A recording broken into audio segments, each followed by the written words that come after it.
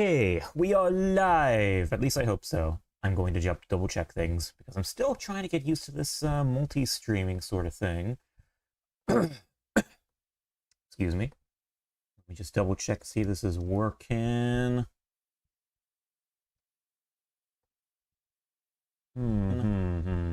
Yep, I see myself live, so it looks like it's going okay.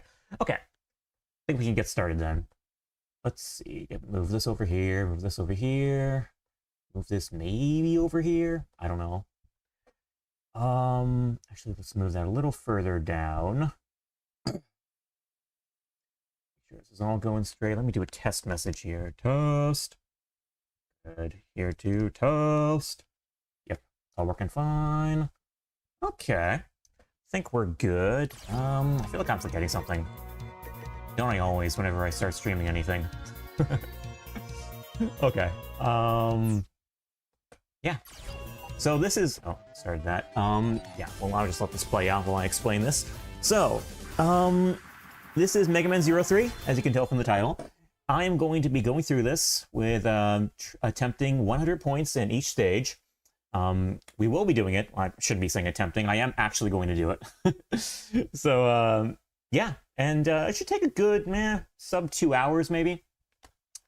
But yeah, so it's like I did it for 01, I did it for 02 rather recently. So I'm going in order, you know, game order, because I can do that challenge in each Zero game. So yeah, we're just gonna go in order. Or I mean, we have been. Do it. I did 01, I did 02, so now we're starting 03. After this, I'll do 04. But yeah. I think we can just get started. I will be doing a New Game Plus here. That's the general, you know, thing I do. I do New Game Plus in each Zero game, just because I like to see, it's kind of an arbitrary reason, but I like to see that little number on the far right go up, you know, because that number, you see 9, that number 9 over here, that number increases for each successful completion. Like game completion, and I just like seeing it go up. It's kind of an arbitrary reason, but you know, yeah, I just like having that on record. I think it's cool. And also, obviously, you get more stuff with in New Game Plus to work with. You know, a lot more abilities, a lot more chips, and it's just a lot more fun to go in from the start with a lot more abilities at your disposal. And I won't, however, be using the mod cards. You know, the collection, both the DS collection and the Legacy collection here have the mod cards, you know, which increase your abilities even further. I won't be using those just because I want yeah, I don't know. I just never really got used to using them, and they can kind of like make it a little too easy in some ways. For me, you know, my general way of doing things is like going in as a glass cannon, so or at least somewhat anyway. I don't know, I think I've dabbled long enough, so oh wait 1 second here. I think we can get started here. So yeah, let's kick it off. All right, actually I want to turn this audio up a little more. Okay, I'm gonna play out this intro too, because that's a really cool intro. Legendary Reploid Zero awoke from a long slumber. With Seal's resistance, he defeated Copy X, the ruler of Neo Arcadia. The terror of the Neo Arcadian regime ended, but the energy shortage remained a constant problem.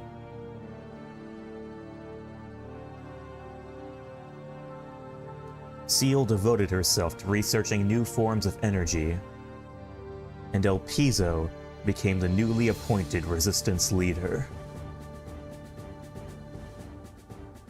This music sets the stage so well for this. However, overcome by his desire for power, El Piso awakened the Dark Elf, whose magic had once nearly destroyed the world. El Piso, thirsting for the power of the Dark Elf, lost sight of his true duty, and was finally defeated after a fierce battle. However, the Dark Elf fled, her destination unknown. The battle over the Dark Elf had only just begun. See, I love this intro because it sets the stage so nicely. The music does too, but, you know, it sets the stage for, you know, like, it's very tense. You can tell something dark is about to go down. And it's absolutely true. Like, things are gonna go quite airy here.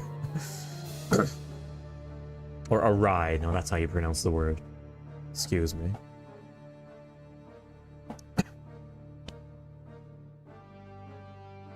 Sure is quiet. There haven't been many Neo-Arcadian attacks lately. Things are almost too peaceful now. Miss Seal completed her research on the new energy. And if it solves the energy crisis, Neo-Arcadia won't have a reason to fight us anymore. Actually, I already informed Neo-Arcadia about this new energy, the Seal system. But I haven't received a reply yet. Don't worry, I'm sure their answer will come soon. There's no more reason to fight. We can live in peace. Right? We're in the middle of a mission. So put a lid on it and walk. Sorry. Yeah, again, I think the music just adds so much to the tension of this moment. It's like, you get the impression that something can jump out at you at any moment. And it's kind of true. The snow is letting up.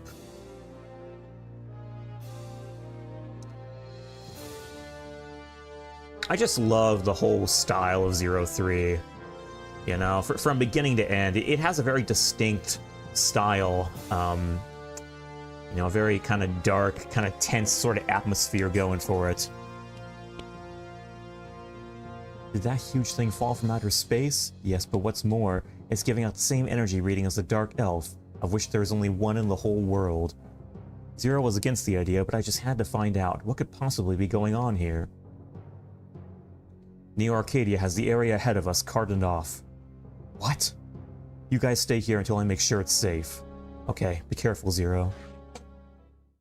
Heck yeah, getting into it.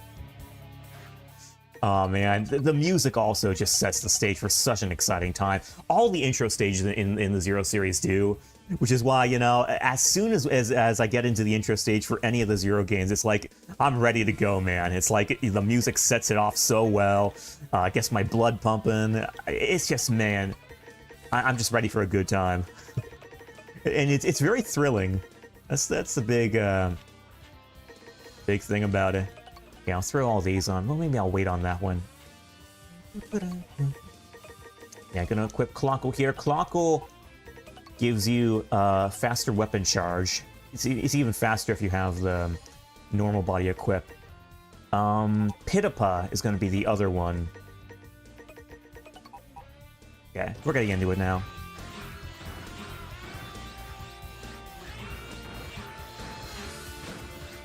I love this music. With the remastered tracks, it's even better. It was already good in the first, you know, in the original. But man, just listen to this. All that instrumentation going on, all that synth, you know, it just comes off so well. She knew who I was. What would the elf who almost destroyed the world know me? Zero, are you there? Maintain radio silence. The enemy is near. I let the cutscenes play out a lot because I like the story, but also because, man, it's just great. I like to give the music a chance to play out more too, because usually, you know, I'm kind of breezing through the stages. I'm going pretty fast, and I'm not able to listen to the music as much as I would like to. Which is kind of a shame, because with the remastered tracks, like, they're so good, man. Arbuya. By the way, I like how it, after the cutscene, my charge resumes. That's a real big quality of life improvement in this game.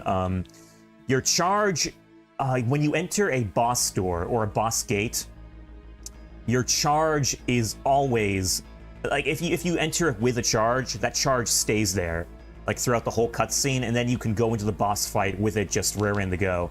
That's not always the case in every Zero game, particularly with the refights, you know, the boss rushes. Usually you're entering the boss doors. This applies to Zero 1 and Zero 2 only.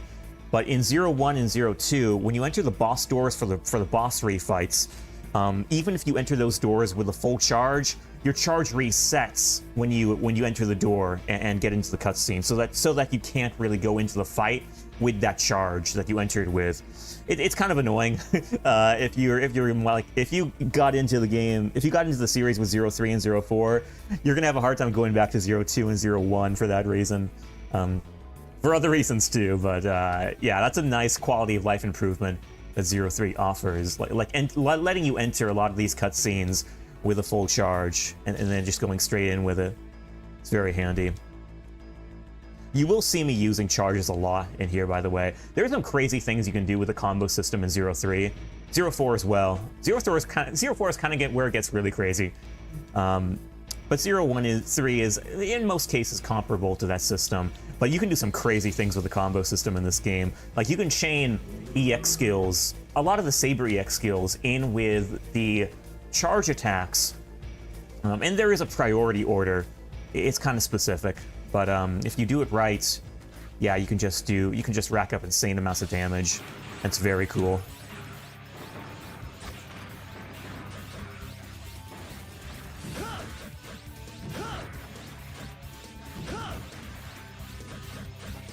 Oh, he almost got me. Pitapa. Pitapa is the cyber elf I'm using to halt enemies in their tracks. It's kind of both a blessing and a curse. The ability to halt enemies directly in their tracks is useful when you can't get around certain enemies, and that happens a lot. Sometimes enemies are just rushing at you, and you just can't get around them in time. So it's nice to have Pitapa to like stop them in your tracks and give you a chance to kind of react to them. But Pitapa can also stop them in their tracks in a bad way. Like, sometimes you want to hit an enemy at a particular time, and this usually happens with shield enemies. Sometimes the Pitapa will freeze the enemy when it's in its shield animation so that you can't hit it. Then you gotta wait for him to release the enemy so that you can have it, so that you can hit it again when its shield is down. And that can be a little annoying, but it's a very good cyber elf for most intents and purposes. That's why I like it.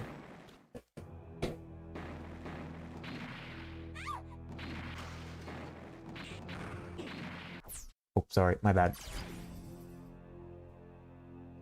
No, you're asking for it. I will be going through some of these cutscenes, by the way, because I think they're so good. Oof.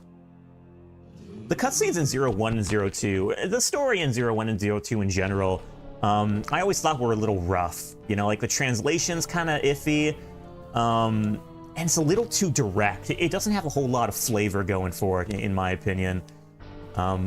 Which is why I think I'm more inclined to skip the cutscenes in those games. But for 0-3 and 0-4, you know, they have very solid translations, very good dialogue and whatnot. So I usually take the time to go through them. What the heck are you doing here? What is that thing? That's Omega. His mere existence defies reality. He's strong, but he's not as fun to fight as you are.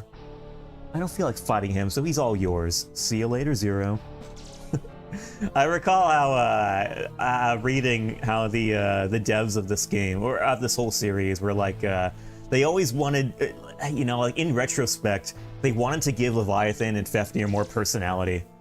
They felt they did a good job with Harpuya, and Phantom as well, but they were always kind of, they felt like they could have done more for Harpuya and, or excuse me, Fafnir and Leviathan. Ouch. Oh. Okay, I messed that up royally. It's a little too eager. Yeah. That's fine. I can't get these combos off right. This is a pretty bad warm-up phase, not gonna lie. Still made it. Took more hits than I wanted to there. I hope that's not a red flag for what's gonna happen when I encounter his gold form. Actually, I think that happened because I was more used to his gold form. His initial form is slower, so it's a little harder to react to. Especially since, you know, normally I'm not going through the intro stage very often for practice. There are stages which I go to, you know, a lot of other stages which I go back to all the time to get more practice with them. but usually the intro stage isn't one of them. So I'm not as used to fighting Omega in the intro as maybe I should be. Okay, we are going to write over this file, I guess.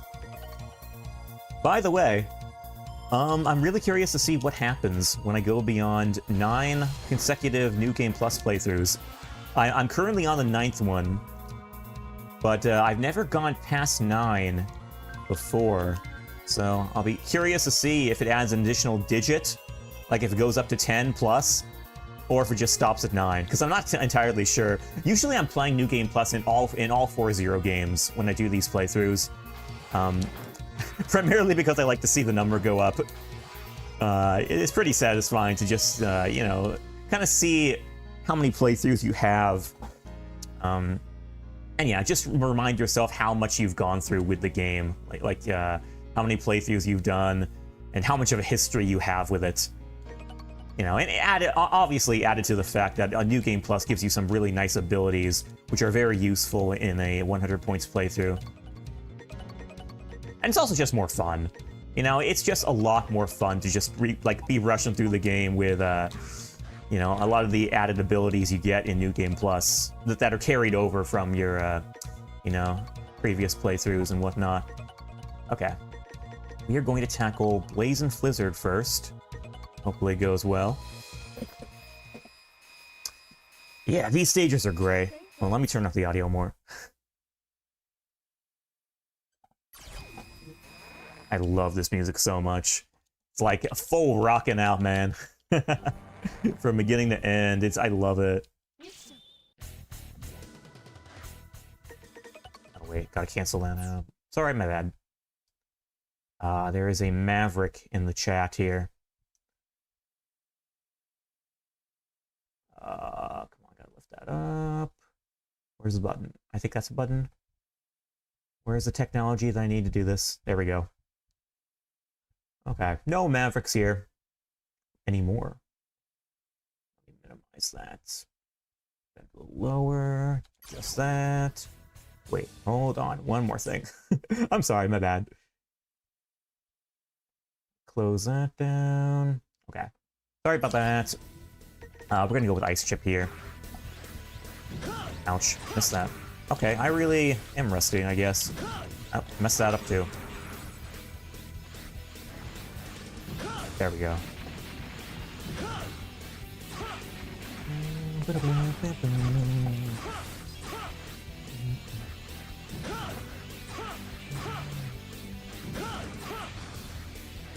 Ouch, forgot about that one. Thought it was the end there.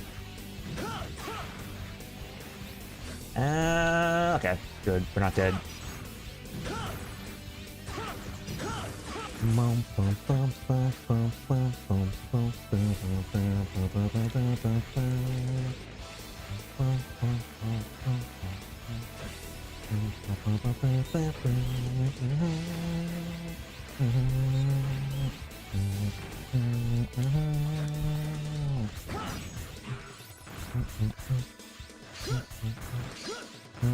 So here I do something a little interesting. I switched to Hacker Elf.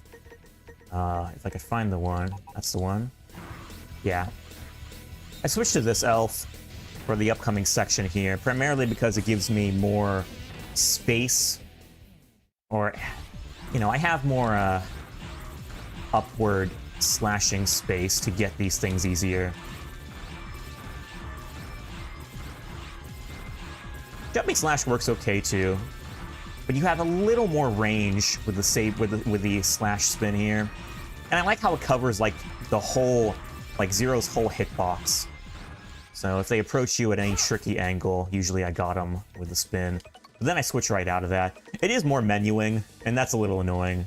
Oh, hold on. Even more menuing. Yeah, it is more menuing, and that's a little annoying. I don't like opening the pause menu too much. And not for any speed purposes. I just feel it disrupts my momentum. You know, it kind of breaks my flow.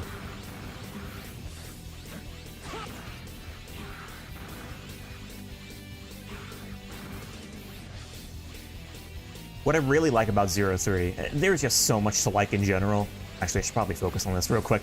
1 second. good.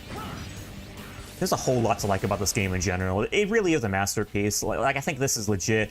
If I had to give, say, like, give a definitive answer for my favorite Mega Man game, well, ideally I would say the whole Zero collection. Like, ideally I would say the Mega Man Zero Legacy collection.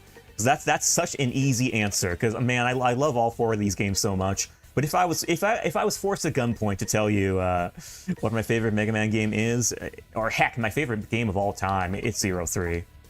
It has so much polish. Yeah, and it's just a thrill to rush through. I think we can go through with that. A Blazing Flizzard. I almost gave up on fighting a foe worthy of fighting me. You look like you might at least be a minor challenge. I'm gonna enjoy this, Zero. Get ready for Blazing Flizzard, one of Wile's numbers. Let's heat it up, Zero. Okay, I play things safe with him. So he can kind of come at you very fast and do things like that. You can really... Yeah, you can get some really good crazy combos off him if you were speedrunning.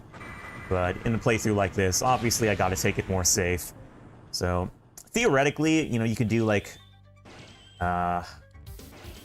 charge slashes into EX skills, into like triple combos, and get some really good damage off. But at that point, you're risking a retaliation from him. Like at that point, you're kind of rooting yourself to the ground longer than is safe. So he can kind of get at you if you're not careful. Which is why I usually play it safe. I do like a hit and run thing. And it works for me, you know? That works for my playstyle. Okay. Going with Childre in Arrabita next.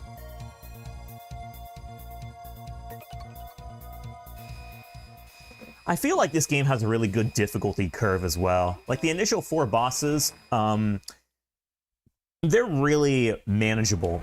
And they kind of get you, you know, it's like a warm-up in a way. Like, they're very manageable, and they get you ready for other things later on. Because they're on the easier side. Who the heck are you? You must be after that Dark Elf too, am I right? You'll have to get past me first. Childre in Arrabita is the only boss that doesn't transform in its stage. I always thought was interesting. She transforms, or he transforms, I don't know if it's a he or she, later on in the boss refights, but for this, she doesn't, interestingly. Oh, also, did I ever change that out? Yeah, that's good.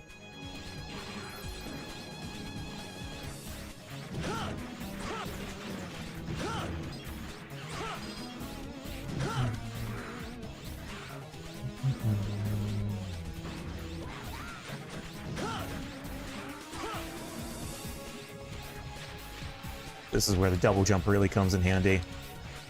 Right here. You could do that with a chain rod on a normal playthrough, like a non-New Game Plus playthrough. Like if you use the chain rod on the ground, you can do like a pogo upward, and it gives you a higher jump, which allows you to get over that block. Very useful. But you know, I got the double jump, and that's easier for me. Like less menuing for me to like switch out the recoil rod and stuff. I always thought it was really cool that the form that this Pantheon takes is like, it's El Piso. You know, it's like the El Piso second form from Zero 2.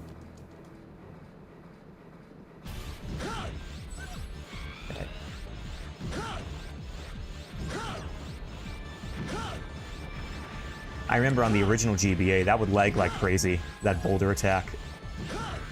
Then when the DS collection came out, it was completely gone.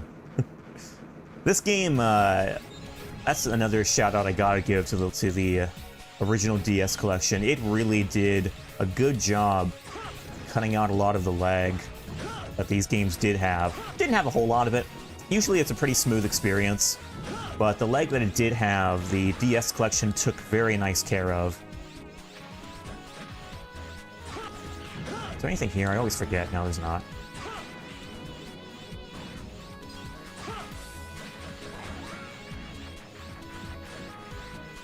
Yeah, so I skip a lot of it. Oh, that hurt. I don't think I even needed to fight those enemies. Yeah, I skip a lot of that second part of the stage because with the double jump, you just have that ability. The other, you can kind of do it on normal, like a non-New Game Plus mode too, with the splash boots, because I think you get, do you get the splash boots into the stage? I don't know, I can't remember. Oh, one thing I do want to do. This is where enemies that are weak to fire, you could use Bust Rust against them for a powerful buster, which gives this particular EX skill a lot more power. And I mean a lot more power. It's kind of crazy, actually. Like, you can legit take out like a fourth of his health with just that skill alone. As you can see, it's doing a good amount of damage. But normally, so if you were using that, the EX skill I used there was Burst Shot. If you were using that normally without Bust Rust, the Cyber Elf, then it would do pretty much the same amount of damage as a normal fire element shot would do. But Bust Rust gives, like, it multiplies the damage that the Burst Shot does, because it's like 1 damage per hit, and Burst Shot hits multiple times, so it's like you're getting 1 additional Buster power point for every time that ability hits. It's very useful, but mostly, primarily for enemies that are weak to fire.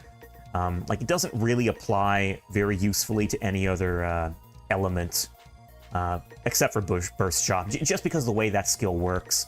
Maybe it would also work for Blizzard Arrow too, but it's a harder skill to use for sure. Okay. Gonna save up again. And there we are going into Devil Bat Schilt.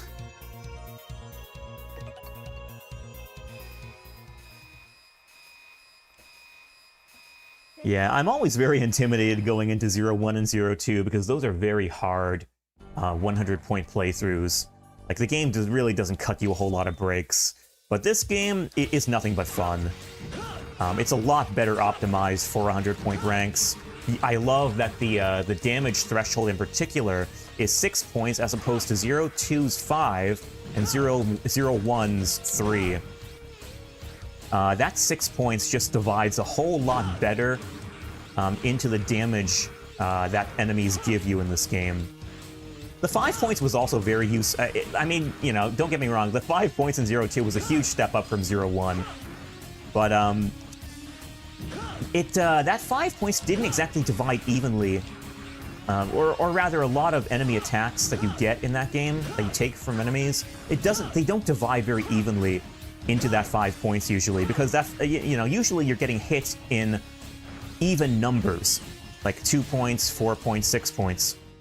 And those sums don't really divide very well into 6. Yo, Magnus! Yo! Hey, got the Magnus party going on here. Hey, welcome in, man. Yo, how did Donkey Kong go? Hope it went well. Yo, just letting you know, I got Discord open. So, if you want to call me, you're totally cool. I would welcome your company, and it would give me the chance to focus more on the game. But yeah, I mean, if you're not tired anyway, whatever you can do, man. Hit to the halfway. Yo, let's go. Hey, we got the Donkey Konga going on there. Donkey Kong party. Or something like that. Do I have Pitapa equipped? I don't have Pitapa equipped. I want Pitapa for this mini-boss. Pitapa is so useful here. And you know why? There, that's why. It freezes the B in place and allows you to react, or like to get the hits off you need so much easier. See, like the way, because it freezes the closest enemy to you. Sure, just need to go to the bathroom and hydrate. Yeah, do that, man. Very important. I gotta remember that more often too. Cool, cool. In the middle of W5 right now. World 5, yo! Hey, making good progress, man. Well, you'll probably get that done by the next stream then, maybe. I mean, if you just started it today, like, that's pretty crazy progress, honestly. Shout outs.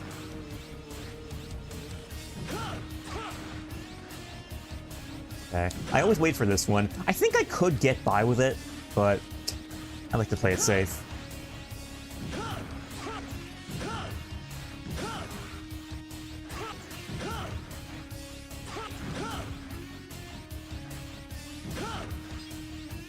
And the enemy requirements in this stage are a bit tight, so I'm going to fight a few more of these things. They're not so tight that I have to respawn a whole lot of them, but a good 3 extra enemies is usually what I shoot for. That's another really nice optimization in 0-3. Usually you do not have to grind for as many extra enemies. Oh wait, no. Wait, no, it's Devil Bat Shield. I thought, for some reason, I thought I was fighting a Mantisque. No, I did mean to go in with the ice. Let's see if I have time to adjust. Let me just skip this now. Now I gotta figure this out. Okay, that. I'll also equip this. Ooh, that's kind of a... I messed up my combo. Yeah, messed up 2 of them. Okay.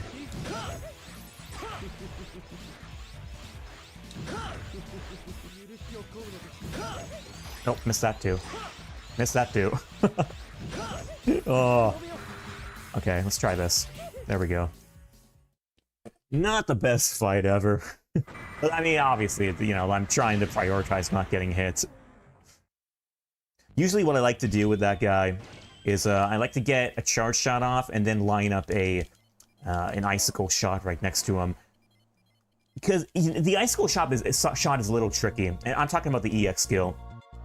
It's tricky because it has a delay in between, has a delay for when it starts firing, so you kind of have to line it up just right and make sure that the enemy is going to be sitting still long enough for you to get all those hits off. Because if you can't get all those hits off, it's kind of not worth it. Like, you may as well just be using a normal ice shot. But if you can get off the, you know, the EX skill, if you can get off all 3 of those, then it's a really nice damage output. Yo, Eve Yonder, hey, how you doing? I'm doing pretty well, thank you for asking. Yeah, 0-3 is nothing but a good time, all day, every day. I love this game so much. It's undoubtedly my favorite game of all time. If I had to play favorites, like, I love all the Zero games, but 0-3 is nothing but a good time. And yeah, it's just such a refined experience. How long do you stream? I don't know, like 3 to 4 hours usually. This playthrough is going to go on for about 2 hours. So I'll have to I'll probably do like practice after that, like practice for in other Zero games, because I can always do with more practice. But yeah, this playthrough itself will take 2 hours from beginning to end. That's how long they generally take anyway, unless I really screw up. But and I have to reset, because that's the thing. If I mess up, if I don't get 100 points in a stage, then I have to reset that stage and, you know, redo it. But it doesn't happen a whole lot in 0-3, because I feel like I got 0-3 mostly down.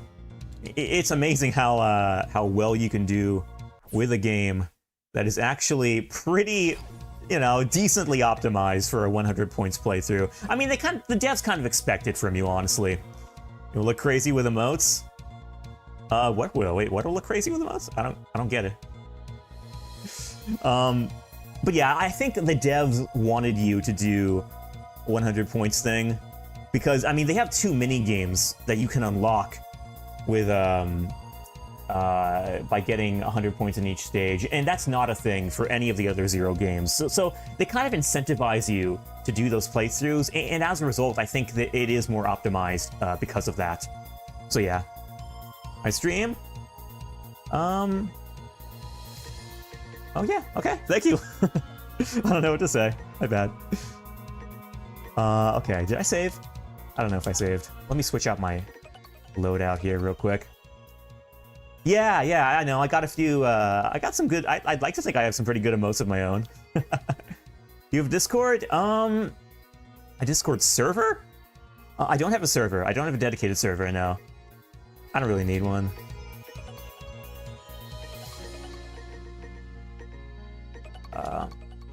Okay. Getting into it. So we're going into Death Mantis now. There are a few shortcuts in this stage, some of which I'm just now using. And, you know, trying to, like, work my route to make them work. You do your own artwork? I don't need artwork. I mean, you know, I'm a small streamer with, like, 40 followers. You know, it's not really a thing I need, honestly.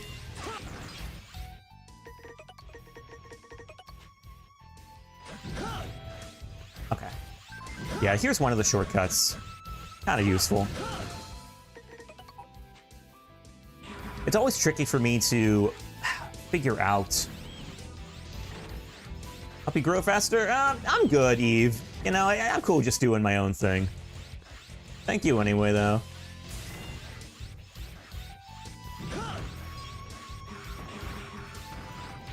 This is also a little scary.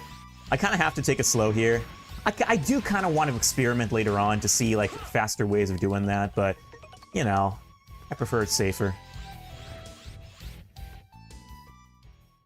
Okay, here I like to use the shield boomerang in addition to the charge.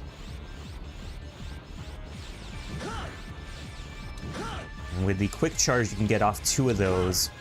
1 slash. Wasn't able to get off that, though. He's coming at me there.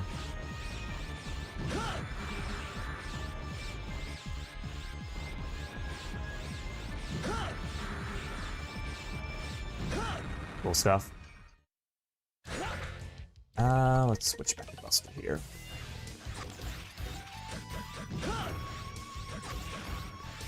Yeah, the opening of the stage, in order to get to the first shortcut... Oh, sorry. I say sorry as if I actually hurt someone. No, it was just myself. And the other shortcut's coming up here. And this one over here. See if I can line up the enemy just right. I did. Good stuff. Whoa! There's a pit down there.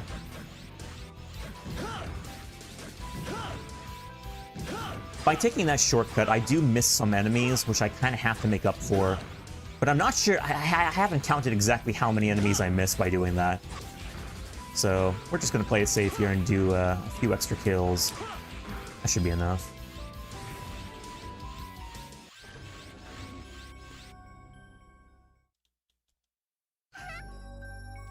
Skip this too. This fight's always a little tense for me, because this guy can hit fast.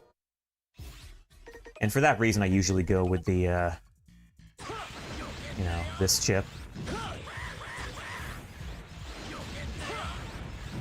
Oh, missed that.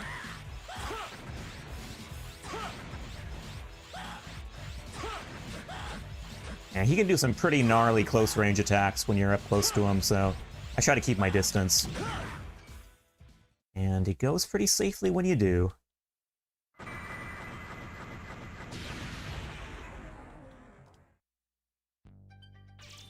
Oh, 99? Didn't defeat enough enemies. I was worried about that. I thought I defeated enough.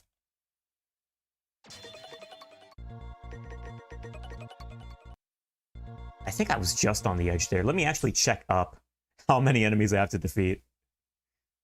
For that rank. Because I think I was just on the edge there.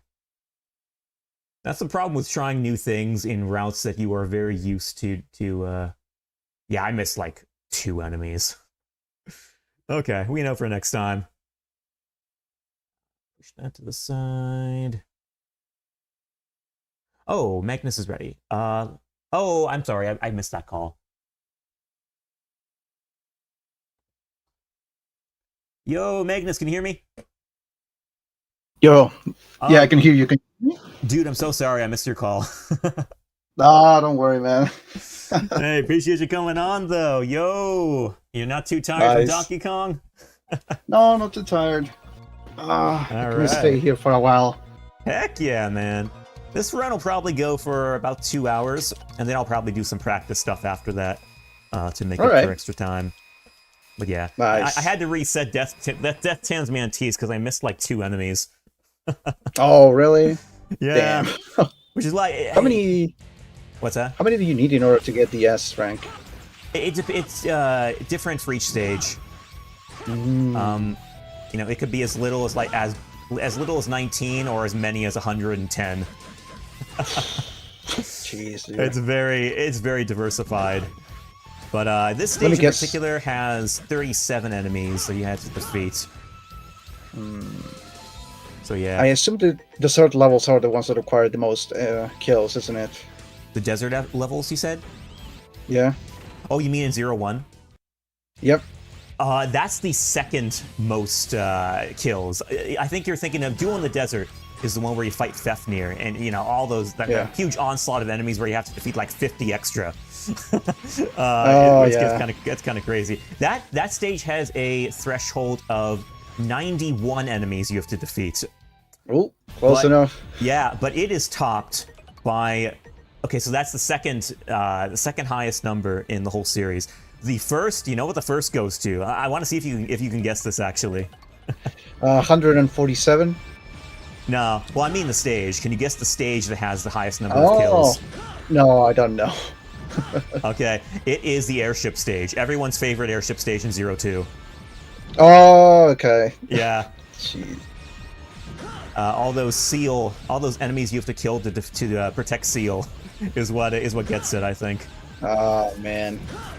Yeah, that has a grand total of 110 kills. You have to get. Jeez. It's a grind. It's fine though, because usually with that stage, you're usually defeating enemies, you know, just by way of the mission progress. Oh yeah. You know, just like protecting Seal. Like the shield boomerang deflects the bullets, it sends them right back to the enemies, and gets like kills automatically. Honestly. Yeah. The nature of the mission is to kill enemies by default. Yeah, pretty much. Well, I mean, you know, the whole purpose of the mission is to deactivate the bomb. But you're trying to protect Seal in order for her to do that. Yeah, so here's what got me last time. I didn't defeat enough enemies because I was taking the shortcut here. And I'm going to do it again because it's a lot less effort. But it's, you know, there's like one enemy over there. So you end up missing a lot of others by not taking the initial route, the default route. So let me just get like 20 kills here or something. 1, 2, 3, 4, 5, 6, 7, 8, 9, 10, 11, 12, 13, 14, 15, 16, maybe 17's enough. That seems like a little too much. Okay, and I like to go into this fight. Death Tan's Mantisk with the burst shot, the you know, for long range. It's like safety. Here comes the Mantis. Yep. This guy can hit very fast. This guy actually has a cool design, in my opinion. Yeah, it's a really cool design. I'm very fond of it too. Oh, that's where he gets you. Oh, okay. He's got me in a corner now, man. Woof. Careful. Yeah. Oh no, you don't have the stream. Sorry, let me get that. Oh yeah, I have the stream. Huh? Well, no, you don't have the screen share. You should have the screen share. Oh, because I mean, I had delay of 3 seconds, right? Yeah, about that. Ah. So I want you to get the full low latency experience here. Ah, gotcha. Nice. Yeah, 45. That was like, I don't know, 7 more enemies than I needed to defeat. Who are you, mister? I've seen you somewhere before. Who are you, mister? I've seen him somewhere before, too. My name is Weil. I'm the one who made your mother the Dark Elf. You might think of me as your grandpa. I know, way to sugarcoat them. The wrong head that I was played, actually, Cranky had a custom text. Well, he comes himself Grandpappy. No joke. He calls himself that way. Yeah, he could have called him. Weil could have said that too. He's our grandpa. I heard, Kriya, he's our grandpa. I'm looking for the Dark Elf too. I need your help. You should come with me to Neo Arcadia. I'll give you new powers and a new body. Okay, let's go, Kriya. Okay, let's go, Kriya. Wait! Oh, too late. And they're gone. They're gone. Yep. Seal, can you follow their readings? I'm sorry, Zero, that won't be possible with your scanner. Mr. Zero, please return to base. Commencing transfer. Yeah, I love, man, dude, I love the story treatment in this game. Like, while his, like, rise to power and how he starts out and, like, how he tricks everyone, it's such great storytelling. And yeah, it also leads up to a great finish on 04. We talked about this the other day, like, the ending of it. Yeah. It's just a fantastic way to end the series and the entire war as a whole.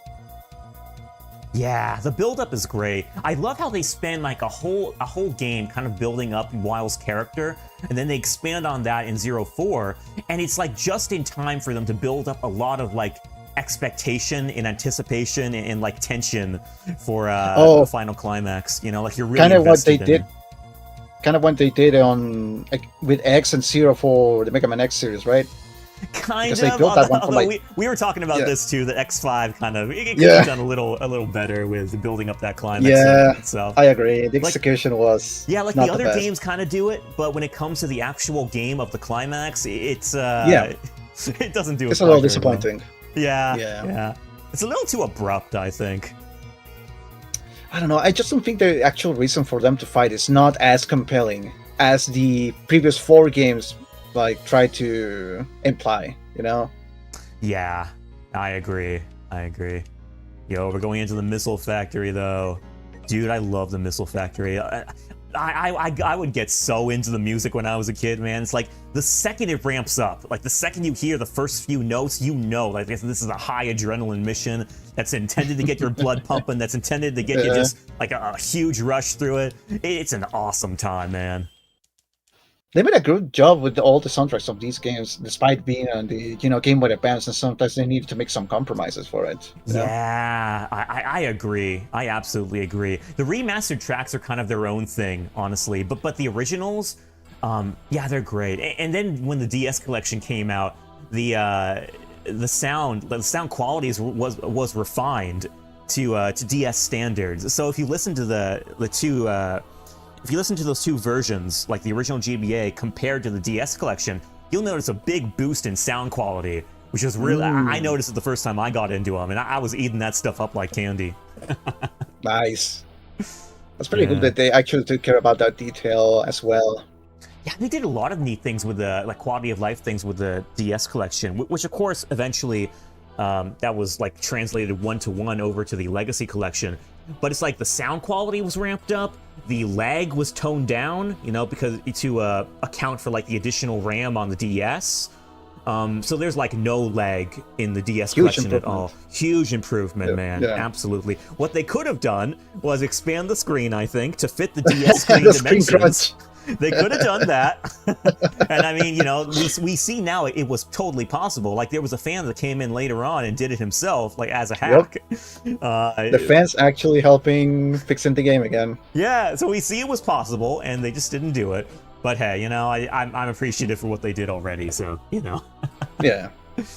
They just need a little more boost. Just one more detail. Yeah. Varunius! Yo, man! Yo, Varunius! With the Ditto. Dude, Varunius, what is with the Ditto? I gotta ask you that. Like, what is that? It's a shiny Ditto, nice. Yeah, he got a shiny Ditto in his last playthrough. Oh, yeah, he did. I was joking that, I was joking like plot twist. That's actually a normal Ditto mimicking a shiny Ditto. that will be awesome, actually. It's just a vibe. I mean, heck, yeah, I can't deny that. That's true. Look at that little fella. He's just bobbing up and down. He's just happy to be there. Just like all of us. I guess that's why you use the emote, Varunius, because it's like, it's the perfect embodiment of the fact we're all just happy to be here and just bobbing our heads, you know, to the whole experience. Just dropping by for a bit. Hey, man, I appreciate you dropping by for as little time as you can. I know it's late for you, so appreciate your just coming by and saying hi with all your Ditto bobbing. I want to get into the story though, because this is where the story gets really interesting, and you kind of see the lines dividing between where Neo Arcadia stands and where Weil stands, and where Copy X kind of stands in tandem with him. It's a very interesting story treatment, and this is where I really think Harpuya's character just it gets peak writing. You know, like his character really comes out, and you really see him for the righteous character he kind of is deep down. You know, like he has his differences with Zero and the Resistance, but you know, he believes in what he's fighting for, and he believes what he's doing is right. And this is already better of what they showed us in X5, for example. Yeah, it really is. This is already better. For real. Already better. Absolutely. Yeah, I like in particular, like Harpuya's character treatment in this game, and like his nobleness, and it also kind of is expanded upon in Zero 2 as well, where he rescues Zero from the sandstorm. That's another big thing. But the nobleness that his character gets in this game really makes me wonder, and I'm really curious to hear what you guys think about this too.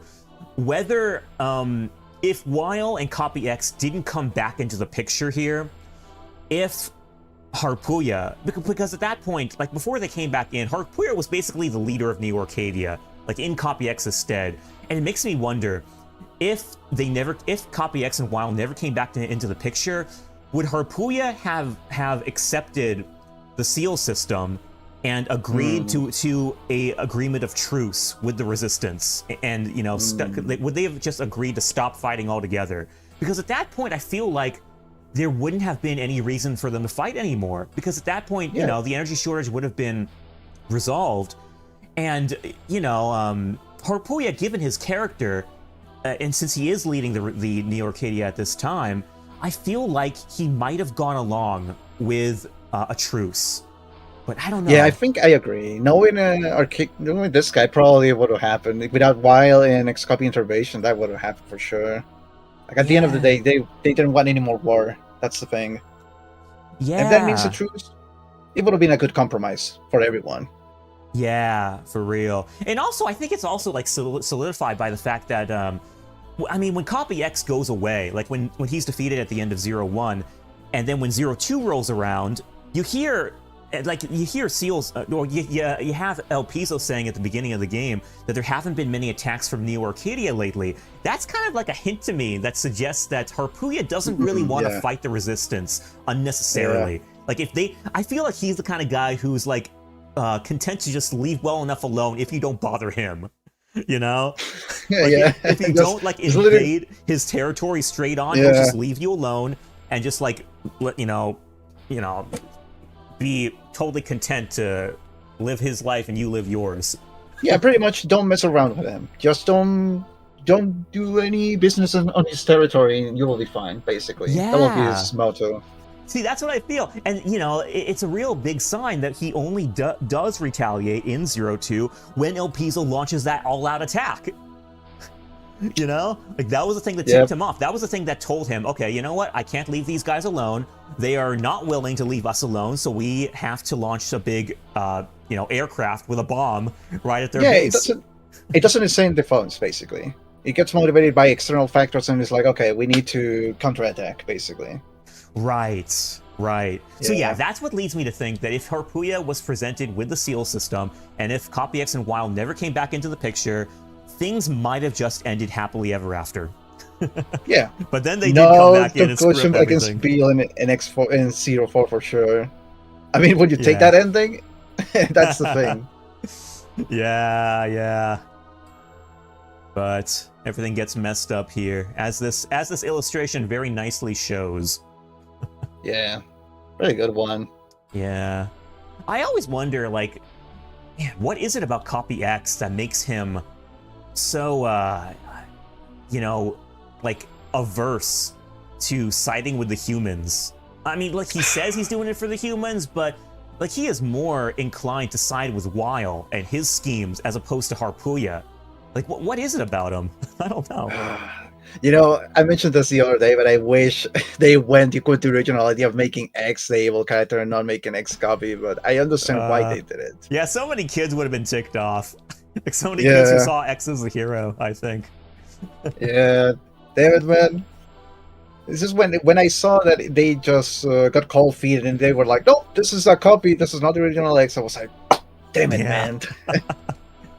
it kind of does feel like Copy X is doing this more, you know, like whereas Horpuya I feel is more like his heart is more with the humans.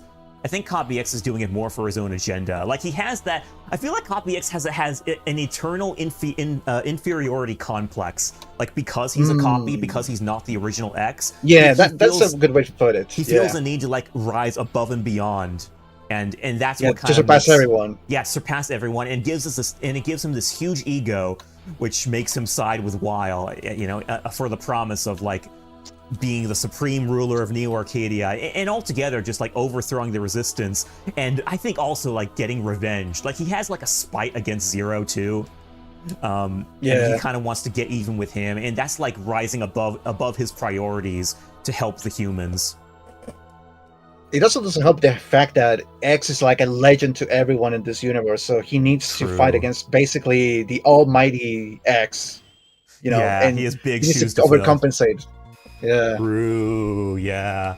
Which you can really see how Weil kind of tapped into that. It's like, dude, Weil is a master manipulator, and he will he easily push the buttons. Boom, boom, boom. I know, he uses that to his advantage. Like, you can also argue that maybe he reprogrammed Copy X when he revived him, but no, I think it's more that he manipulates X and gets into his head and, like, uses a lot of his insecurities against him. Yeah. He's basically telling him what he doesn't want to hear. Oh, you're a copy. You do not worth it. Do this, do that, and at the end of the day, well, it goes according to his plan. He just pushes his buttons, and he's really good at that.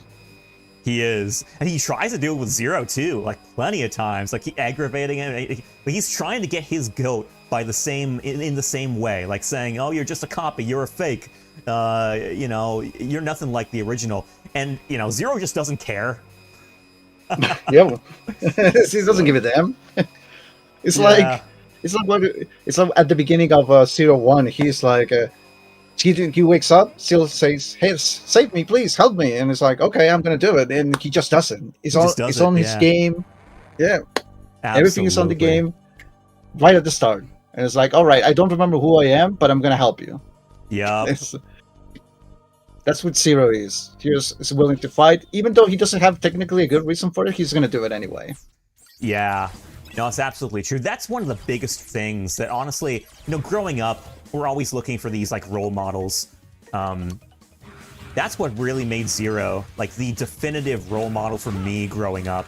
It's like his unwavering determination and just the ability to do what he has to do in the moment was just so inspiring to me. That's awesome, man. I always appreciated that as well. Like the fact that he didn't even need something of personal gain to just help the resistance. He was like, "All right, I'm gonna help you," and that's it. It's like, all right. The simplicity of it is actually pretty admirable. Of that, you know, that's the perfect word to describe it. The simplicity and like the simplicity and almost like blind trust, which you have to have in people sometimes in order to get by. You know, like, we don't always know what's going on in life ourselves. We can't hope to always figure it out. Because things are just so far in case of us. Zero, after being hibernated for so long, it would have been completely understandable to be questioning everything. Like, who are you? Why are you helping me? Why do I have to help you? Like, things like that. He just rolls with it. He just rolls with it, yeah. And it's so cool. Here, right here, like jumping on the missile, like giving it no second thought at all. It's I love it. That's what Zero is, basically. Yeah, he'll always just go in through the barrel. Okay. Speaking of which... this is not the first time that he jumps in a missile or a train to help the resistance. No, it ain't gonna be the last. Not the last time either. He also, like, goes straight into a cannon barrel in 04. Because it's really funny, too, when you read up on that. It's like the opening dialogue has the hold on, gotta get this right. A lot of enemies in this one section that I kind of want to defeat for the rank. But don't worry. It's a lot in one place. But yeah, okay, there we go. It's all fine. Nice. But yeah, that one section has like who was it? Who are the people who send him into the missions? I want to say reporter, but it's not the reporter.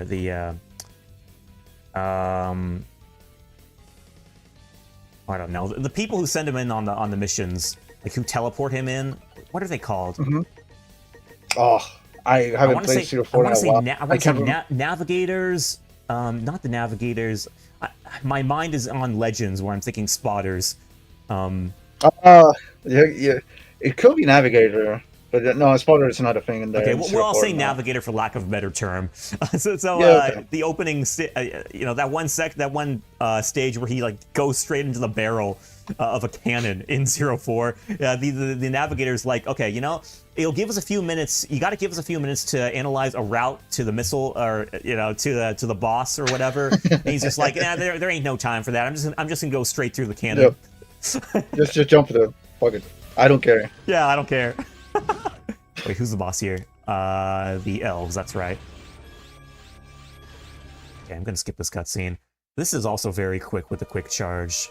And it's really nice. You can just do it completely with charges. And each of these elves has their own hitbox too, so it's very fast unless you get hit like that. Is this the second hit, right? The second hit. I think I'm exactly at my damage threshold, so I can't take any more hits besides this. That's an invincible dash, so I can do it like that. Okay. I'm gonna skip this just to see if I made it. I did make it. Yeah, let's go. Heck yeah. Savior. Yes, I will save here. I know that's not what you said. The nickname system has a strange gimmick. Well, not gimmick. I mean, it's programmed like this, where you get a different nickname for consecutive ranks. So that by the time you get... Savior is the best nickname that you get when you get a consecutive 3 S ranks. And yeah, so that's the best, I think. Or no, excuse me, that's Redeemer. Redeemer is the best Redeemer? nickname you get. Okay. I think. We'll find out. Obviously, getting an S rank goes right along with the territory of doing 100 points, so... Oh, yeah. We'll see. But this is crazy. crazy. To say, how many... This part is crazy, yeah. Yeah. How many nicknames are in all the Legends? I'm sorry, the Zero games? Oh, there are a lot of them. And they all kind of like adjust to your rank. And not just your rank, but also like your tendencies, like your habits in the stage. Like if you're slashing a lot of enemies, you'll get like a certain nickname for slashing a lot. Or if you're dashing a lot, you'll get like a speedster sort of nickname. Yeah. Or if you're a big buster guy, you'll get like a buster sort of nickname. So it kind of depends on what you're doing as well. But yeah, for primarily S rank, you're generally going between Savior, Redeemer, I can't remember any others. I just kind of skip through it usually. But this cutscene's insane here. Like the place is literally leveled to the ground, and Copy X and Weil, like they totally approved of that. Like they knew this was gonna happen, which totally flies in the face that they have any sort of thought toward humanity at all. Like despite what they claim. And then Harpuya steps in here and just gives the coolest speech ever. We, the Reploids of Neo Arcadia, we are defenders of humanity. The only justice here. Is this wasteland what you people call justice? Weil? That speech lives rent-free in my head all day, every day. Like whenever something crappy happens, like in the news or something, I always think to myself, is this wasteland what you people call justice? It's also pretty cool, dude. The fact that he just decided to face these two guys like that all on his own. For real, man. No, it is a huge... This is the peak of Harpuya's character development, I think. Like, that he just swoops right in, and, he goes against Neo Arcadia, or as it is represented by Copy X, and just, he prioritizes the humans and all that he believes that they represent to go against Weil. And it's a real, you gotta really respect it. Like it's a real identity sort of shift, in some ways. Oh yeah, for sure. From what we know in the previous games to this, that's pretty cool. Yeah. You could kind of see hints of it in the games prior to this. Like, I mean, the way he rescues Zero from the sandstorm in Zero 2, and the way he also tells Zero to just straight up kill him when he's possessed by the baby elves, at the like in the end game of Zero 2. So you can kind of see that he's more inclined to be noble, and he only wants to fight against the resistance if he has to, or if he sees the need to. So you kind of feel like it was all building up to this moment right here. Like, this is the climax of everything that Harupuya's noble character was kind of establishing up until now. It finally happens after all this time. Yeah. I've seen that tendency in Mega Man games. Like, they always build up through the games to a final confrontation. Yeah. Like, even in Legends games, if we think about it, Data doesn't mention straight right away to Mega Man why he's so special, why he doesn't remember anything of his past. It always builds up to the next game. And in Legends 2, we know that he was sent by the Master. The Master was the last human to protect the Carbons and everything. And now then it will end up in the moon, and it will set up things for the next game. But we all know what happened. That was I know, and the Elder system as well. Like, that was totally going to be a thing, a plot treatment in the next game. Yeah, after defeating Sarah, the old robots appear again on Earth. So it will be a huge mess. I know. Who knows what that was going to be? Yep. Miss it all, that boat, sadly. Yeah. Thanks, Capcom. Thanks, Capcom. This is also really cool too. Like this very plot intensive. But yeah, like Seal straight up says here that she can't believe that Neo Arcadia would launch a missile into an area where humans lived, even to obtain the Dark Elf. And who knows how many humans were actually killed for that? Like, they never actually say, but gosh, it was a residential district. The amounts of casualties through this entire war, imagine, the numbers would have been insane. Yeah, dude, you got the Elf Wars, which destroyed like 60% of Reploids and 90% of humans and 60% of Reploids. You got the missile launch here, which, had to have taken out a good number of humans. Yeah, then you had the Ragnarok launch, the first launch with that craft launched in 04, which took out all of Neo Arcadia. And the Resistance evacuated a good number of humans, so they say. But that was apparently also very casualty intensive. So man, just so much death and destruction, man. Let's not even count the X games, like the X4, all the wars and everything thanks to Sigma. Yeah. For real. But here's where it gets really interesting. Like, I love how this part of the story here. Here's where things get. Here's where the stakes get really high. Honestly, that is a fantastic image, dude. It is. Can you hear me, members of the Resistance and Dr. Seal? Copy X. We have custody of the Dark Elf. Let us put a stop to this foolish conflict. We ask that you surrender to us. I'm omitting the stuttering in between. I know, I'm omitting the stuttering just to get through it faster. Yeah. Surrender? Hand over the new energy you invented, the Seal system. If you do this, I guarantee the safety of you Mavericks. That's a red flag right there. Like, the fact he still calls them Mavericks while trying to establish some kind of truce. Like, come on, man. Like, you might want to watch your terminology a bit if you're trying to get us on your side. Please, Wild. Come on. Be more nice. It's a red flag for real. He's got to be... Oh, go on. By the way, the Redeemer, according to a strategy wiki that I'm reading, it says they have to clear 7 missions in a row on S rank to have the I didn't Redeemer. know it was that many. Oh, okay. Yeah, 7. Well, that explains why I didn't get it. Saber is 5. Legend is 3, and Hero is only 1. Oh, okay. Gotcha. Well, that explains why I didn't get it yet, because I'm like in the 6th mission currently. As a result of our analysis... Yeah, I know.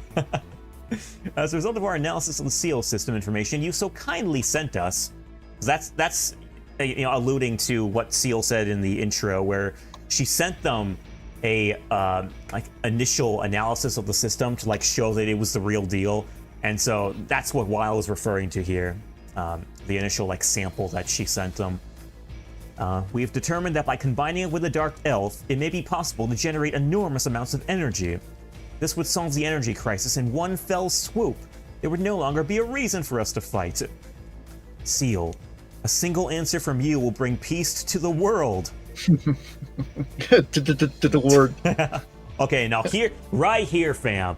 This moment coming up is what solidified my love of Seal for eternity. Like, my absolute love of this character and everything she represents from a character perspective, from I'll get into it in a second, but it's so good. The moral compass. Yeah. I can't trust you. What's that? You were prepared to sacrifice humans to obtain the Dark Elf. I cannot trust you after seeing that. You cannot have the Seal system. It was built so that humans and Reploids could live in peace. Is that your answer? Fine. You have a monopoly on energy resources. And Zero, a Reploid with terrifying fighting skills. You are nothing more than filthy extremists. Seal, I was holding back until now, because you were there, a human. Now you can face the consequences, along with your maverick friends. Oh, there it goes again. There it goes, yeah. The transmission was cut off. The Neo-Arcadian military has begun advancing on our base from multiple areas. They've launched a total offensive. Zero, you believed in yourself and fought accordingly. What comes next is my job. Dude, I can totally imagine Zero, totally igniting the saber in his hand as he's saying that. Yeah, the simplicity once again is like, okay, I trust you, let's roll. Yup, exactly. It's always like that with him. That's awesome. It's great, and it's such a great lesson. And I'm gonna get on my pulpit here for a second. It's such a great lesson, to sometimes you just gotta trust in those people you feel who know things better than you. Zero is a very simple person. He knows his abilities. He knows that he can, pull out all the starts and stops from a fighting perspective. But when it comes to the actual politics and the reason for fighting, oh yeah, he has no clue. Yeah. Well, it's not that he has no clue. He just trusts that there are people who know better than him. And particularly, his faith in X and Seal by extension, because Seal is kind of an extension of X, everything X stands for from his perspective. I feel like that is all. That all means a lot to him. And it is every reason to be their blades, everything that they represent. Oh yeah, it's not only a trust issue, but you can also say that it's also an ego thing. True. Having the ability to recognize, okay, I don't know too much about this thing, so I'm gonna trust this other person that obviously has more experience on that regard than I have. True. I'm gonna trust their opinion about this because they know better than I do.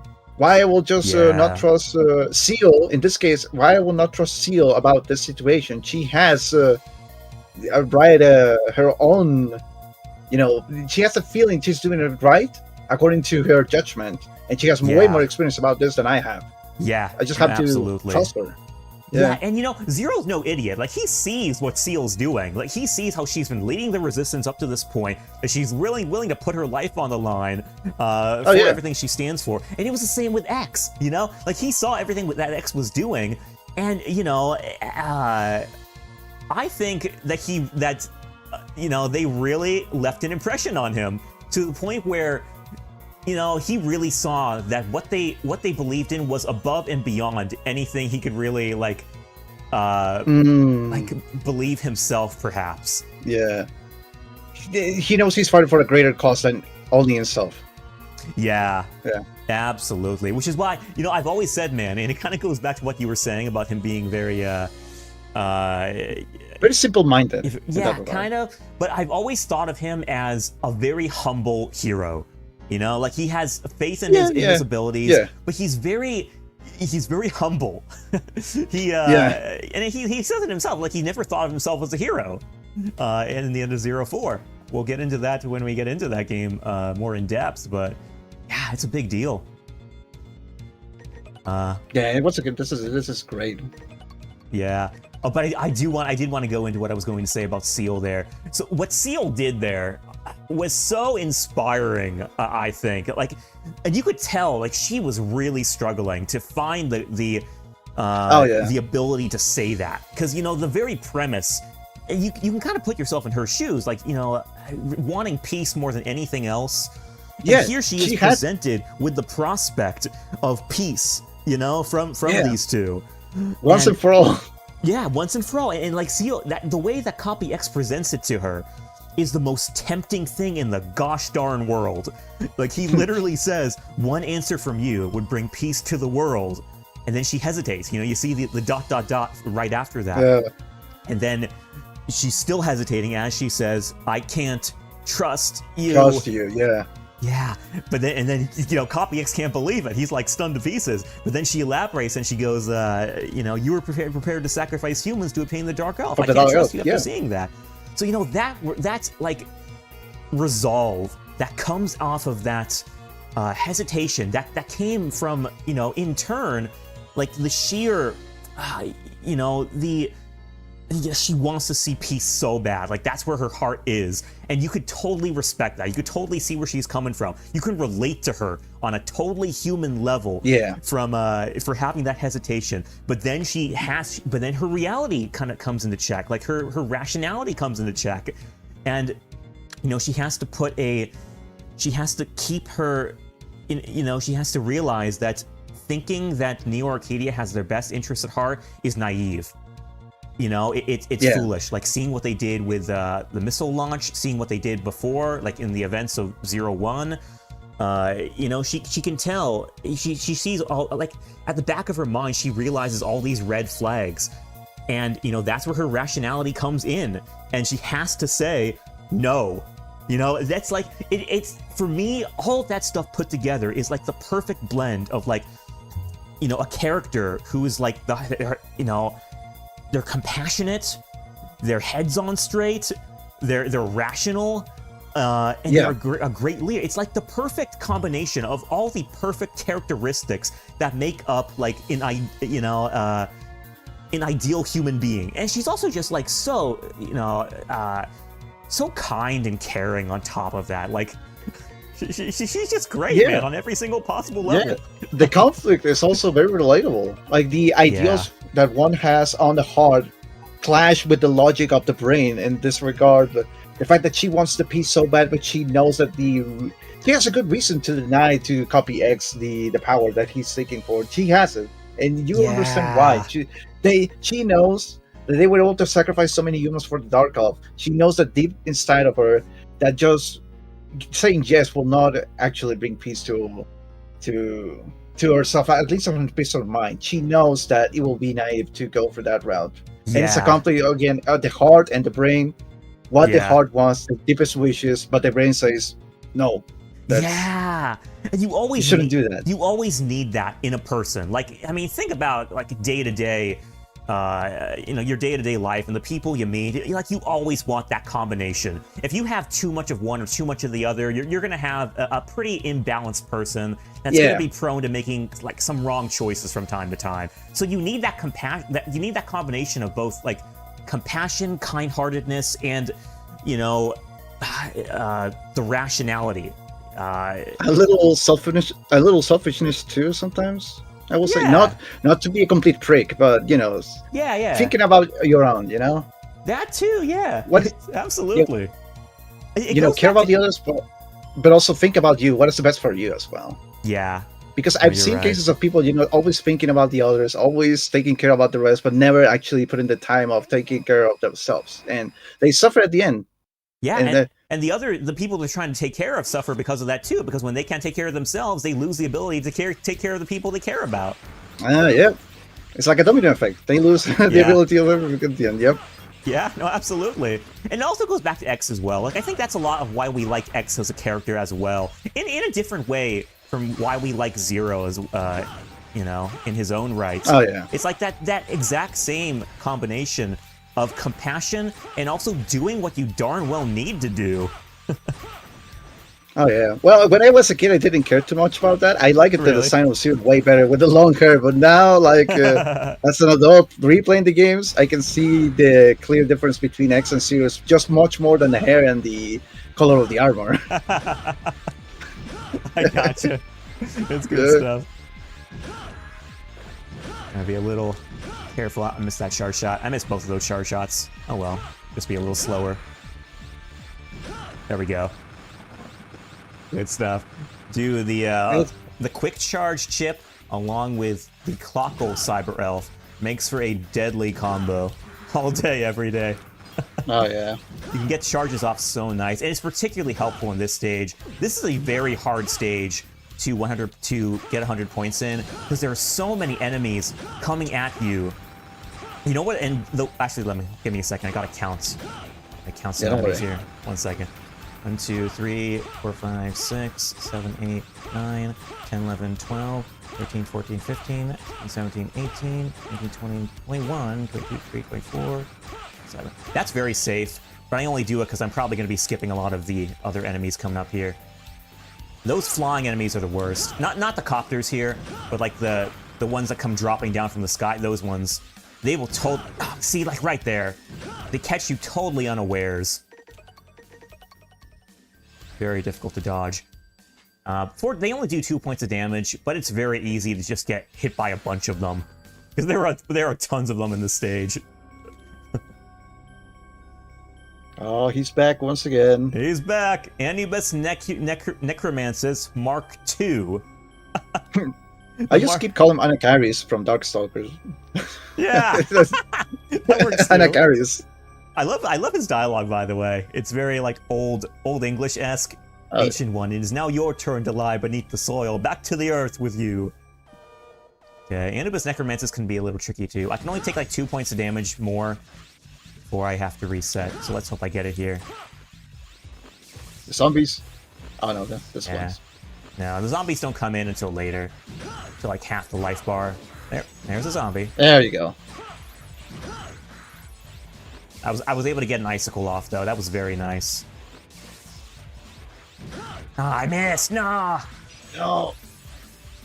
Okay, there we go. It worked out. I was scared there because he could easily like go off screen and do a completely different attack, but he only went to the other side of the screen there, so I got lucky with the pattern. Let's go. Good RNG, baby. Good RNG, yeah.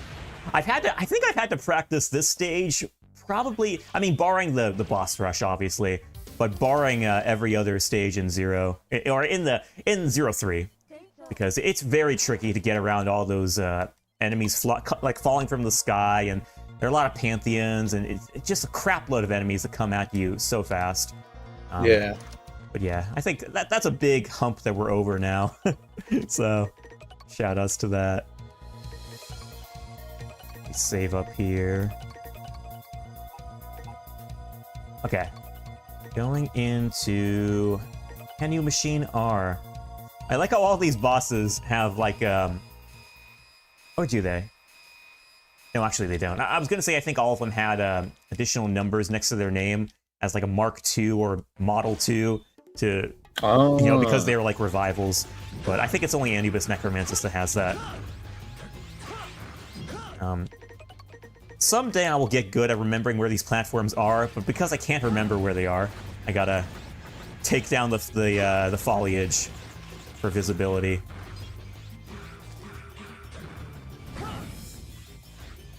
You can completely skip this, just going along the top, which is nice.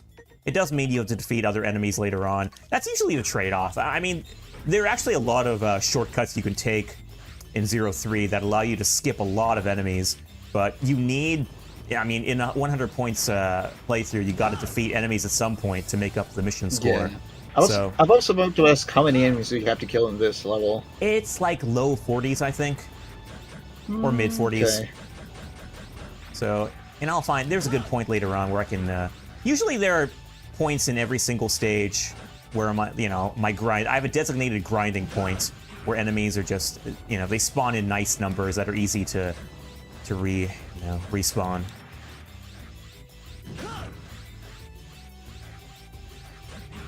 There too. Okay, here's where oh no, in a minute.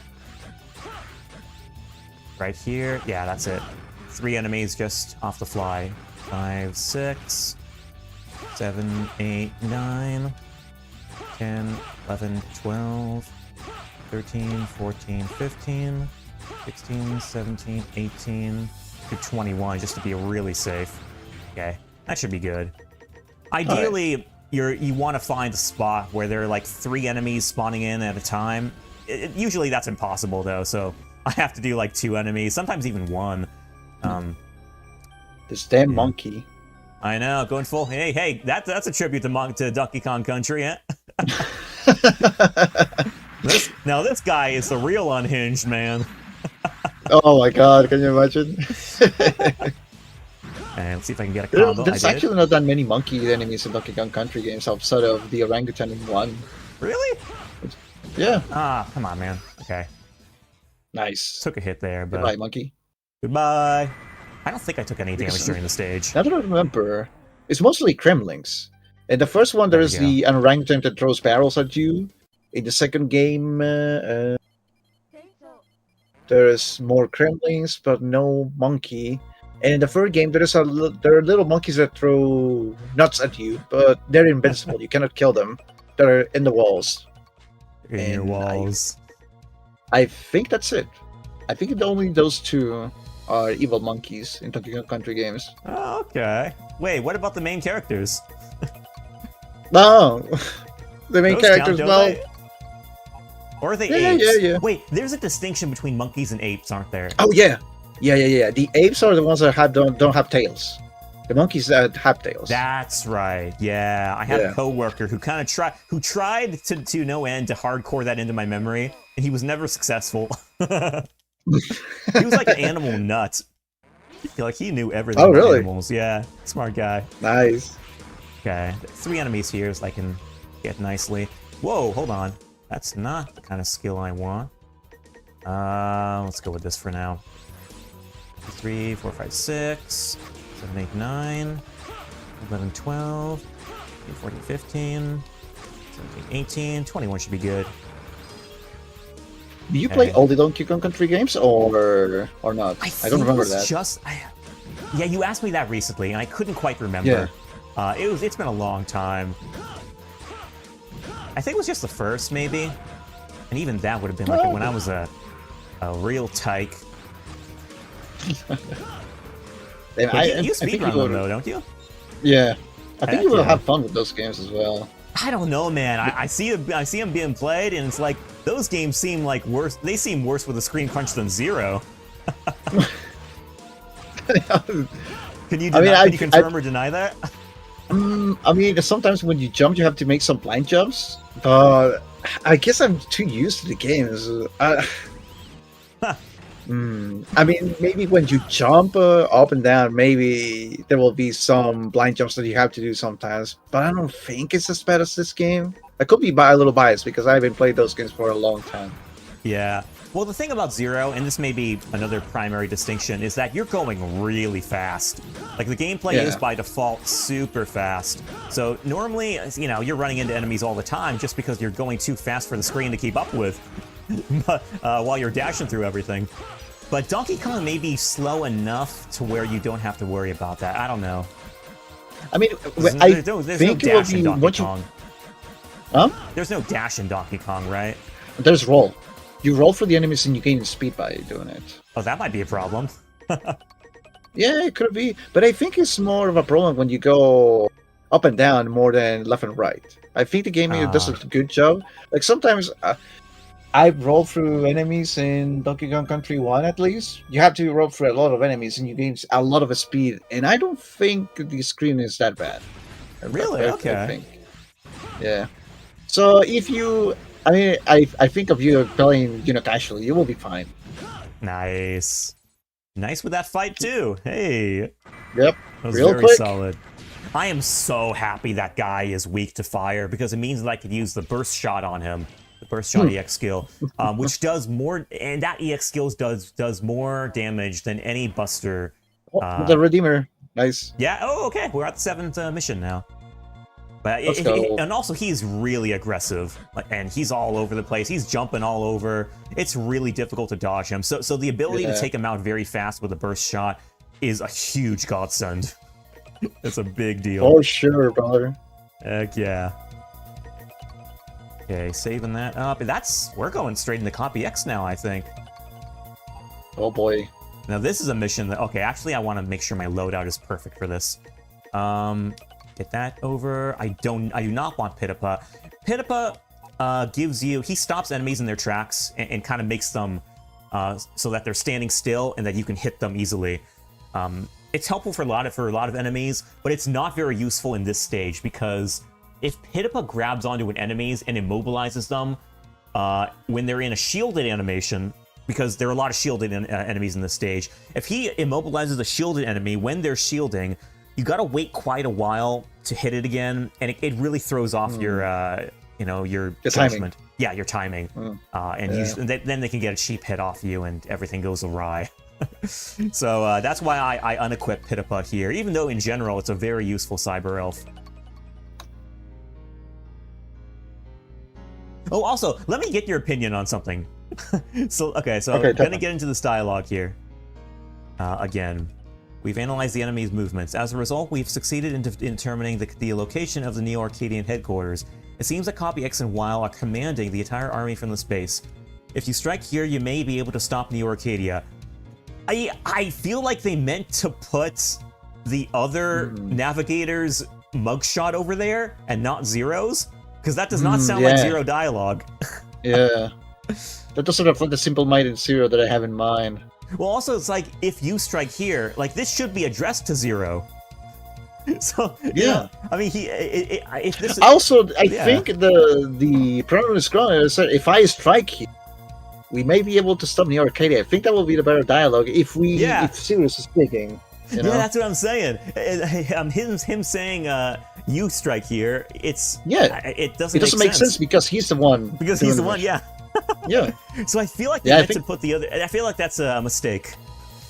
Yeah. Oh well. In any case, we're going into this one. This is a tricky mission too. There are spikes everywhere. So probably gonna have to focus a little bit here. Yeah, don't worry. Yep. Crush, kill, and destroy. Crush, kill, destroy. 1, 2, 3, 4, 5, 6, 7, 8.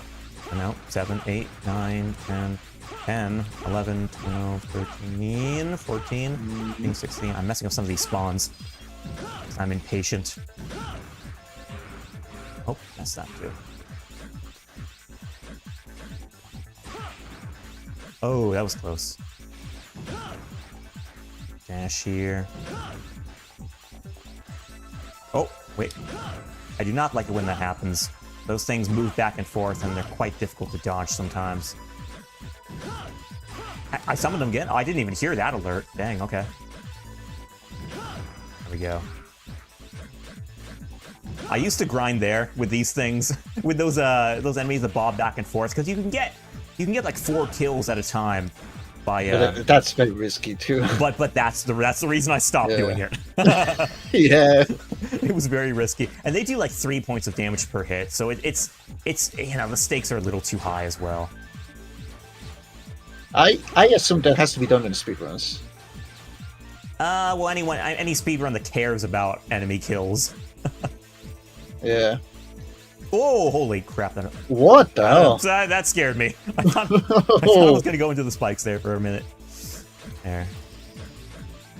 Good. Hello, stand still, please. Ah. Good, there we go. This is a really tricky part. Whoop! Every time, man. Every time, man. I cannot tell you how many times that guy gets me. Okay. I hate those wolves. They're annoying as heck. They're probably my least favorite enemy in this game. Okay, so we're going to go into Copy X now with a damage threshold of 3. Oh, the dialogue here, too. So you've come, Zero. Do you know what you're doing? You're helping extremists. Why would a legendary hero help an evil army? So you're saying that we're an evil army, and you people are fighting for justice. Exactly right. Almost all humans support our cause. All humans dream of defeating the extremists. What value is there in the justice that complacent humans seek? Who cares about value? Neo Arcadia is doing what's right. That is enough to prove that what we do is just. Dude, that dialogue is so stupid. We're doing what's right. That's enough to prove that we're just. It's like the words right and just. Those are synonymous. You can't explain what you're saying by using that term. Okay. Whoa, he came right at me, and I'm really happy I didn't get hit by that. Okay. Oh.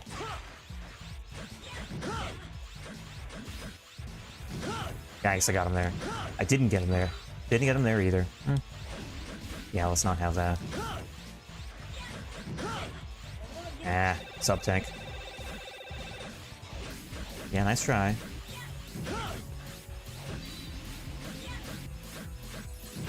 Okay, he got me. That might be too much, it might not. We'll see. Missed. Dude, I'm misjudging all these charges.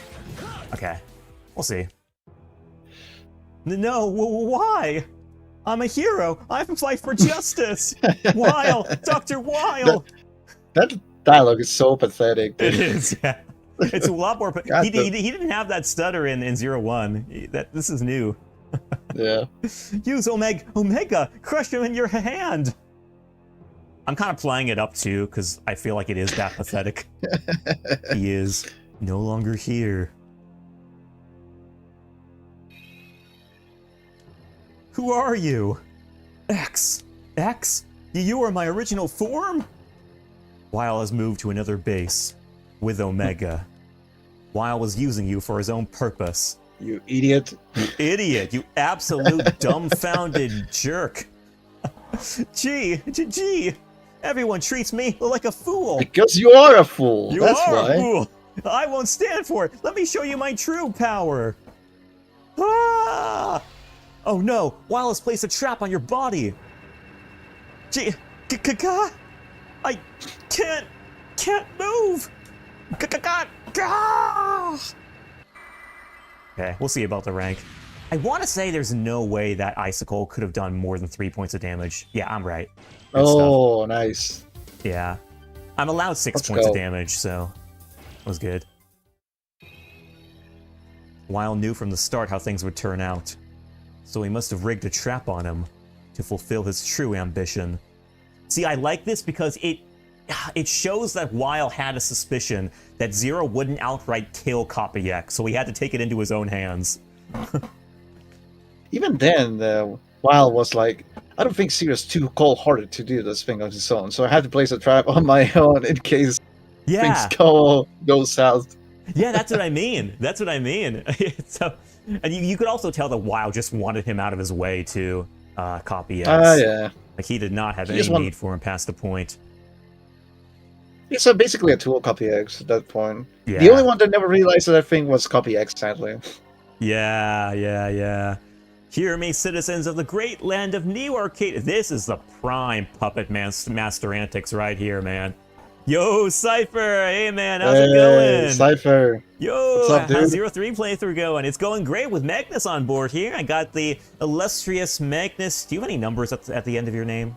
No, you don't. It's just Magnus Gallant. Yeah. No, actually, never mind. Illustrious. We got the Gallant Magnus here. Ah, nice.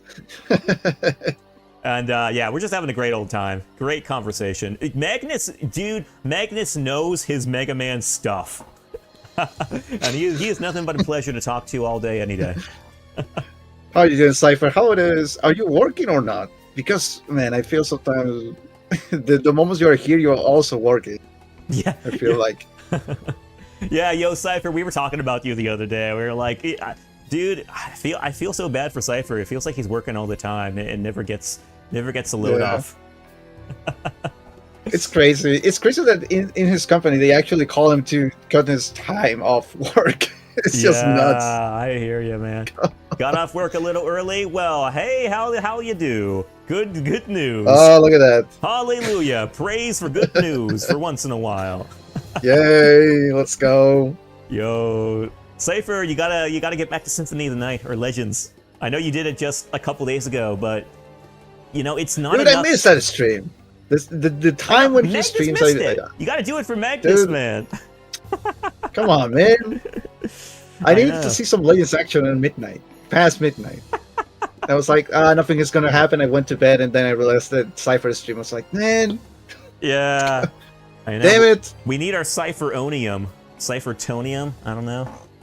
I feel like my degen schedule is bad for the most people. It's not bad for me. It works for me, man. I mean, you can tell. Like I'm totally like chatting up a storm when I'm watching you. It's like that's my hour. That's my time to shine, man. Dude, Skyrim needs someone to raid. That's why you need to stream Cypher. Yeah, dude, for no other reason than that. Please stream more often. I beg of you. Do it for Skyrim, please. Yes, please. Think of him. Please, it's so Think of hard. him. I have it so hard. It's so hard being a late night streamer. Okay, I want to get back into the story though, because this is where things get really interesting. I mean, it's been interesting, but here's where Wild just snaps everything into exactly where he wants it to be. It's like everything comes together, and he reels in everything hook, line, and sinker. Hear me, citizens of the great land of New Arcadia. I must inform you of sorrowful news. You were going to stream tonight, but Blue was streaming? Aww. No, okay, that's still awesome, but what terrible time. Blue only streams like once a week or something currently. Or I don't think he has any like specified schedule, but he only streams like once a week, so it's like one day to catch him streaming. Or even if that. I guess he's been pretty random. I shouldn't say like once a week, should I? He's doing normal runs. He's going for the 42x. Gotcha.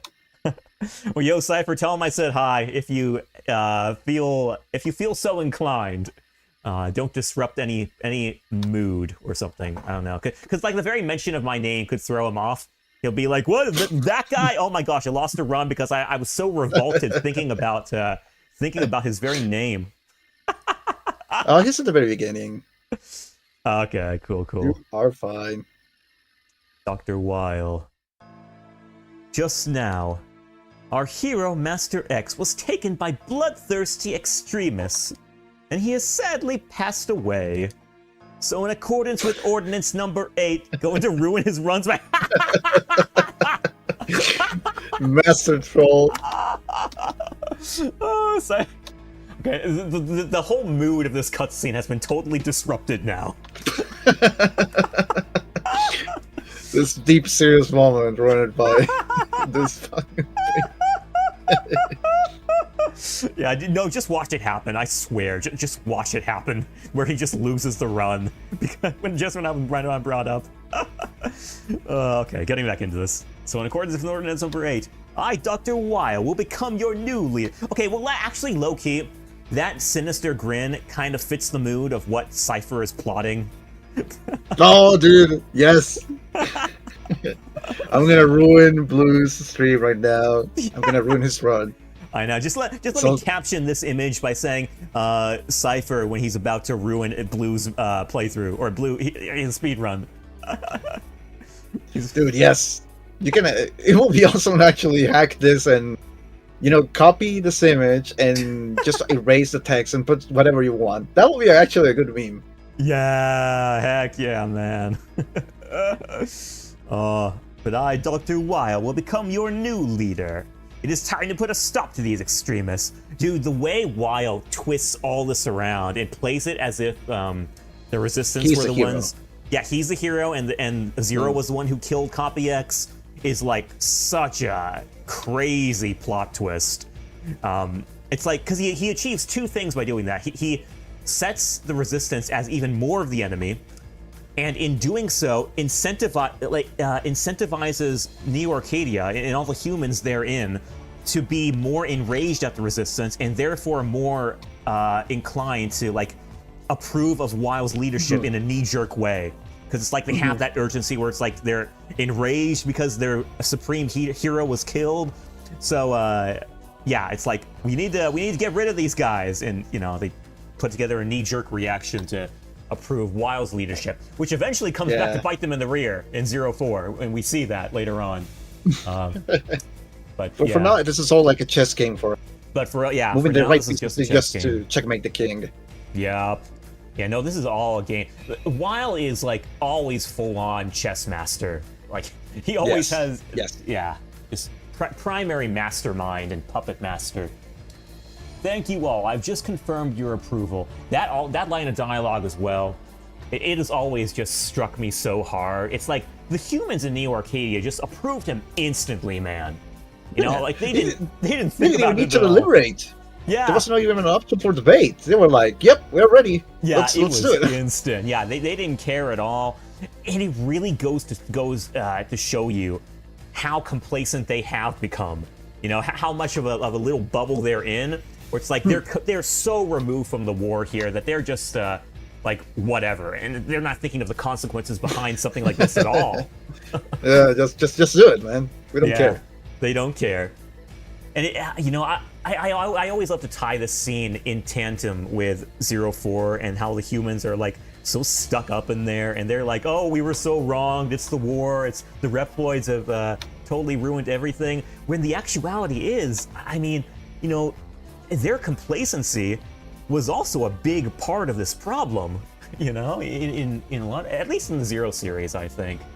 Like they made a lot of the trouble happen for themselves. I would have to ask you all because of bad decisions, and they let things run, and in the end, they bite them in the ass for everyone, basically. Right. And there is an argument that's made that Neo Arcadia was controlling a lot of the news, so like making sure that they only got like half truths and you know fibs, like lies.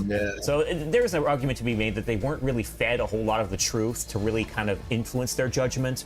But then you had like reporters like Nij, you know, in that we find in 04, who were like dedicated to discovering the truth behind a lot of this stuff. So it was, and that gives you the impression that the truth was out there and that they could find it if they wanted to, but they never did want to because they were so complacent. Also, you can easily disregard that as some conspiranoic journalist. You know, it happens like that sometimes. True, that's true too. Like, you're right. Like when somebody is out of the main narrative, out of the government or of all the press, and it goes against that, or it starts to question that main narrative, it's seen like an outsider or at worst a conspiranoic person, and they will just quickly disregard whatever he has to say about it. True. And that's, I think, another reason why the humans when you're in the minority. I'm sorry, no, what was that? Oh, no, I was just saying that's why a lot of people just didn't care about what those reporters were saying, you know? Yeah, no, I agree. And I think they were in the minority, like the vast minority too. So, you know, that I think that also would have played into things. And they were just so comfortable. Like, the more you're comfortable, the less you're willing to pay attention to things that are going on outside your little bubble. Yeah, you just don't care, basically. Yeah, because things are going so well for you. Like, why should you care about anyone else? You're being you don't care about the rest, you just care about it on your own. Fuck the rest. I'm okay. That's it. Yeah. And in that respect, I think Inti's treatment of the humans in the Zero series is very appropriate. It's very true to life, you know, how things go in our world. But yeah, let us all fight together until they're wiped out. I can't do this laugh. Discord isn't gonna cut it out. It's all going according to his plans. Dr. Weil. Will he try to repeat the tragedy of the Elf Wars that ended a century ago? I'll look for Weil. I need your help. Okay, I'll look for him too. I wanted to say something about Omega. What is it? Well, never mind. I'll bring it up again when the time comes. The heart is what counts, not the body. A little hint of things to come right there. The heart? I'm so glad that the ranking isn't put off to the last minute, because that cutscene takes a while. So this is what it has come to. Dr. Weil is the ruler of Neo Arcadia. Those humans haven't been told a thing. No, that's not it. They haven't tried to learn a thing. Lives with plenty of food and comfort. People have stopped bothering to think with their heads. There may still be some people who want to do something. If we could somehow let those kinds of people know what Dr. Weil is really thinking, we might be able to change Neo Arcadia. Who is this Dr. Weil anyway? What has he been doing since he reappeared? If you can gather more information, we might be able to analyze it to determine where he is presently and what he's been doing until now. Okay, where do I need to go? Just tell me. So first, save your data. Thank you! Yep. Yeah, so kind of what we were saying, that's a good summary of what we were saying about the humans. And unfortunately, we never quite get the humans' perspectives in this game. Human side of the story. Yeah, in this game, which I always thought was a little weird because they do, you know, they make mention of it. So it's kind of strange that we never quite get to see it firsthand until 04, you know? But 04 was never really planned to follow this game initially. So that adds a whole other layer of complexity to it. All right. I wonder what could have been. Yeah. Getting straight into Cubit Foxstar. Cubit Foxstar is like its own mini final boss, like end game stage. It is so it's a super long stage. Lots of things that can hit you, just anywhere. There are these moth enemies, and you'll see them like in a few minutes. But they have this tendency to they're so erratic in their movements that they like bob back and forth and up and down, and just they're so random in how they move. And if they hit you, they do 3 points of damage, which is half your damage threshold. So it's tricky to get around them. And again, you know, the sheer length of the stage is what you really feel. It would be one thing if it was a short stage, but it's a long stage, and it's got these mid segments too, where you know, there's a mini boss. Oh, there's the first one. Oh. Damn it. I'm inclined to just reset because it's so early, but let's see how far we get. We got time. It's a stream. Oh, this music too. The piano just goes so nicely here.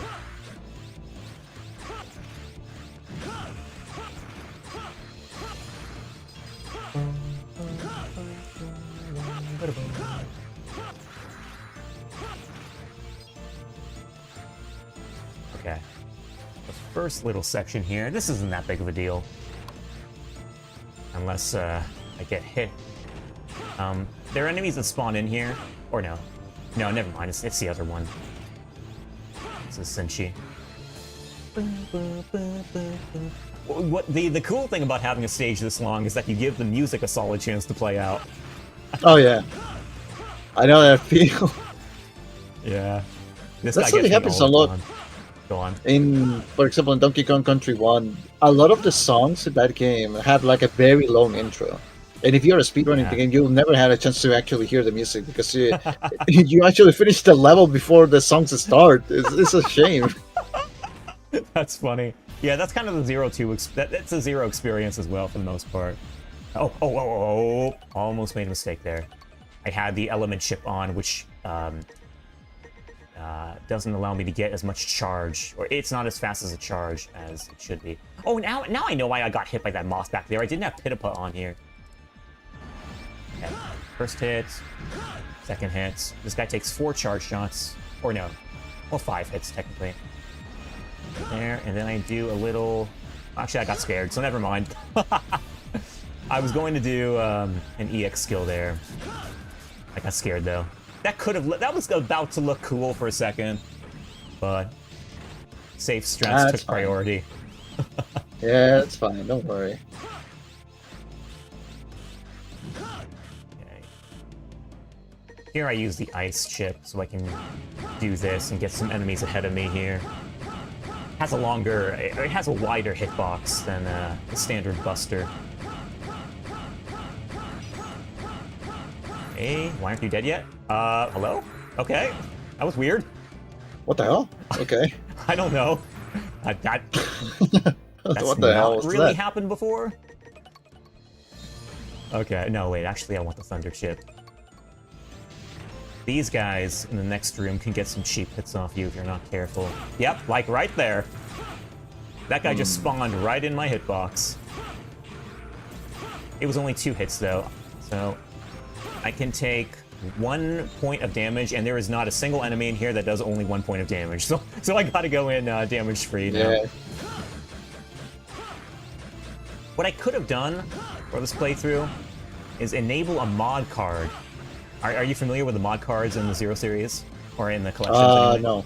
Okay, so mod cards... No, are you familiar with e-reader cards from the old GBA days? I remember those. I never Okay. used them, but I remember them. The mod cards were e-reader cards. And I'll explain this for a second. The mod cards were e-reader cards that were available on the the OG GBA version of 03 back in the day. They were huge. Capcom sold a huge stack of them, and they were awesome because they had exclusive artwork that was drawn by Toru Nakayama. Oh, cool. It was fantastic stuff. But they give you additional benefits, like additional abilities and power. And the collections, the DS collection and the Legacy collections, they integrated those cards into the game, or as an option for you to enable for 403. So you can get the benefits of like, a lot more power, a lot more defense, and just a lot more quality of life things. I don't have any of those mod cards enabled because I feel they make the game a little too easy. But one of those mod cards like gives you double defense, and it doubles defense in your favor because like if you take a 3-point damage hit, what's half of 3 points? It's technically 1.5, but we don't have that with the life bars here. So if you take a 3-point damage hit, it'll just make you take 1 point of damage. So it counts the damage in your favor. Nice. But that makes it a little too easy. So I don't end up usually using it. The mod cards are in the game, are extra collectibles, or you have to pick them in a menu? Kind of both. Well, they're not in the game as collectibles. They're unlocked. They're unlocked as achievements. Like as you get achievements, the mod cards are unlocked. And those achievements are tied to very easy sort of things you have to do in general. Like just beating the game or getting like 1 S rank or, doing very manageable things that are easily, very easy to do, I think, for the average player. So that's pretty cool. I'm glad that they actually managed to bring all the stuff that was part of the e-readers into this collection. Normally, they just don't care and just made the conversion 1-to-1 from the GBA to the collection, and let's copy that here, and they don't care. It's so cool. You know why I love it too? You know why I absolutely adore it, I should say, is because it upscales the art. Like all that art that was on those tiny little e-reader cards initially, we have upscaled versions of it, and it's awesome because the art is so good. I love it. Nice. That's pretty cool, though. They actually took care of that as well. That's really amazing. Yeah, and there are a lot of those cards too. Like think about how much you get, like how many cards you get in a normal Pokemon, like full, like 60. It's like a good 60 cards, if not more. Yeah, it's a huge amount. Yeah. I wonder how much money they will cost now. Those mod cards or e-reader cards, like actual original cards. How much they will cost? Yeah. Got it. Okay, we're in pretty good pace here. Oh, okay. Okay, what are you gonna do? Okay, I can deal with that. Oh, wait. I actually can't. For some reason, my charge isn't working, so... Okay, we got her, though. Whew. Okay, cool. Yeah. I was trying to get a pogo offer on the far... when I was on the left wall there. Because you maybe saw me doing that in the beginning of the fight. I got a pogo offer with the recoil rod. And that's nice because it stuns her out of that attack, which would normally take forever to finish up. But yeah, I took 5 points of damage, so we got through it. I'm always scared to death about that stage because the moths are just relentless. Okay, who's next? Let's do Voltio Biblio next. This one... Wait, what's my elf? We're good. Data...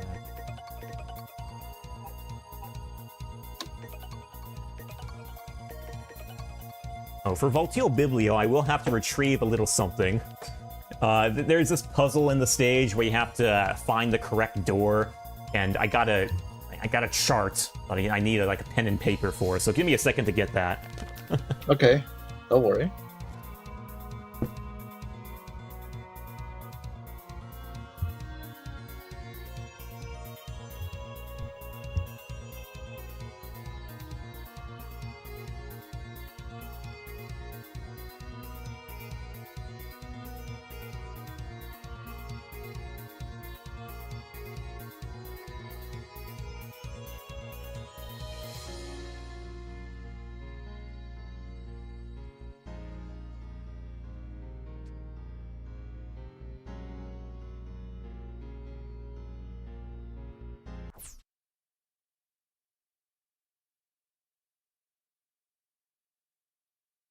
Okay, I got the thing. Heck yeah.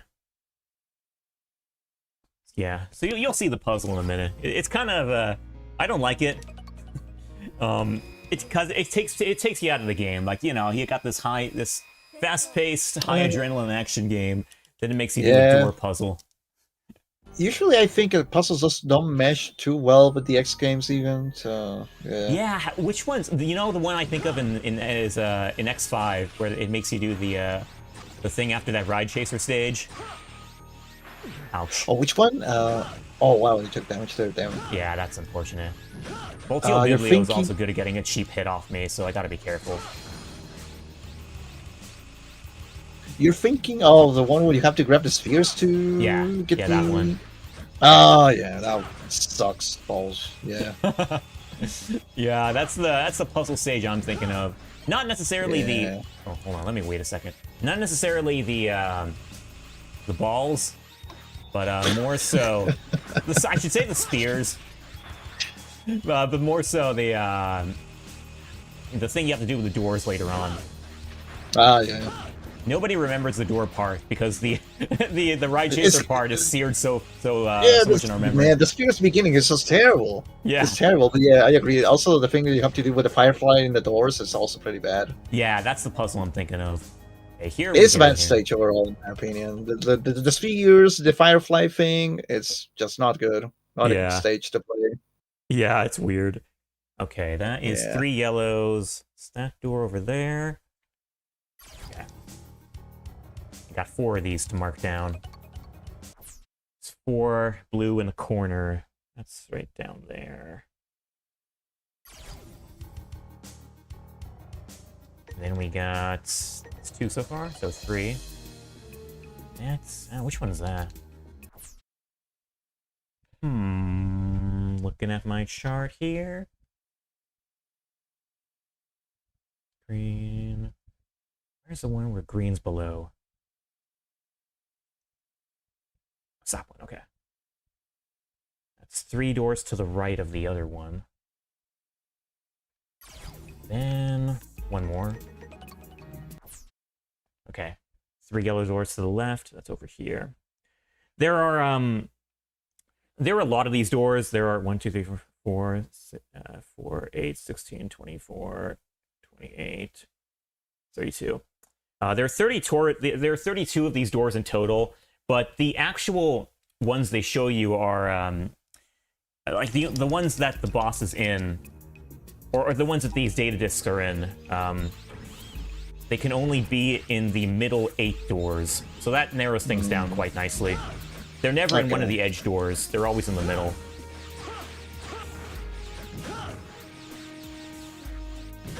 Uh-oh, come on. Pittifa. Okay, good stuff. So, let me look at my chart here.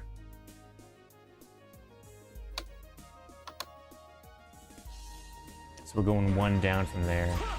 Try not to respawn him too much. That's it, right? That's it, yeah. You gotta be careful. The reason I need to be so careful about these is because if I enter even 1 wrong door, I get docked mission points. Yeah, so I can't afford to make even 1 mistake here, otherwise I gotta reset. Yeah, it's 3 doors to the left, to the right. This one, yellow there, red there, blue there. Yeah, that's the door. Also, I need to grind for enemies as soon as they leave here.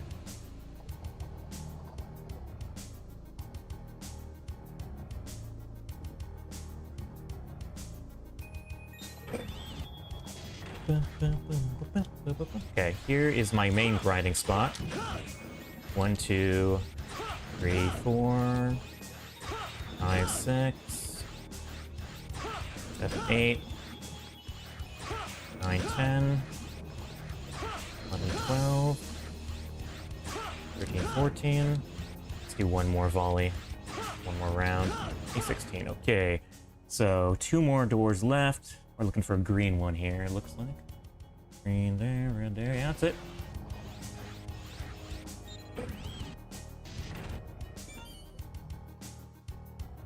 And the last room the room with the last data disk is the room that the boss is going to be in. So it's completely random. Well, not random, but you know, it changes. The room you're fighting the boss in completely changes from playthrough to playthrough for that reason. The last one, make sure to get my ice in order. Okay. You know what I should have done before I picked up that disc? I should have surveyed the room to see if there were spikes on the ceiling. Oh, no. Because there is one very nasty room that hides the spikes just out of view. Aw. Bastards. I Those know. developers knew, man. We'll find out. Alright, let's see. We'll find out the hard way, potentially. Spikes? No spikes, Nope. Good stuff. Okay, good. Oh, you jerk.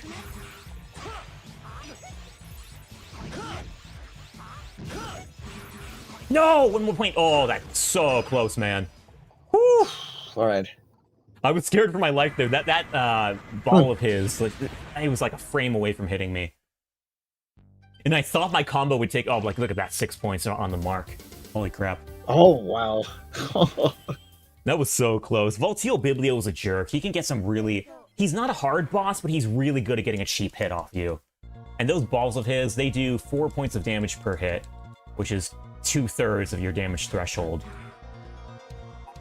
Oh. Glad I made it out of there.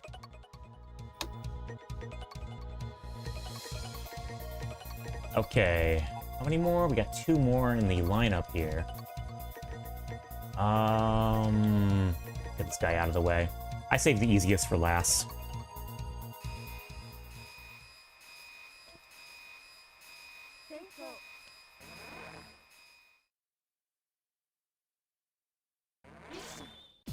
Oh, I should also change my layout here. This is also really high adrenaline music. Ouch. Really? I mistimed my dash there.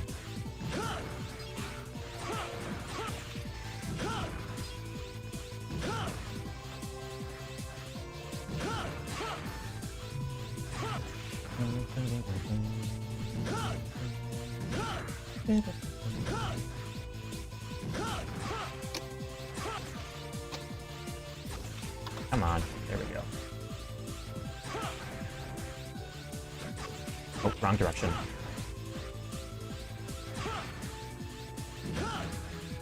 I always get a little worried when I see those damn poles. No, same, man. I cannot tell you how I feel about those things. I remember there was a mission in Serial 1 where you have to go down the secret base. The second time, I think. And you have to jump through those... I think it is when there's also water down there. Yeah, that's you have the to one. Yeah, and the balls appear, and then you can just get crushed and fall down and die by the spikes. It sucks, man. Yeah. I've really got... I practiced that stage a lot. And to the point where it's like, it's no trouble for me. Well, okay, I shouldn't say no trouble, but it's not as big of a trouble for me now. But it's only because I had to practice it a lot, and that'll tell you right there how hard it is. Yeah. I never liked that stage, man. It's tough. This is also kind of tough if you don't have the quick charge, but kind of a joke when you do. And Recoil Rod is just the GOAT here. Takes out everything. Especially when you can charge quickly. Like ordinarily, these guys would be coming at you very fast, but with a quick charge, it's not as much of a problem. Wait for the boss coming in? Here's the boss. Here's where I switch to ice. And this is a slower fight than what you'll see most speedrunners doing, but it's very safe, which is why I do it. I just get that off, get another hit off, wait for him, hit him again, hit another combo. The thing I like about using the Recoil Rod against him is that it knocks him back and kind of stun locks him low-key. So, that was very safe. Changing my loadout again. You'll find me switching back to normal body all the time, and you might be wondering, like, why would you do that when it doesn't give any... I'm gonna get hit. There we go. Wait. I save? No, I'm an idiot. I didn't switch back to the Recoil Rod. But yeah, you might be wondering why I'm using the normal mode or the normal like form so often, Normal armor. Yeah. as opposed to the elemental chips, because I don't get any elemental attributes while I'm in this form. The reason is because the double stacked quick charge that you get from both the elf and the chip only works when you're in normal form. If you were using any element form, the charge would be cut by 25%. Oh wow.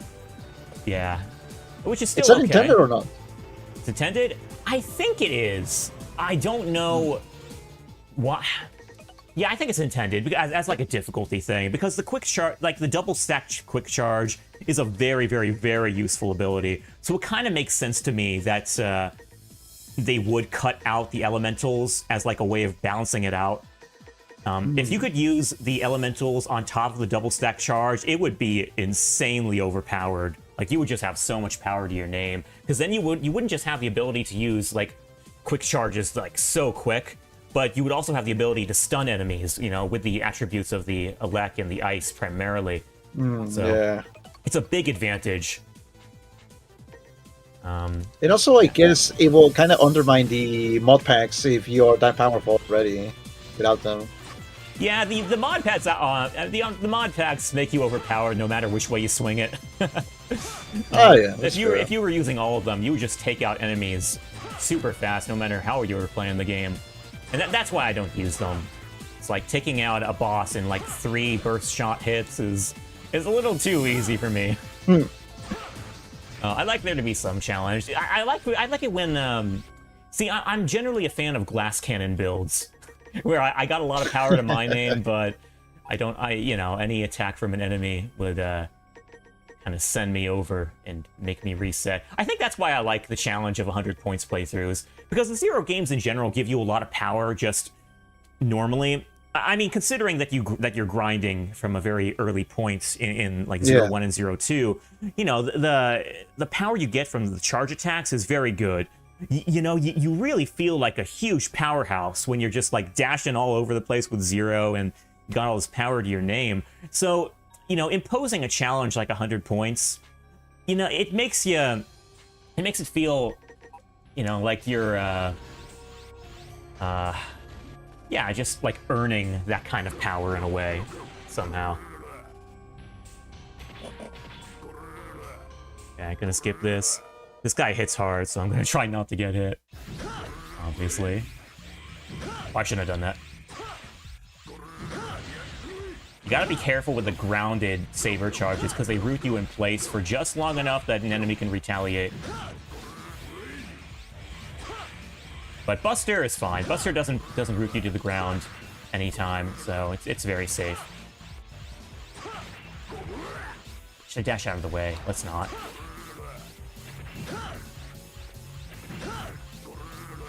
I missed. Okay, that only did 3 points, though. I thought he would do 4 points of damage. I really thought he would do 4 points of damage, but he only did 3, so we're good. That was a close call, man. Holy. Yeah. Dude, you always get the most cocky on the last hit. Like, I can't tell you. I feel like most of my mistakes happen on the very last hit of an enemy, and then, you know, they pull something on me because I get cocky there. Yeah, I mean, at that point, you played the entire level. You're just about to finish the whole thing, and you're like, "Yep, that's it. We are good." Exactly. Nope. Okay, getting into the last one of the lineup here.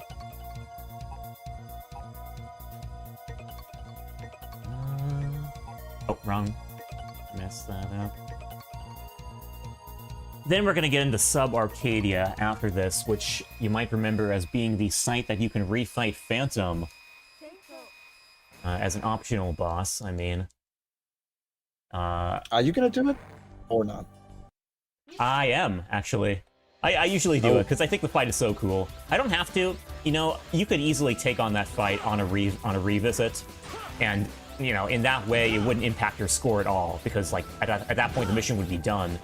Yeah, the mission, that's how most people do it. I do it anyway, though, during the mission, just because I like, you know, I don't like to break up my momentum, and it's a fun fight as well. Everyone loves this song. composed by the illustrious Luna Umagaki. She's still in the business, by the way. I think she's a freelancer, but I've heard composements from her in other games, even in recent times. And you know, the funny, what I've noticed is her trend. Her songs are generally songs that are in ice stages. She's really good with ice, with ice, like music and snowy stages. Like she specializes on ice stages. It seems that way. That's pretty cool. Know, like she really gets that style down. Like she just does a really good ice stage in any game she does. That's pretty cool, dude. Yeah. Switching back to Busrest here, because you get most out of this burst shot with Busrest. And those are the only 3 Cyber Elves I use. I go back and forth between Busrest, Pitapa, and Clockle. Clockle, of course, giving me the quick charge, Pitapa with the immobilizing enemies, and Busrest for the additional buster power. Specifically, primarily with the burst shot. It doesn't really help with any other EX skill besides that. Okay, so switching, let's go back to this. Got him. Good, going in the right direction. I forgot to switch that out. Pitapa!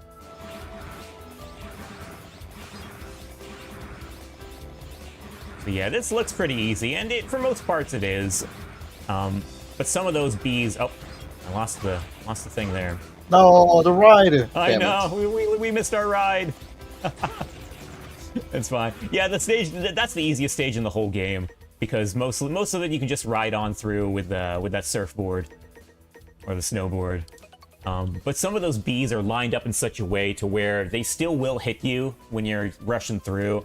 So, you know, you gotta line up your sabers just right to hit them as you're going on. Like, you have to memorize where they are if you don't want to get hit by them. But that went really well. I hope I defeated enough enemies there. Switching back to Busrest here, because this is another boss that's weak to fire. Okay, this is the illustrious Glacier Lake-Hak-Tank. It's actually just spelled Glacier Lake-Hak-Tank. He'll spell it out in a second. Where is it? Somewhere in this dialogue. Yeah, Glacier Lake-Hak-Tank. Ah, Lake-Hak-Tank. Yeah, but yep. I put a French accent on whenever I pronounce that name. Because it sounds like there is one. Yeah. It's actually funny. When I played this game for Mega May, I brought a guy on who was like, hey, if you want, I can do the voices for you with the characters. And I was like, okay, sure. I never met the guy before, but I was like, hey, yeah, sure, I'll bring you on to do that. You know, just because that's the kind of guy I am. But nice. Yeah, that's awesome. I brought him on to do the voices, and I made him do a French accent for this guy. And he went along with it? That's good. He did, yeah. No, he was pretty good. I was fond of it.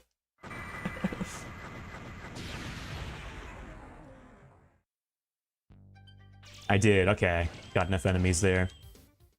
I should really get around to memorizing the exact number of enemies I have to defeat in each of these stages. I've been meaning to do that for ages, honestly. I feel like I'm kind of getting it down with 0-1.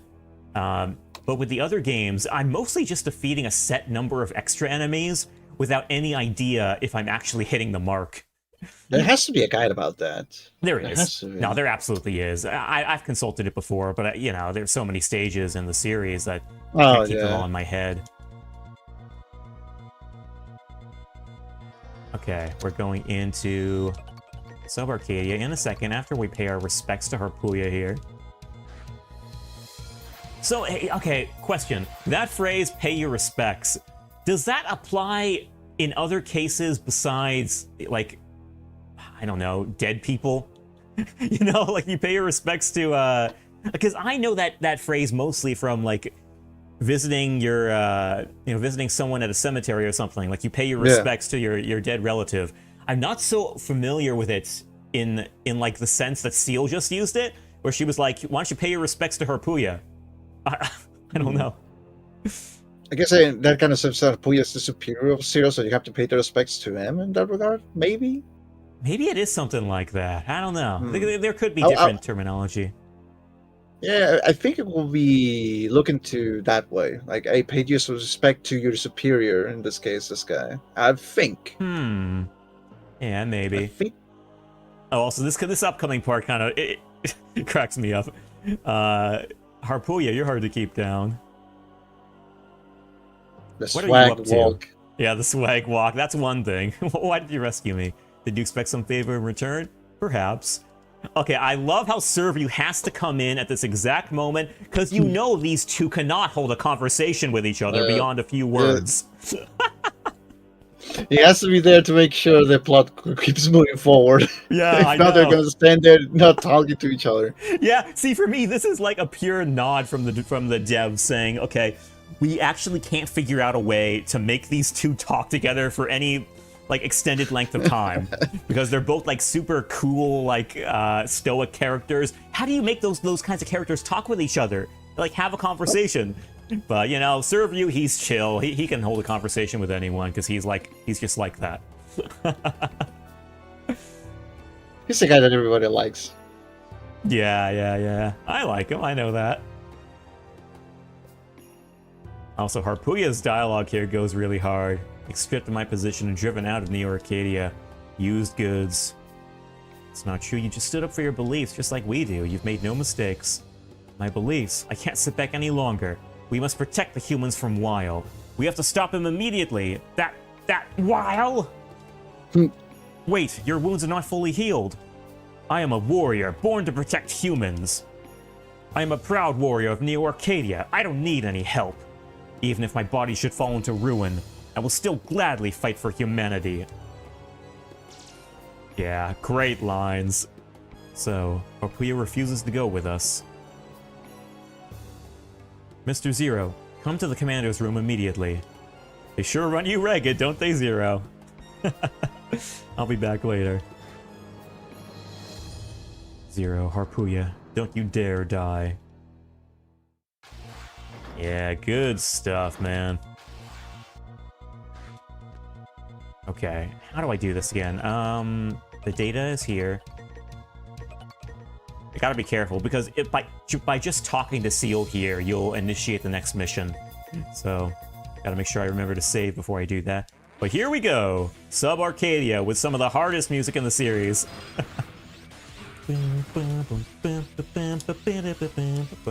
Okay, so I'm entering cyberspace here, which I haven't done before, and there was a very good reason for that. Entering cyberspace usually will tank your rank. It's because it makes the game easier. It allows, well, when you're in cyberspace, all of your cyber elves that you have on hand are activated. So, yeah, there are points taken off if you finish the stage while entering a cyberspace gate, except for this stage. If you do this stage, and you go into the cyberspace gate and make sure that you fight Phantom in the process, you will not lose mission points. Oh, only if you fight Phantom? Yeah, only if you fight Phantom. Yeah, any other criteria will dock points off your mission score, but this doesn't. So it's kind of cool. Like, you know, you fight Phantom, you get out of here, and then you're super overpowered, and you don't really lose anything for your mission score for the rest of the stage. Very nice. Now, let's go with this. Oh, Buster Us. I do have some good stuff. Okay, let's see what we can do here. I never thought I would meet you again in this world. If thanks to Omega and his ilk, the portal to cyberspace has been opened, then fate is truly an ironic thing. Phantom, one of the 4 guardians of Neo Arcadia. But I defeated you. Actually, he didn't. I mean, Harpuya defeated himself, technically. He takes the victory in his own. Yeah, if you want to, that's how you put it. That's the ego. That's the ego talking. Oh, I did it. He wasn't a player. It was me. This is a shadow world where both Reploid souls and cyber elves live. After you defeated me, I became a mere soul and somehow drifted back to cyberspace. This space where all data flows to in the end. And there I learned all truths about Omega, the Dark Elf, and you, Zero. That's right, everything. So, what's your point? Exactly this. You never had what it takes to be a hero. I can't stand to look at you. Now it is time for your deletion by my hand. Okay, this is gonna be pretty fast-paced. I hope I don't confuse his strats with 0-1 Phantom. Sometimes I do that.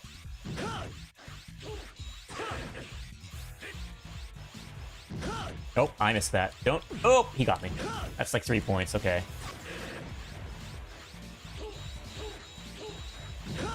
Ouch. That's too much damage. I gotta reset. Damn it. Yeah, it happens. I mean, it makes sense that it would happen with Phantom. Again, I don't have to do him, but what can I say? He's just a really darn fun boss to fight.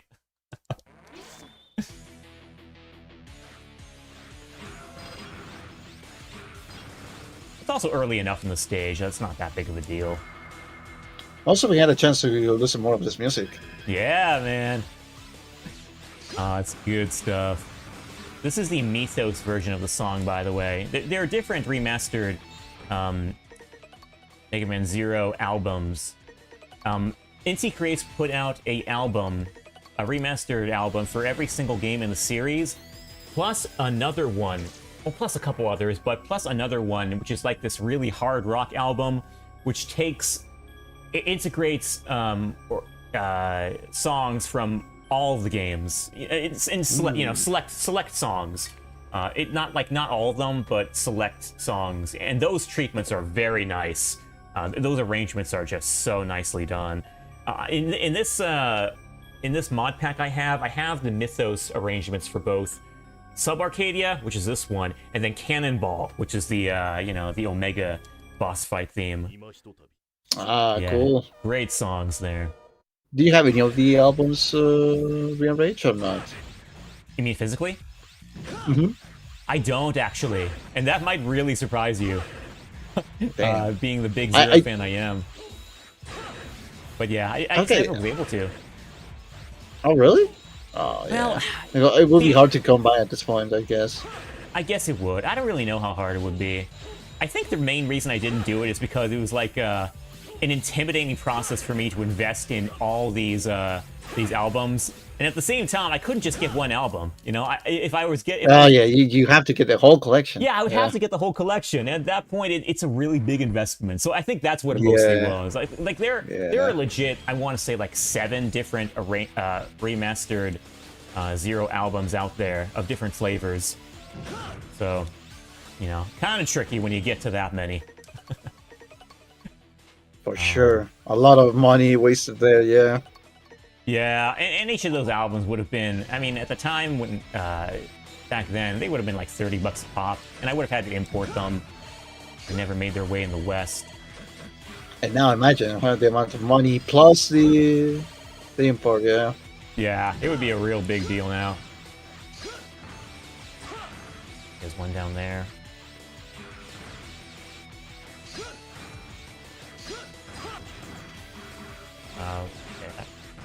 Oh, almost got me with that bullet.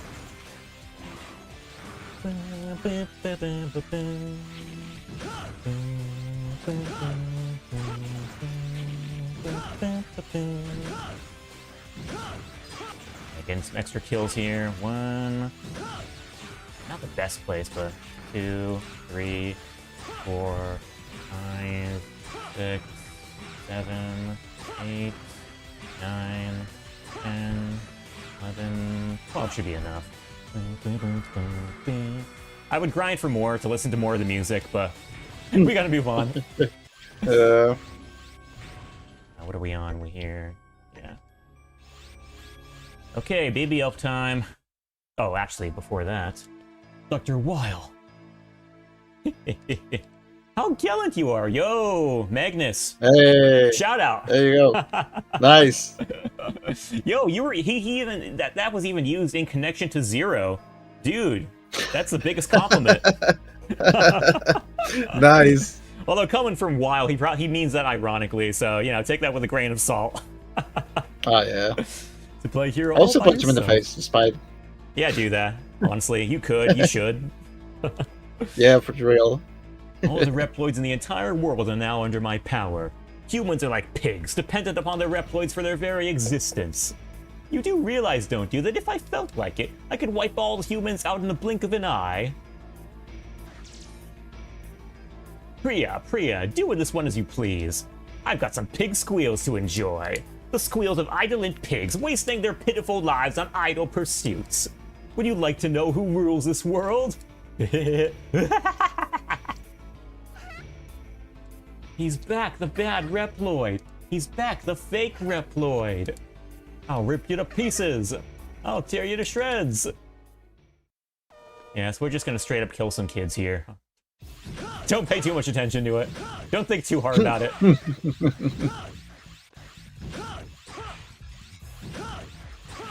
Nothing personal, kids. Yeah, it's nothing just personal. all the way. The way of justice. That's how it is. That was easy. Nice. Kriya, there's something wrong. Yes, Kriya, there's something wrong. I feel like I'm being stabbed with pins and needles. I feel like I'm being smashed with clubs and hammers. Me. Oh, that's all she wrote. Goodbye. They're dead. Zero, you're alright. I just received some new information from X. Come back to the resistance base. Understood. Transfer me. Okay, good score. Alright, we're on our way to the final stage now. As always, this could take a while. You never know what to expect with a boss rush. Oh boy. Actually, before that, I'm going to appear as if I'm going to go straight into it, but not quite. If I have to reset, I want to get all this dialogue out of the way now. Oh yeah, that's actually a great idea. Yeah. I used to not do that, and it was quite annoying to like, I have to reset, and then it'd be like, can this hurry up, you know? Yeah, you have to mash. Oh. Yeah, all the mashing. It's nice on the Zero Collection because you have, on Steam you have the ability to use Turbo, for the buttons. So I have my skip button like assigned to Turbo, so I can just hold the button and it just skips out nicely. Nice. I like when in games sometimes you just have to hold down the button to skip the dialogue. That's actually pretty useful. Yeah, I know. It's particularly useful when when you got a game with Steam input. It's like that's just super handy right there. I'm very sad that Legend speedrunners don't have access to that. Yeah.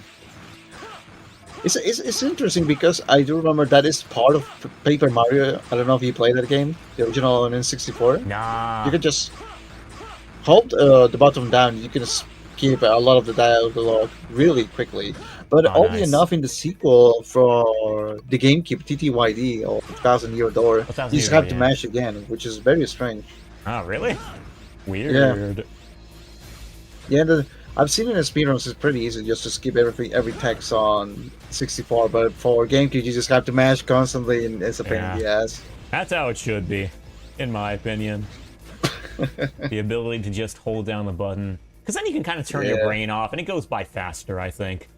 Yeah, it helps a lot. Also, the RPGs can be pretty long, so it's good to have a break, just holding down a button. That's it. All right, cool. Yeah. Just decompress for a little bit. Right. Oh, I messed that up royally.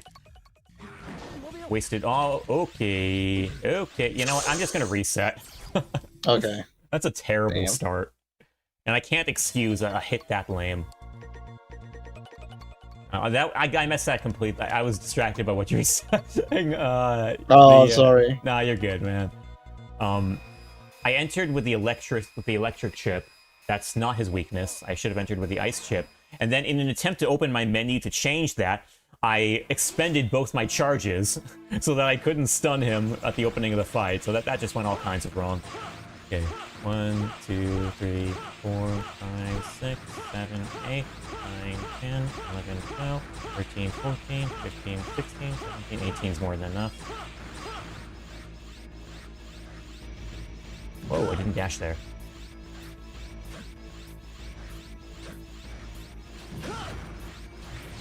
Okay, switching to ice this time. Lusras. Oh, do I have the icicles? I don't. All these caveats, man. You have to be playing so long this game to remember all these details. Yeah, well, the thing is, for me, too, I'm always changing my strategies. So I get set in certain habits, and it's hard to adapt to other habits as I need to change them. Yeah. Classic speedrunner strats, I think. Yeah. That's why I'm still surprised you don't want to speedrun these games, knowing your whole knowledge that you have. Yeah, I could. I could, I think, if I wanted to. But it's just when I actually look at the speedrun strats, like that the pros do, it's like, I can't do that. You just see it and you don't think it's fun, and you're like, nah, I don't care. Well, it's like I see them, and I'll try to do them, and then I just get frustrated that I can't do them, and I gotta stop. And also, I mean, you're seeing the way I'm playing. It seems kind of fast, but you're seeing plenty of places where I gotta take my time with things, and like stop and open menus and do what I have to do.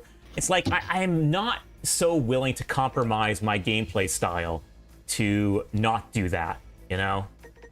I understand that. Probably you have been doing this for so long that, you know, having to change things up just to have a better time will be a little complicated to deal with. Yeah, and the other thing is, if I wanted to speedrun this, I would have to not get good ranks. Like, that's the speedrun strat. Yes. You can't have good ranks.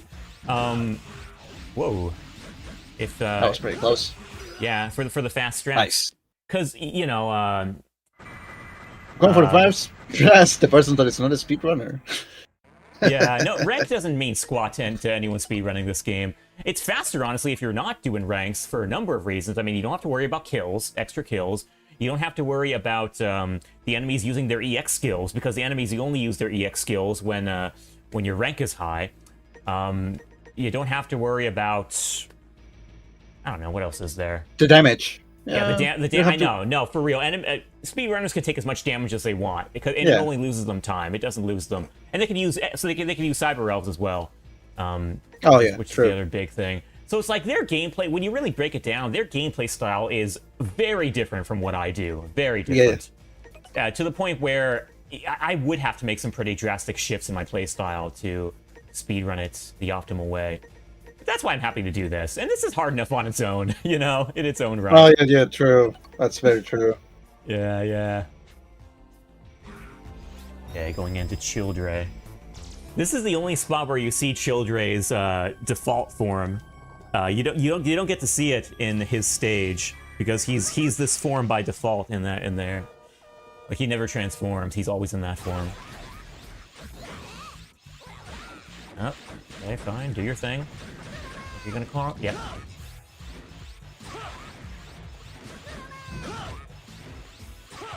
Good fight.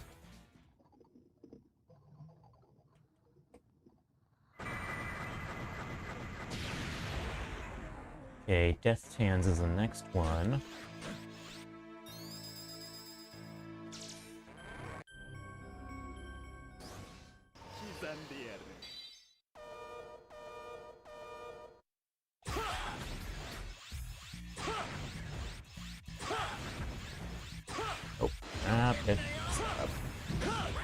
Nice. Did it dash down? No, it's not. Miss that.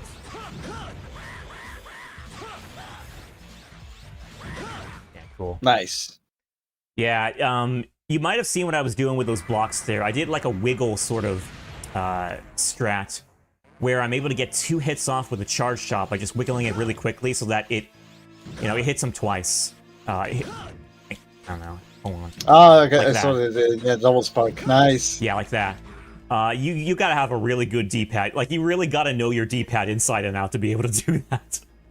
Because it's very precise. And if I messed that up, then he would have easily, sliced one of those blocks in my face. But that's kind of a strat that I was I've just recently begun doing. And it does. It's nice because when you destroy that block, you have a window to get extra hits off them. Kind of a low-key speedrun strat. Here. Do you develop those strats on your own, or do you just watch speedruns and then... Most speedrunners are not doing what I'm doing, so most of them I did develop on my own, yeah. Ah, okay. It's like, I thought you just saw experience and you were like, I should take this idea and see how can it works and how no, will this work in a challenge like this. no, I have not watched many speedruns of this game at all. Most of these strats have been, Oh. and it's because, you know what a lot of it is, man? I've never been able to really find a speedrunner who's doing what I'm doing. Like, the goals I'm going for are just so, I don't see speedrunners doing them. So a lot of their tricks I can't translate over to what I'm doing.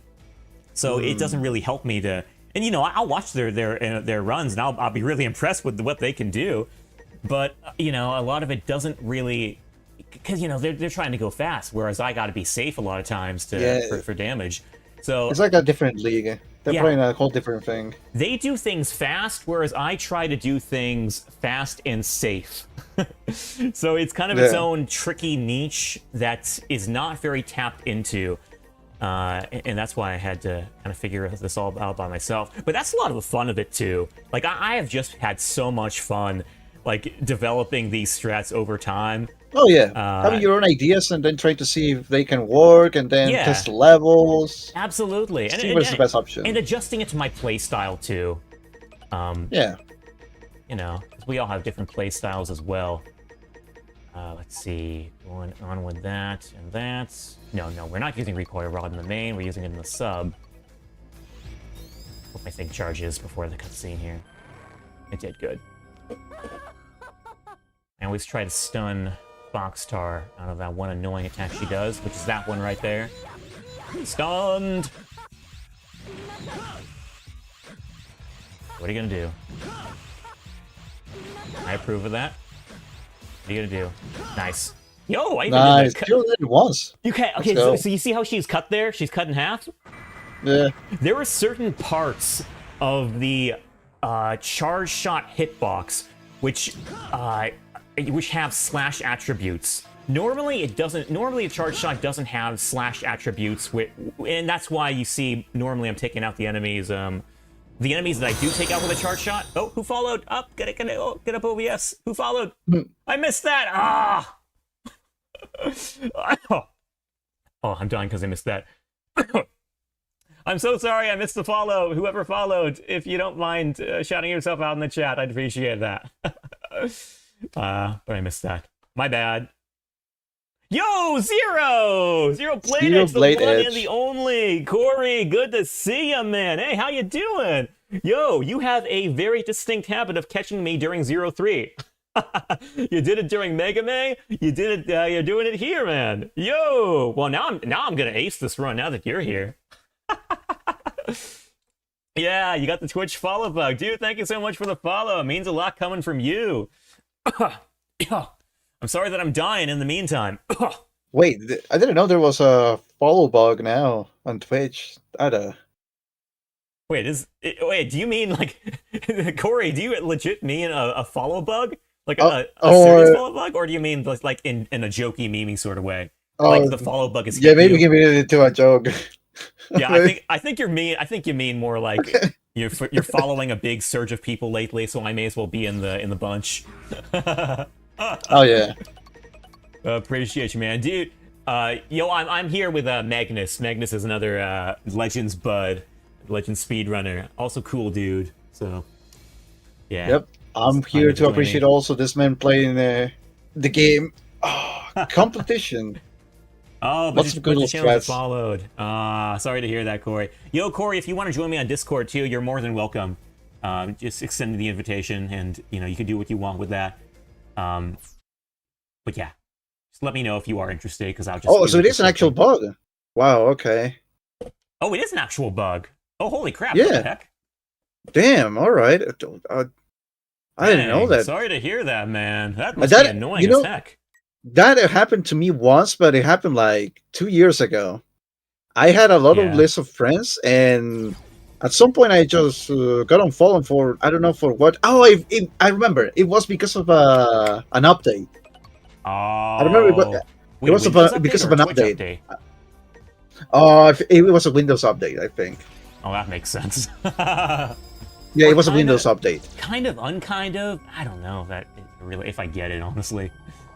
You're at work? Ah, okay, gotcha, man. Hey, yo, Corey, this stream is always an open invitation for you to jump on voice chat at any time. You know, you're one of the cool cats in the club, so you know you're welcome at any time. But hey, hope you have a good one at work. And yeah. Yeah, have a nice day at work, Mr. Cedar Blade Edge. Keep your head on straight, man. I know it's hard when you're in the grind. Yep.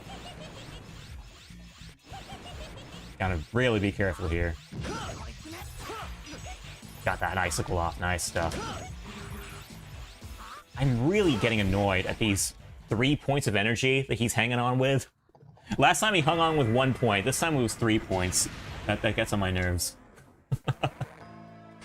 Yeah, but you beat him quickly this time. That was great. It was, yeah. But yeah, I remember that happened to me too. It happened like 3 years ago.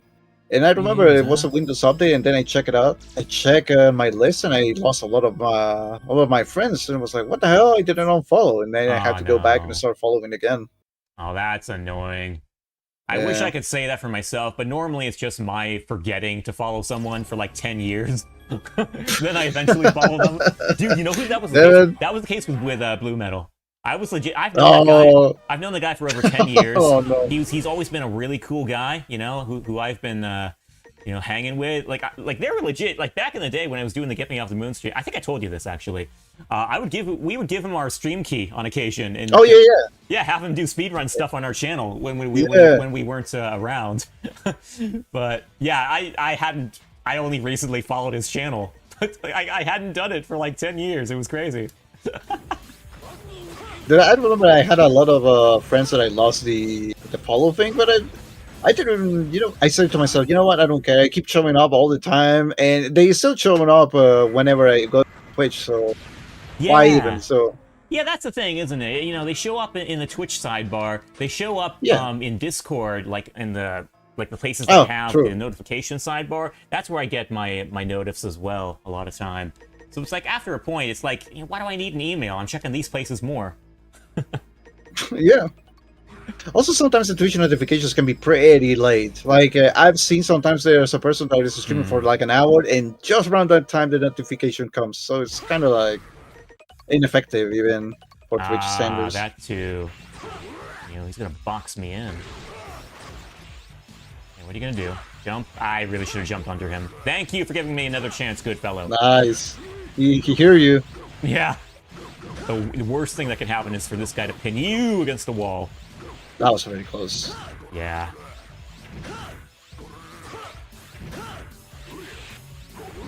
I recently found out you can deflect that pipe back at him, but it's kind of not worth it. It only does like 1 extra damage. Doesn't do enough damage? Nah, it only does like 1 damage. Which is something. Shame. I mean, you might be inclined to say, okay, well, that's 1 damage extra, but it's not really, because I end up having to sacrifice another hit to make that happen. Okay. It will be a cool way to kill the guy if he has 1 damage. Yeah. It will be a cool way. That's true. Yeah, it'd be like kicking Juno. Very swag. Kicking Juno on the last hit. Yeah. Yeah. Okay, we're going straight into Omega now. Wish me luck, fam. This is where it gets. All right, good luck, buddy. You can do it. Thank you. Kick his ass. Well, I will. I don't know if he has one though. I guess he does, although it's harder to find in some forms. Identify? In some forms. Yeah. Okay. I'm kind of angsty to get into this fight, but we're gonna watch out. We're gonna watch the cutscene anyway, because I might just do it on the first try and have a lot of time left over. Having fun playing the hero, Zero? You do understand, don't you, that I have no time for your petty games? So let's finish this for once and for all, shall we? That's wrong, by the way. It should be, let's finish this once and for all. Once and for all. Yeah, that first 4 is redundant. How pitiful. Of course a Reploid like you would never understand the joy of ruling all that you see. Only a human could possibly understand. A human? That's right, I'm a bona fide human. The creator of Reploids. That's just good. I told dude, remember how I was telling you recently about how I thought Dr. Wild was Dr. Kane for the longest time? It's because of that line.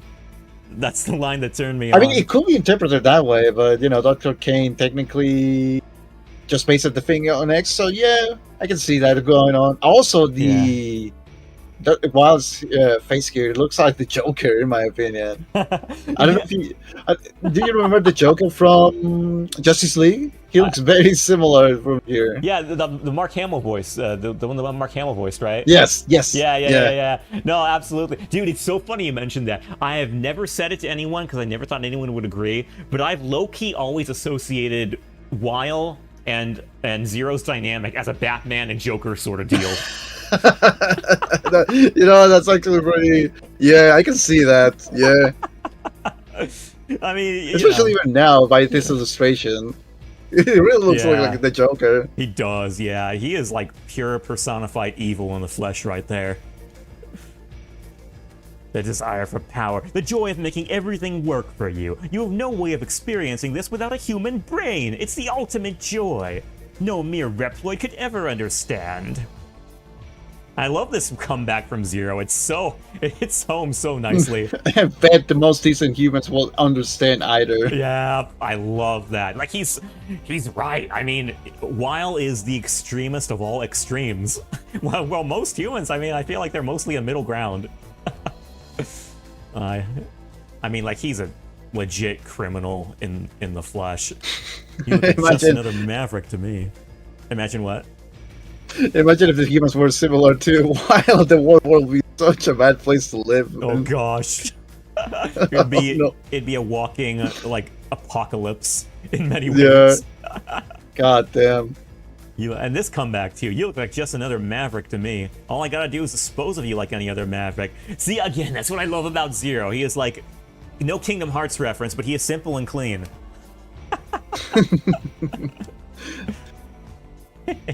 Good. An excellent speech, Zero. You must feel great, right? Here's the man. Oh, Zero. You were a fun guy, Zero. Like, even, dude, I honestly, seriously want to read his lines in a Mark Hamill voice. Oh, that Mark would be Hamill great. Joker voice. But it's like I instinctually want to do that. I wasn't prepared at all for when I heard his voice. Like his actual Japanese voice in 04, which is kind of more, and, shout outs to Shikao Otsuka is the voice actor's name. A very renowned Japanese voice actor who passed away like in the last 10 years, I believe. But he had a lot of hit roles, and he was just a legend in the Japanese, the seiyuu industry. But I wasn't prepared for his voice when I heard it in 04, because it was a lot deeper than I was prepared for. It was a more like guttural sort of like, as opposed to like that I kind of envisioned, Yeah, I still think that the Joker stuff would have been a little better, but I respect that take on the character. Yeah, we need to get Mark Hamill on a cameo to read Weil's lines or something. Yes, that'll be awesome. Trying to get us some sneaky combos here. I did 3 there. That was also pretty sneaky. Missed that. Don't hit me.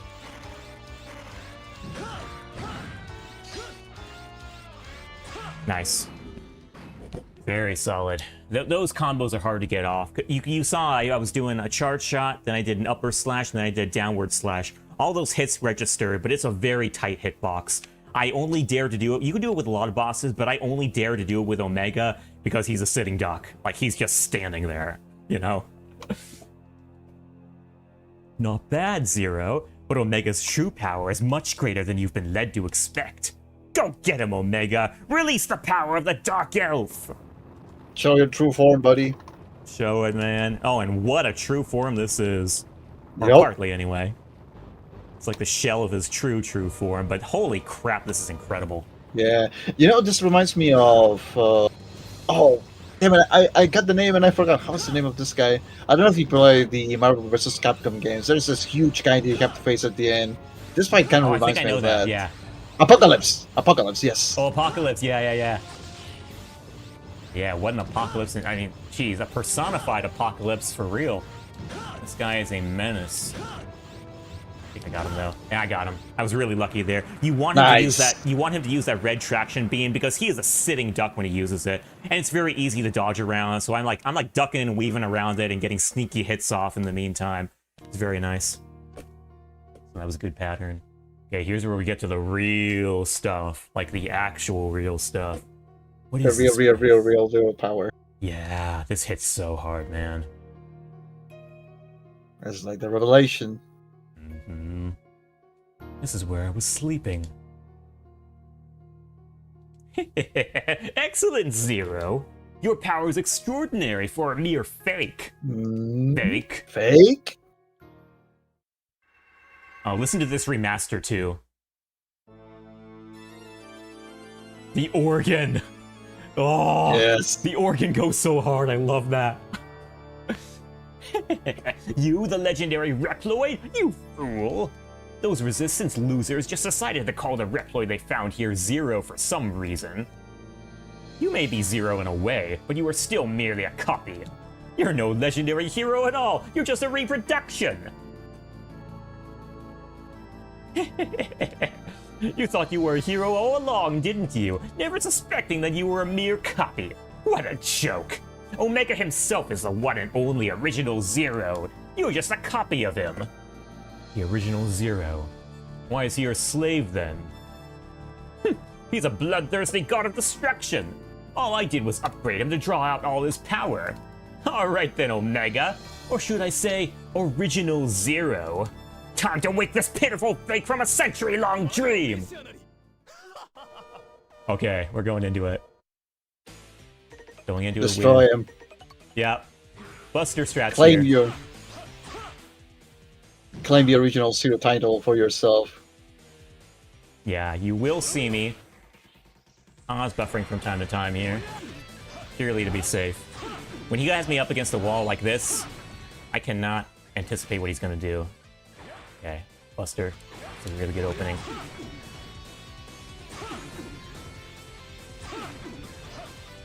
Okay, what are you gonna do? Nah, I don't like that. I don't like that either. I can still Buster you with it. What are you gonna do now? Jump. Okay, good stuff. Good.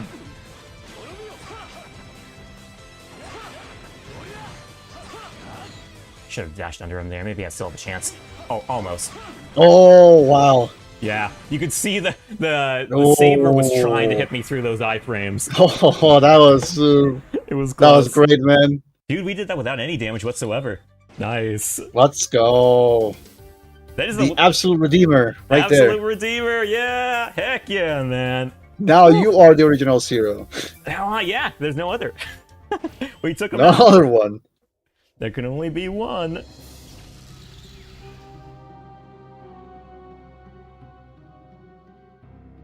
You plan to reactivate Omega. Oh, one other thing I want to call out. You see the thing on the side. Well, let me actually pause the game so you can get a better look at it.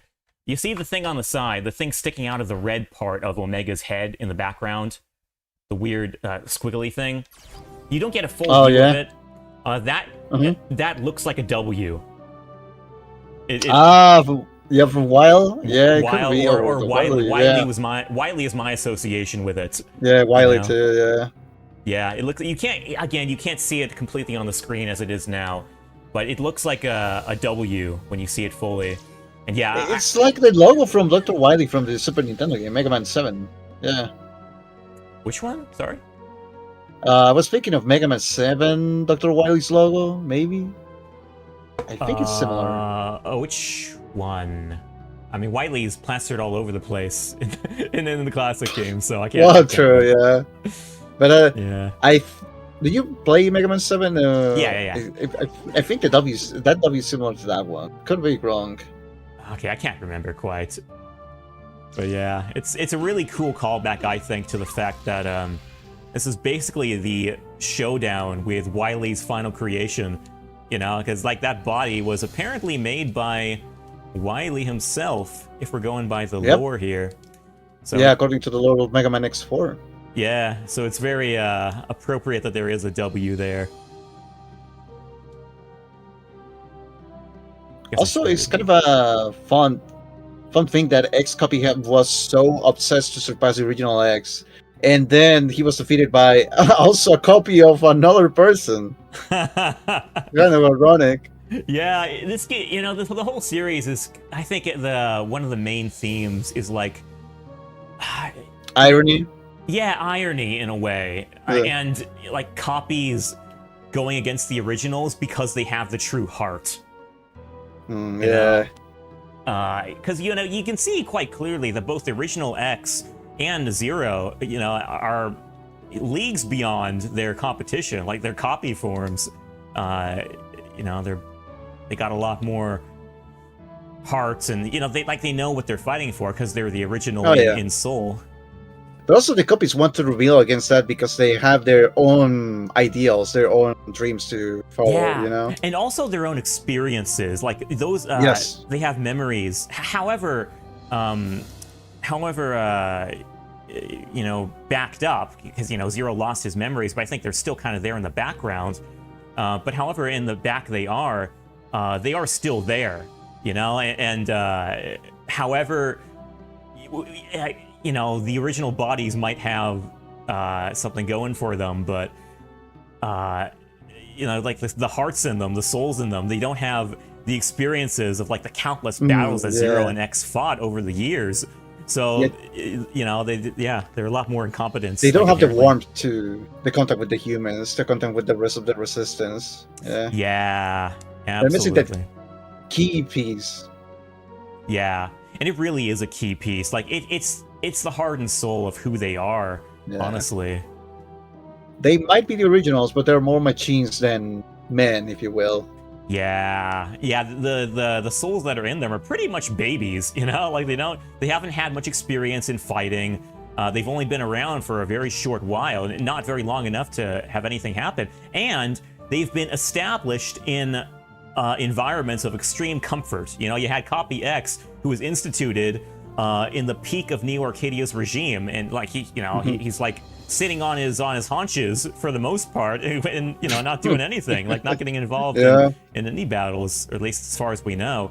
Then you got Omega, who just like, he comes in. Well, the first thing he does is in the Elf Wars, technically, and he wreaked havoc there for sure, but still he stands. It's not the same. Yeah, like there's fight hand to hand, Well, and he still loses to Zero. He loses to Zero twice. He loses to him in the Elf Wars. Then he loses to him again here. So that's a twice, showcase of the fact that the heart of the original Zero does have most of the power going for it. It will be a huge punch to the ego to this original Zero to know that he was defeated twice by the copy, for sure. Yeah. I wonder if he has that memory.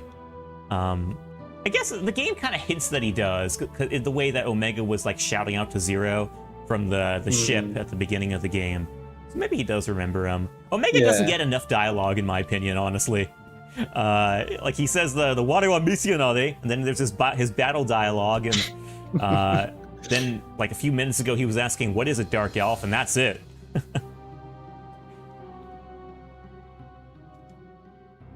Yeah, I skipped a lot of this dialogue, so I don't know how much more to read anymore. Are you really prepared to spend the rest of your life in that cheap fake? You can do it. You know what's truly important. Go on, Zero. Yeah, just gonna mess around for a hot minute. What do I want to do? I can't do any EX skills. I can't do the Buster. The game makes you use the Saber. I can also do this. Yeah, that's how I usually do it. Heroes don't look at explosions.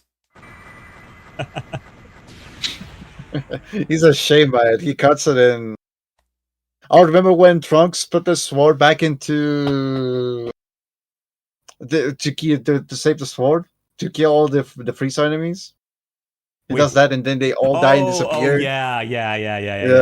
He can do that thing too, Zero. That would be awesome. That's what it is, man. Oh, this is good music too. Dude, oh my god. This makes me so emotional. If I was left alone with this scene, I would probably straight up tear up. This makes me so emotional every single time. Like the final farewell of X to everyone and everything. Zero, the player. Man, what a legacy he left behind. And this is just a wonderful farewell to him. Now finally he's passing the torch to Zero to tell him now is his duty to protect humanity. It's under his hands now, at last. But he will still continue being his sword. Yeah. In a way, he will be there with fortifies, but now it's on Zero's hands. Yeah. Can you hear me, Zero? My energy is almost all spent. I can't stay in this world much longer. Zero, I want to leave this world in your care.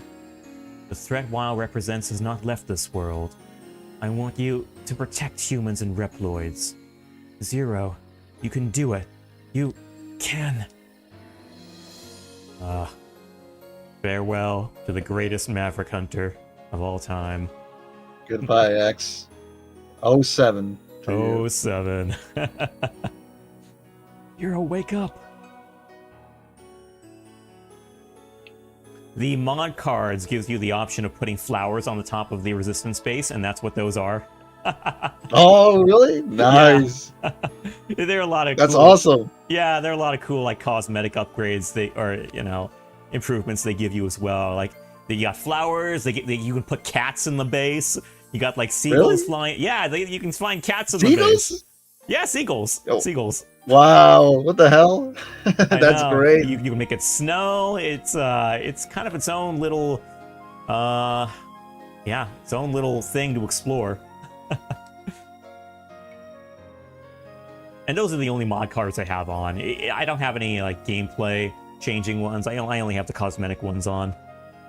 Mr. Zero, you've regained consciousness. What a relief. Hey everyone, Mr. Zero's awake. He's all right. Yahoo! Where is this? The resistance base? Who could have... Zero.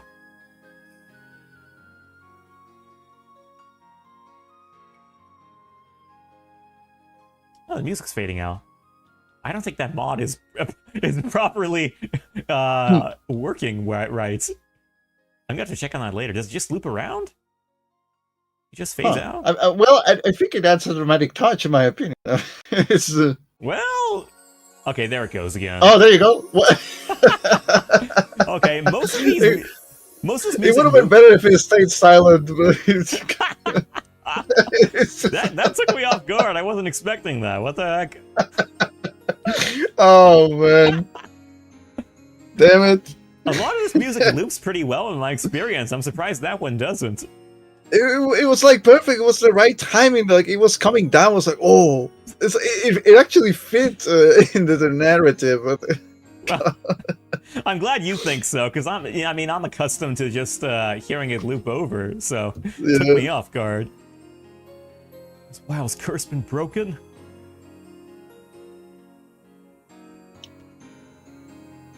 Shouldn't we follow her? She's finally free. There's still WoW, but let's let her go in peace for now.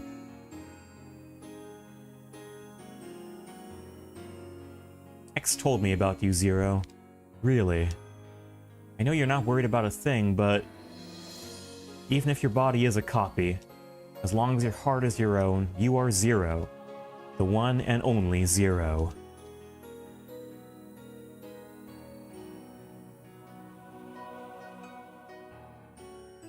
Seal.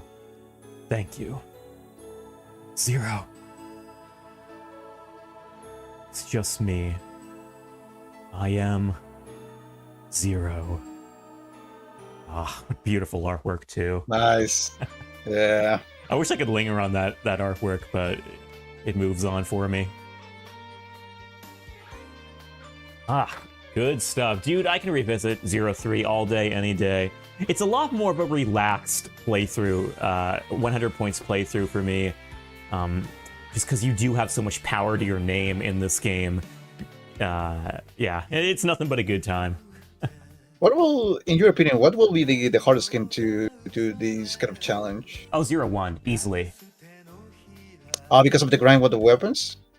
No, because the damage threshold is so low in that game for the rank. In 03 and 04 have a damage threshold of 6 points of damage that you could the other one is 5. No, 01 has 3 points. Oh. And you know what the problem about that is? It's a problem. Okay, so normally that wouldn't be an issue, because it wouldn't be an issue if most enemy attacks did 3 points of damage or less. Like, so long as you could take 1 free point of damage per stage, I would be okay with that. That is not the case, however. The problem, the huge, overwhelming problem with 0-1 is that a lot of boss attacks do 4 points of damage or more. So, like, in one hit, they can take you out of that rank, and it is frustrating as all heck. Yeah. So a lot of times you're going through the stages, and you kind of have to do them without taking any damage at all, because, like, any damage that you sustain will just set you over the limit instantly. Basically because I'm no hit run then, yeah. Yeah, in a lot of ways it kind of is. Not every enemy attack. I'd say it's like a 50-50 split as to whether an attack will take you out of that, like, do 4 points of damage or more, and 50% that they do less. But that's not very nice in any case. 0-5 ramps up the I'm sorry. 0-2 ramps up the damage threshold to 5 points, as opposed to 0-1's 3 points. Okay. That's nicer. It's nicer. Yeah. It still isn't quite there, because that 5 points of damage doesn't divide very evenly into a lot of the enemy attacks, which generally do even amounts of damage. So, like, most enemy attacks will do, like, 2 points of damage, or, like, 4 points of damage. Most of the time it's, like, 2 points, and that divides into 5 points very badly, you know? Yeah. But then 0-3 comes along and introduces 6 points for the maximum damage threshold, and then 0-4 stuck with that. And that's great. I like that because it divides very evenly into a lot of enemy damage attacks. So if an enemy is doing 2 points of damage, you could take 3 hits. If an enemy is doing 3 points of damage, you could take 2 hits. You see how these numbers divide evenly into 6. That's a very important thing. Not merit, you know, an odd number like 5 doesn't get, you know, things don't divide into it as easily. So it's better than 0-1, granted, because it's a higher number, but, you know, it's still a little strange. Like a lot of things in 0-2, honestly. The 0-2 is kind of a weird game, in my opinion. But that'll do it. So is this gonna... I'm curious to see if this 9 goes up to a 10. Okay, hold on. Gotta go into the actual load screen. Okay, it did. Look at that. Interesting. Yeah. There's enough space. That's good. Yeah, so those numbers are associated to each individual playthrough that I do. I only play on New Game Pluses. So each New Game Plus I play is a continuation of the last New Game Plus I played. So these will just keep going up over time, and I like that. You know, that's the primary reason I play New Game Plus. It's nice to have some upgrades carry over, but I also just like seeing the number go up, and it's like, I remember how much I've been through, you know? Is the limit 99? Or it can be I don't think it could. There's enough space to add a third digit, isn't it? That's a good point, honestly. I kind of want to say... I think it is 99. We'll find out eventually when I'm like 50 years old or something. Let's see. It will take a lot of time, but hey, man, if you make it, I will be glad to see the image. Yeah, I feel like that would just go up to 99, and that space in the middle is just to distinguish the two numbers. It wouldn't make sense. Yeah, I mean, there's a space between the level S or the level F and the time, so that's probably the same thing. But I'm curious about that. To keep the consistency too. Yeah. This really gives me more incentive to keep playing this game, or all of these games, because now I know it does go up to 99. I'm just finding that out now. So hey, we got 90 more, well, 89 other playthroughs to go through. Yeah. Let's go. Wonderful. It's gonna be a good time. Yo, this has been a good time, though. This has been a great time. Yeah, I'm really happy with that. I'm glad that the stages I thought would give me a lot of trouble didn't. And I was mostly able to get through without too many resets. That's kind of the it was what? I would say like 3? Yeah, was it only 3? That's crazy. Good stuff. Yeah. Nice, man. Have you ever seen the mod cards? I kind of want to show them to you to give you the full... Oh, no, you can show them to me. Yeah, let's do that. It's in gallery. These are so cool, man. Okay, so this is the gallery. Just like, oh my god, this artwork is so good, man. How do you zoom in? Yeah, there. Nice. How do you 0-2? Look at how hard these images. Wait. Yeah, look at how hard these images go. Dude, any of these images, like that one, could have been a perfect box art for the game. Yeah, I think that was the Dude. instruction manual image. Oh, dude, It also works that's very awesome. well. Got the forms going on here. Nice, and the seal one. Yeah, I know. She's got all the cyber elves in back of her. I think that's also That's her pretty cool. mugshot for the game. Yeah, I think it is. Yeah, the operators over there. Our resistance guys, the scorpion. I want to find the thing. Oh, I love this stuff right here. Oh, nice. Oh, wait, you should hide that. Like, these are some of the only artworks, I think, which depict Zero in combat. Like, everything else is like, you know... Standing, showcasing the armors. Yeah, or the enemies or the bosses, and it's like primarily just them in their own poses. But these bosses, like the armored forms of the Guardians here, they integrate actual combat from Zero, and it looks so cool. This too, kind of sinking.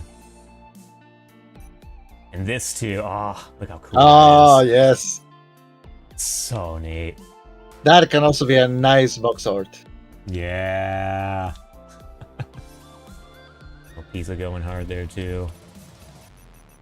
All the cyber All the elves. chibi stuff, of course. Yeah, which I am very happy to say I never killed even one of those guys.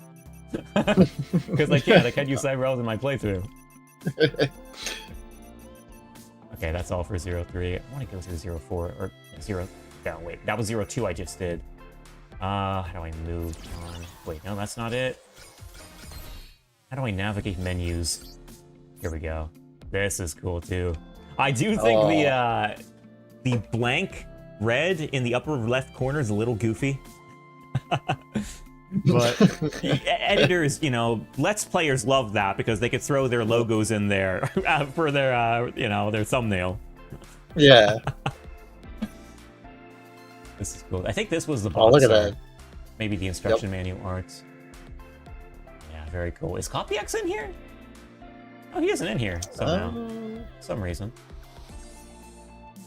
This is neat as well. Oh, now he's on. Yeah. Buster. I All love the Zero poses art in look- particular.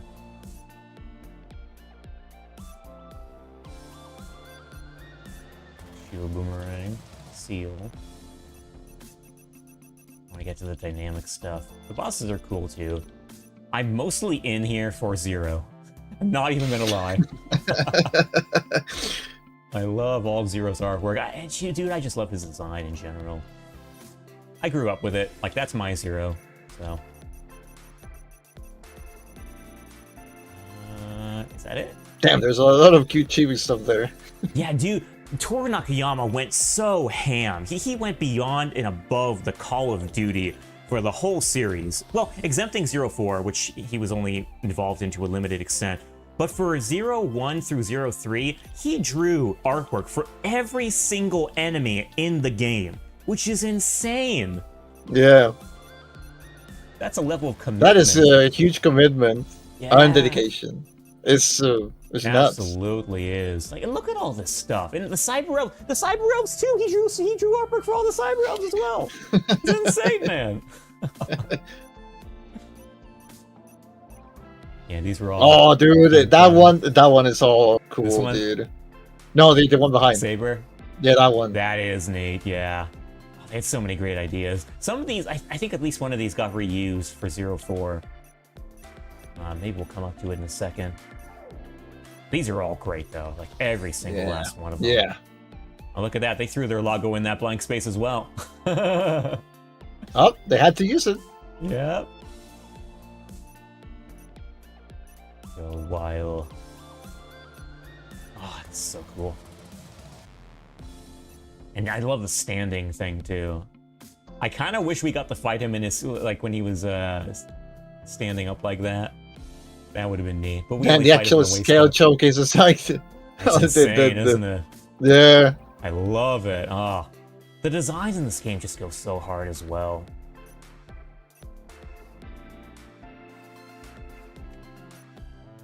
Yo, Omega. Oh, that's great too. Isn't it though?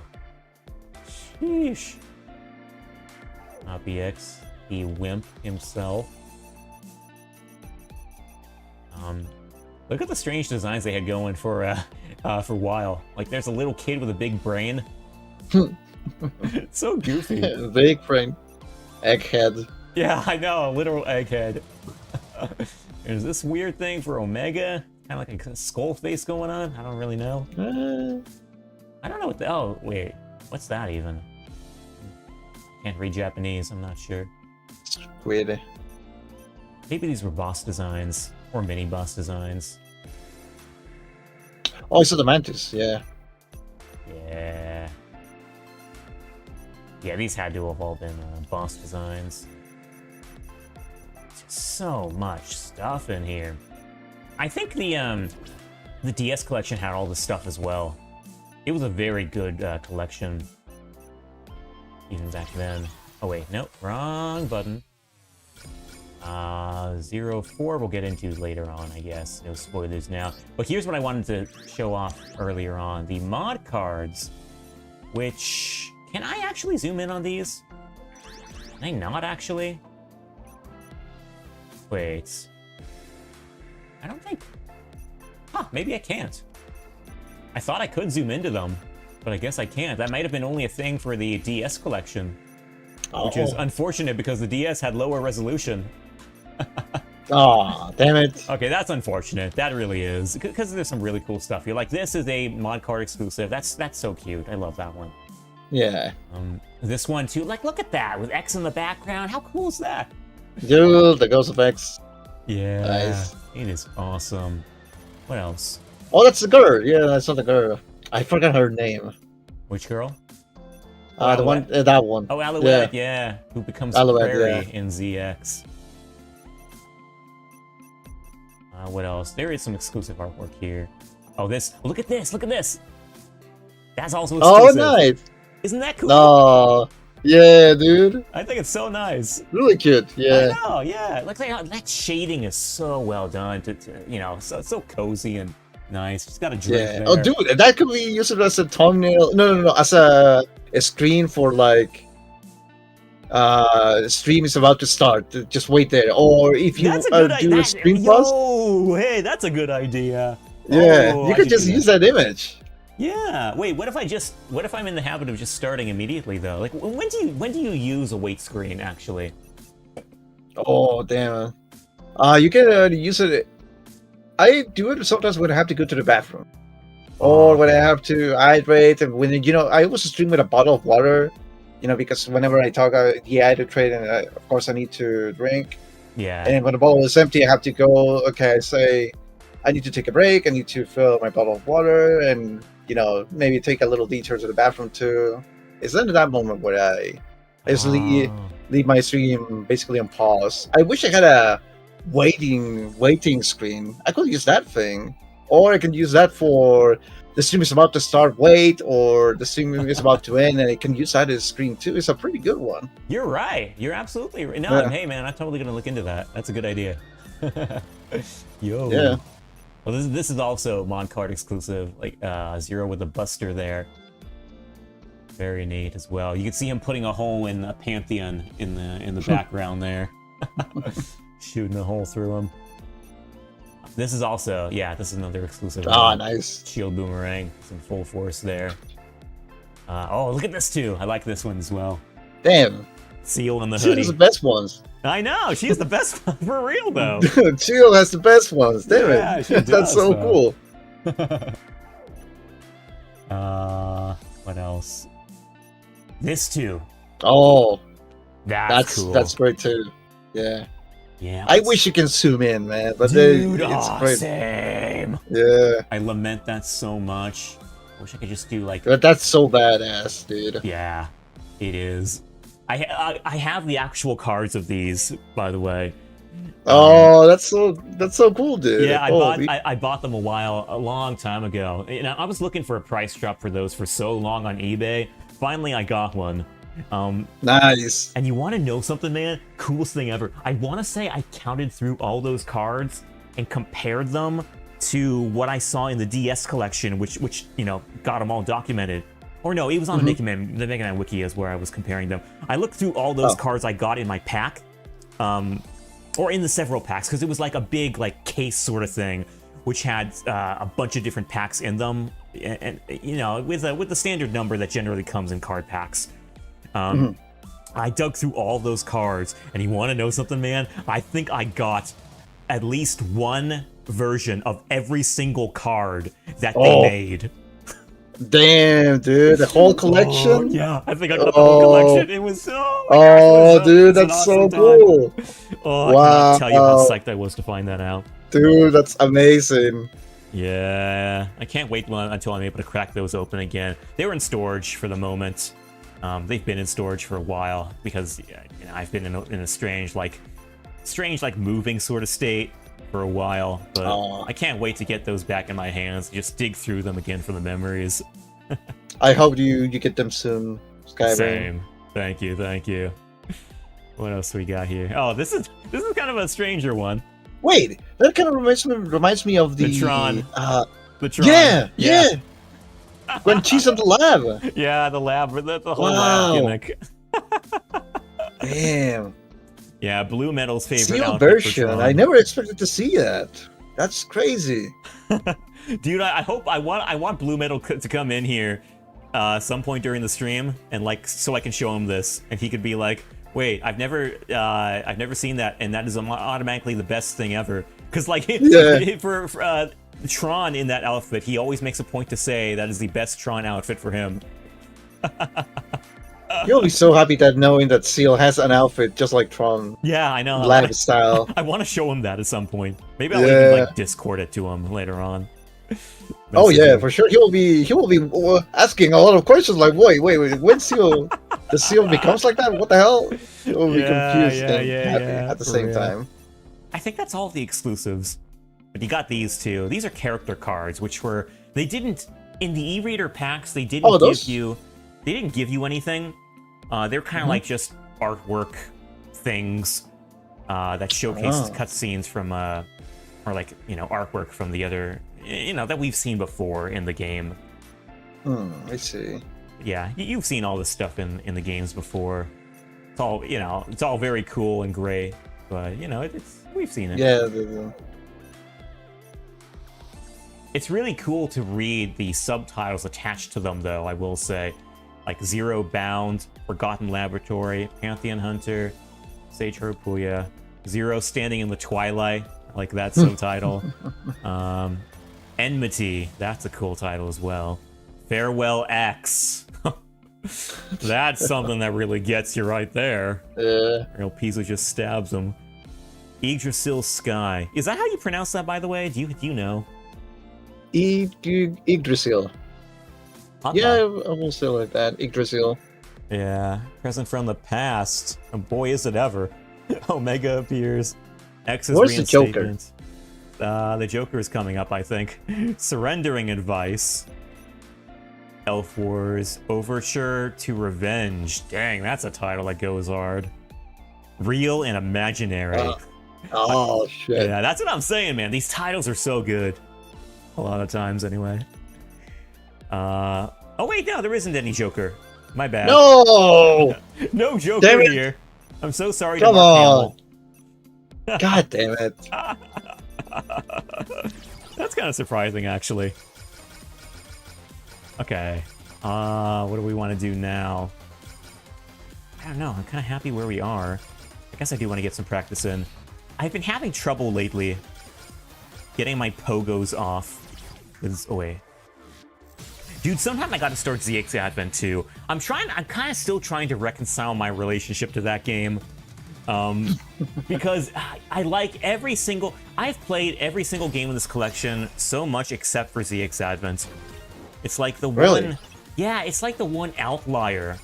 I don't know, it's like... It has that same smooth gameplay as the Zero series and the first ZX game, but I've never been able to get into it as much as the other games because it makes you switch out of your form so much. And that, for me, really breaks the momentum and the immersion. I don't like having to switch, like, constantly. It's the same reason I don't like to pause the game a whole lot when I'm playing Zero. It just breaks the flow, so to speak. Yeah, I understand what you mean. You know, it's funny. Yeah. That kind of reminds me of why a lot of people hate so much the Water Temple in Ocarina of Time, because they had to put the shoes, the metal shoes, Yeah. and then take them out, and then enter the menu, put them again, and Yeah. then enter the menu, take them out. Oh, dude, that was so bad. That's why I like the that's why I love the 3DS version of the game. It did away because of the with that. D-pad addition to take them out quickly. Yeah. Yeah, that was so nice. I just ate that up. There are some ROM hacks where they add that to the game, and that's very helpful. Oh, hot dog. It's kind of like the ROM hack with Legends 2, where you know, it increases the frame rate in the water dungeon. Oh yes, the Nino. Yeah. I saw that one. Yeah. I think Blue was talking about allowing that in runs recently. I'm not entirely sure. Hey, awesome. That would be good. I mean, Everyone would love that. Yeah, I think I don't know how much time it will cut from the run, but yeah, it will be a huge helper. Yeah. Yeah, I mean, that whole ruin would be faster, I would say. Yes, definitely. Like the whole time you're sitting on the that fish, like catching a ride. Oh, the Manta Ray. Yeah, the Manta Ray. That should all be faster too, right? Yeah. That takes a long time sure. as it is. Yeah. It's got to be definitely. a time save there. Yeah, I think the sooner that's allowed in runs, the better. Like, I think I haven't played it yet, but I can't imagine playing Legends 2 on anything besides that ROM hack. Like, now that I know about it, at any rate, that's totally going to be the one that I stream when I do get around to streaming it. Yeah, I understand your point. Yeah. Yeah, it's good. It will definitely help you a lot, and make the experience much more streamlined, and you don't have to worry that much about the aquatic jets for sure. Right. Yeah.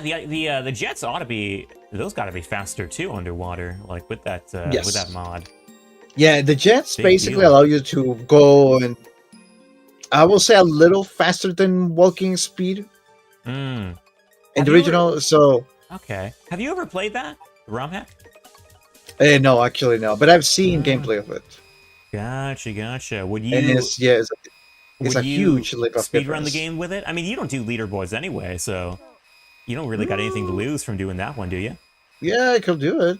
Maybe I could just inspire the other people to just play the game with the mod and just do it anyway. Dude, I say this time and time again, and it'll be true until the day I die, or just eternally past that.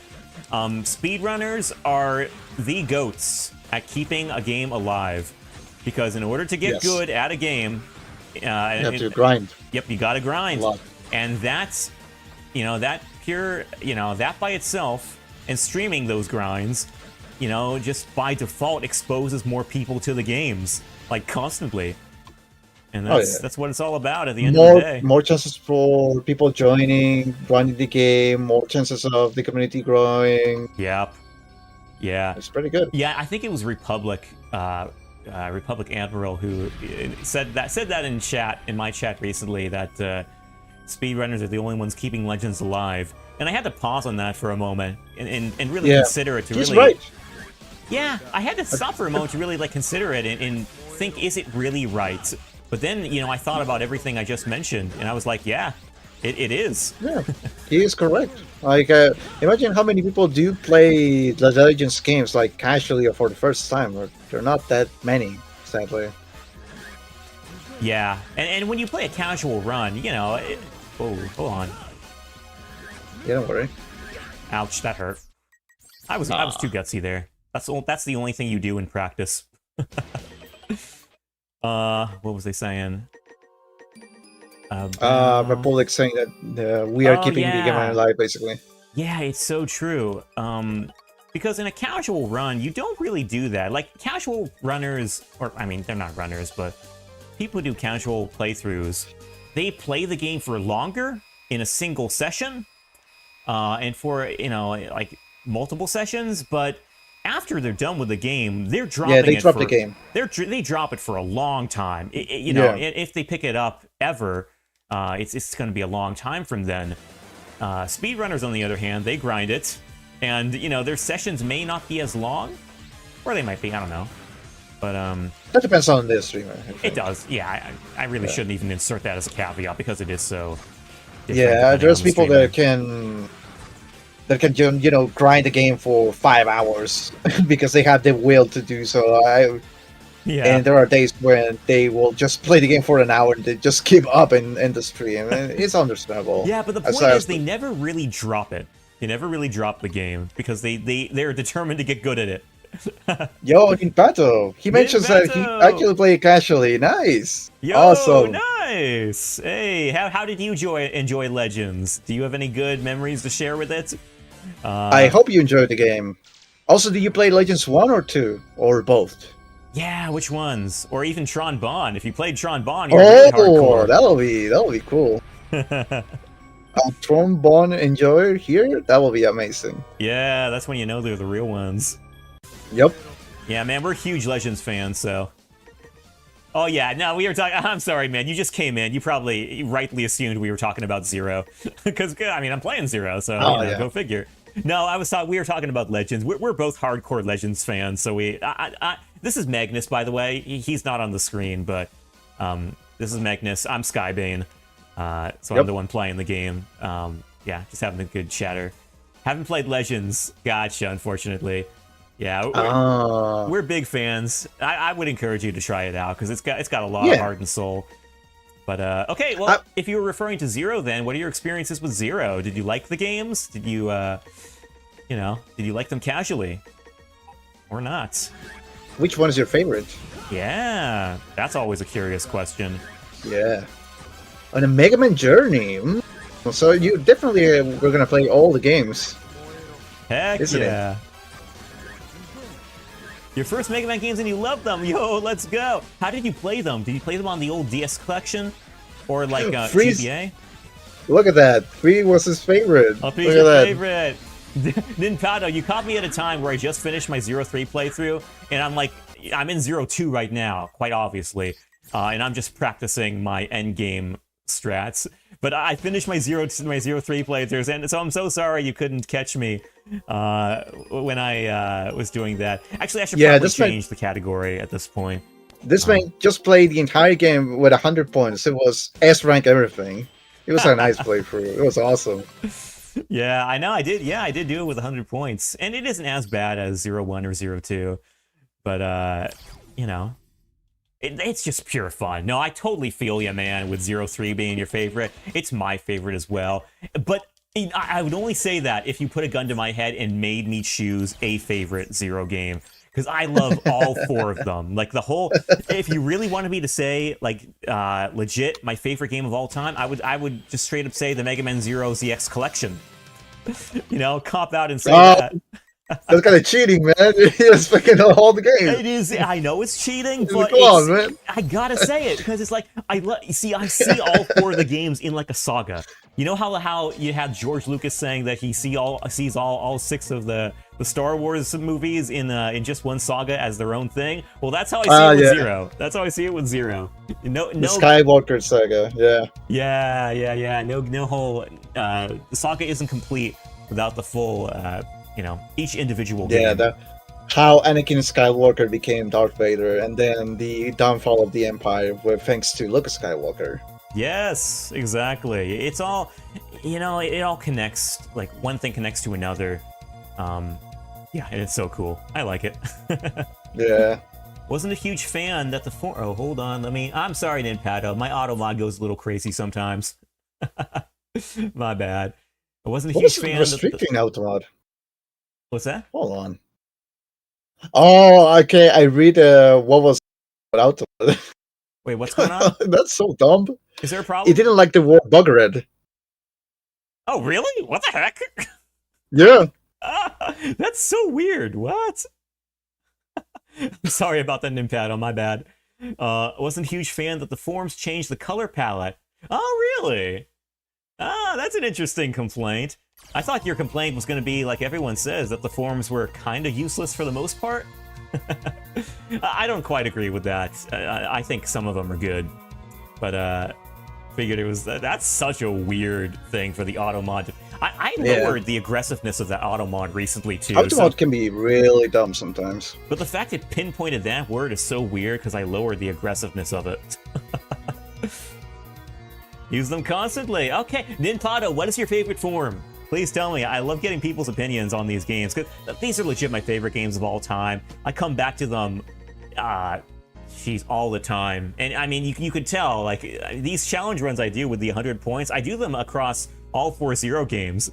And I've been doing them since I was a kid. And it's like, you know, not to flex or anything, but that has just been my way of getting more out of the games, like just what speedrunners do. Because that's just how much I enjoyed them. It's like the gameplay is so smooth and fluid. It's like I was just looking for an excuse after a point to come back to them. And also add to the point that they kick my butt all the time. So I wanted to get good at them and like kick their butt eventually. Yo, you know what I want to practice here? I'm sorry, I'm just going to be doing practice stuff now. And providing a backdrop to just gush about Zero in the way I love to. Let's just practice more endgame. It's always a good thing. I think it was defense and energy forms? Oh, energy forms too, that's an interesting one. Defense form I get, yeah. Okay, you know what, man? Defense form gets a lot of flack for not having a whole lot of power to its name. You find a lot of elitists in the community who are like, oh, defense form is the worst thing ever because it brings down the power too much and you don't need it anyway. But no, it's not true. The thing about defense form, it gives you more defense, and that's very helpful.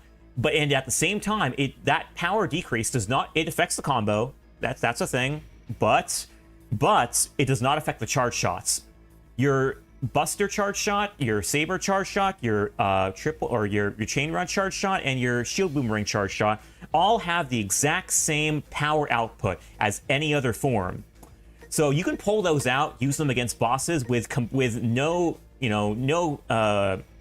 usually with no problems at all, like no disadvantages. There will be some bosses that you kind of want to use combos for, but most of the time, charge shots are your best friend. So, I remember defense form is great for if you are primarily a charge shot user or charge saber user or both. You can interchange those two. Have one in your sub and one in your main. Very useful. And it's also quite useful for a 100 points playthrough because you have more damage to take, and you don't get docked as many points off your score. So yeah, very nice. Looking at the full list right now, it was about 2 years ago by now. Really? That you played 02, I guess? Oh, I'm sorry, I missed your comment before. But yeah, I recently finished the classic series, including 11. Well, that's the comment you said buggered in. I don't know why I didn't read that, because we were reflecting on it for so long. But yeah, I recently finished the classic series, including 11 and Mega Man and Bass. Oh, Mega Man and Bass 2! Started at X, got to X2, and then Mina the Hollower was released, so that's where my attention buggered off to. Oh man, I gotta play Mina the Hollower too. I'm so happy to hear you played Mega Man and Bass, because that is my favorite game in the classic series. I actually yeah. Okay, so here's a hot take of all the hot takes coming up here. So I prefer the GBA version of Mega Man and Bass to the SNES version. Now, that version is notorious among the community for being the worst version for allegedly bad screen crunch. Now, I don't think the screen crunch is anywhere near as bad as people complain it to be. I think if you played it, you'll find it totally manageable. I think the only people who are complaining about it are those who haven't played it before, to be honest. The reason I like it, though, is not because, I'm not imposing any, screen crunch challenge on myself. That's not the reason I like it. The reason I like Mega Man and Bass, the GBA version, is because of the music. I prefer the GBA sound font, the treatment to the soundtrack in that game, to the SNES sound font. I find that the GBA sound font is more complex. It allows for more, intensive arrangements that allow for better beats, or better instrumentation. It's got a lot more drum stuff going on. And it's the kind of thing that was only possible because the GBA had more RAM than the SNES. The SNES, if you listen to that soundtrack, it's a good soundtrack. The melodies are great, but the instrumentation for the SNES sound font for Mega Man and Bass, the SNES version, is it's a very simplified. The instrumentation is very simplified. Whereas if, compared to the GBA version, which has just so much going on, like you got like more drum beats, it's got more melody, it's got like harmony going on. They're just, it's a lot. It added more instruments to it, isn't it? Yeah, it added more instrumentation to it as opposed to the SNES version. And I grew up with it too, so that's going to factor into it. Like, I got a little bit of bias. But yeah, I always thought the GBA version's soundtrack was a lot better. And also the GBA has a lot less lag than the SNES version. Again, because the GBA had more RAM than the the limitations SNES of the version. Super Nintendo again showing up. Yeah, so everyone and their mother complains about the GBA version of Mega Man Base. They'll be like, never play it. Don't you dare play it. It'll ruin your life. It'll ruin your family's life, all that kind of thing. No, I like the GBA version. I liked it so much, actually, that I even showcased it during Mega May. I did this whole thing, man, where I did what I entitled a no-hate showcase of the GBA version of Mega Man and Base. And I was true to that, man. I was all love for that version the whole way through. And I was happy that I did that because I was able to bring out people from chat who were like, actually, I prefer this. I prefer it too. You would never see anyone come out in public saying that wherever you go. But it really goes to show you, when you encourage an air of love for a game, you find that a lot of people loved it too. So, yeah, that's. I'm sorry, that was a big tangent. I mean, I'm pretty sure, thanks to Blue, a lot of people now will say that they like X6, but you will never hear me saying that. Oh, I hear it from a number of people. I heard it a lot when I was a Get Me Off the Moon. That's why I was always careful to critique it. But no, I'm with you, man. I don't like that game either. Yeah, it's just not good. The music is awesome. I'll give it that. The music is great, but the gameplay is dog shit. As simple as that. Nimpado was saying, I'm sorry, Nimpado, I've been going on my own tangent and ignoring the chat. I kind of never use combos. Didn't really figure the logic of them until the final boss of ZX Advent. I can see the reason for that. Combos didn't really become a big thing until 03. 01 kind of had them as a bug. And then 02, it had EX skills, which, theoretically you should have been able to, like, tie in with your charge shots, but you weren't able to. So it has a very underdeveloped combo system.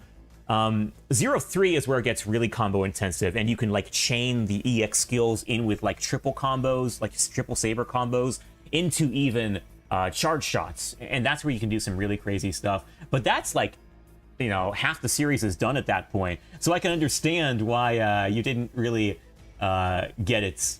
But until, or at least until the final boss of ZX Advent. Okay, Nintendo, you gotta tell me, what was it that kind of clicked for you in the final boss of ZX Advent, and which form were you using? Or like which transformation were you using that you were comboing with? Because that's interesting to me. I don't normally associate ZX Advent with like these really intensive combos. Also, very interesting. But I don't play the ZX fact that Mega Man 9 is his favorite. Oh, dude, you're hardcore then. Yeah. No, okay, Mega Man 9 is a high quality game, but it is tough as nails. Yeah. They really wanted to make it truly feel like a NES game. They did a good job. Yeah, Mega Man 9 is tough. Okay, Ninvado, I'm sorry, I'm giving you all these questions to answer, but now I'm curious about that. Like, why do you say Mega Man 9 is your favorite? Because it is, like, I know the music is incredible. Like, incredible on an astronomical level. But it's a hard game. It is. Swap between the four Guardians. I don't know why and how exactly I understood. Gotcha. Yeah. I'm always kind of a bit salty that they took out Overdrive in ZX Advent. I was so fond of that in the first ZX game. It was overpowered as all heck. But, and I can see why it was taken out eventually, but, yeah, I grew very fond of it and, like, breezing through things with it. Ouch. You don't exactly know why or how you exactly understood. Yeah, I kind of get that too, though. I mean, maybe it's a memory thing. But sometimes things just click for you, and you don't really know why. I don't know. It's almost like divine inspiration in a way.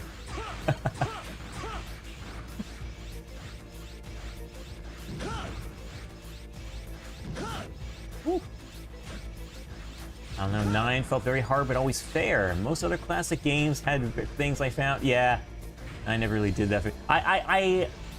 Yeah. I think the thing with 9 is that it catches you pretty unaware in some points. But once you see it, you know, you can kind of see how it works, and you can get the hang of it. So it kind of challenges you, in a way. And I think, yeah, I don't... There's a subculture of people, of fans, who would say that Mega Man 9 is very unfair.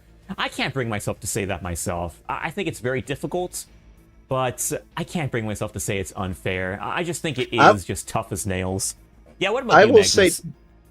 I will say that a very unfair part will be like, remember in Mega Man 3 when you have to face the dog robots? I think those are a little unfair. That's me, yeah. Yeah, I think also the dog robot that is, I think, no, it wasn't Metal Man. It was, Flashman, I think? Quickman, the one that chases you around. That guy was terrible. It's a pain in the ass to deal with, because sometimes you can get really unlucky and he can insta-kill you. It's just really, really bad.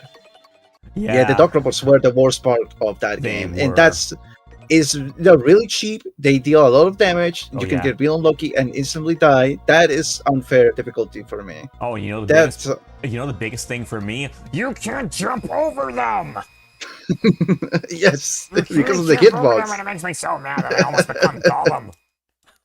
They're so high. They're so tall. The hitbox is so big, and you cannot jump over them. If you try, you get damaged anyway. And sometimes some dog robots deal more damage when they do contact with you instead of using the the special weapon. It's really unfair. Yeah, absolutely. I know you can tell the Mega Man 3 was rushed. Yes, it has its fans. Definitely. It has its fans, and I will respect them. David, actually, aka Chomp Zero, grew up with Mega Man 3, and even he'll admit that it has a lot of jank going for it, but it's his favorite, so I have to respect it. Oh, Hornet Chaser was your goat. Oh, I loved Hornet Chaser too. How we just go through walls and, retrieve items that were just out of your reach. Great stuff.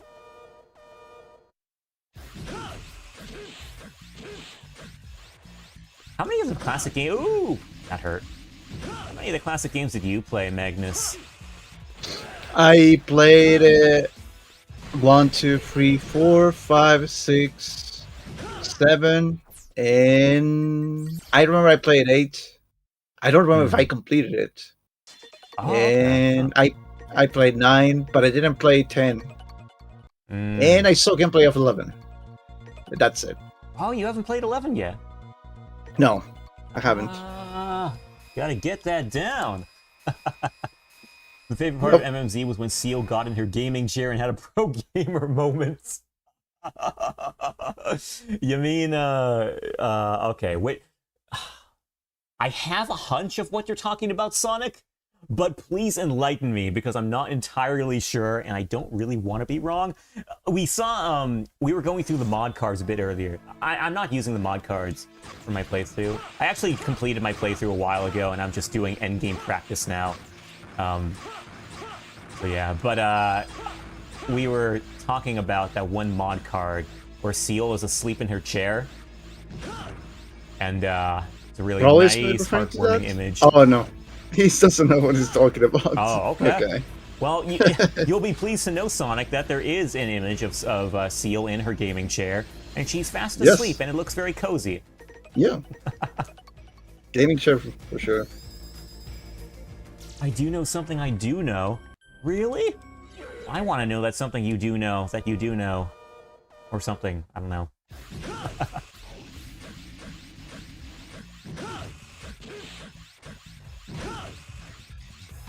Do your thing. Good, got him clear.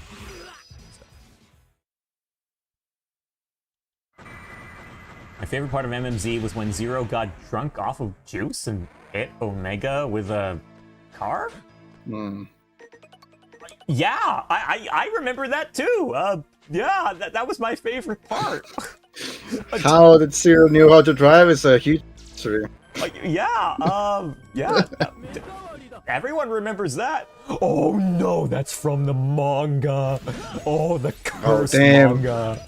Oh no. I'm not a true fan. I never read the manga. We don't talk about that in my presence. Oh no, that is cursed for eternity, that manga. Oh no. Oh my god, that was a catastrophe. Every single aspect of that manga was a... Do you prefer the Archie comics over the manga? By leaps and bounds, man. The Zero manga was trash. The guy who made it didn't even play the games. He only made the manga because he liked the character designs. Straight up, that's a fact. I'm not even lying.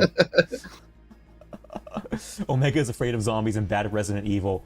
Wait, there's a manga? My curiosity is piqued. No, Nimpado, if you're a fan of Zero by any stretch, do not look that up. It will ruin your perception of the series for all time. It is a absolute abomination. Oh, he didn't play the games? There goes my curiosity. He didn't play... Nah, yeah, he didn't play the games. He straight up, okay, I'm saying he only made the manga because he liked the character designs. I don't even know if he goes that far. Like, I straight up mainly remember that he said that he thought Seal was cute. And that was why he did it, mainly. Like, he just wanted an excuse to draw Seal. It was nuts. It was a gag manga, so don't expect anything serious.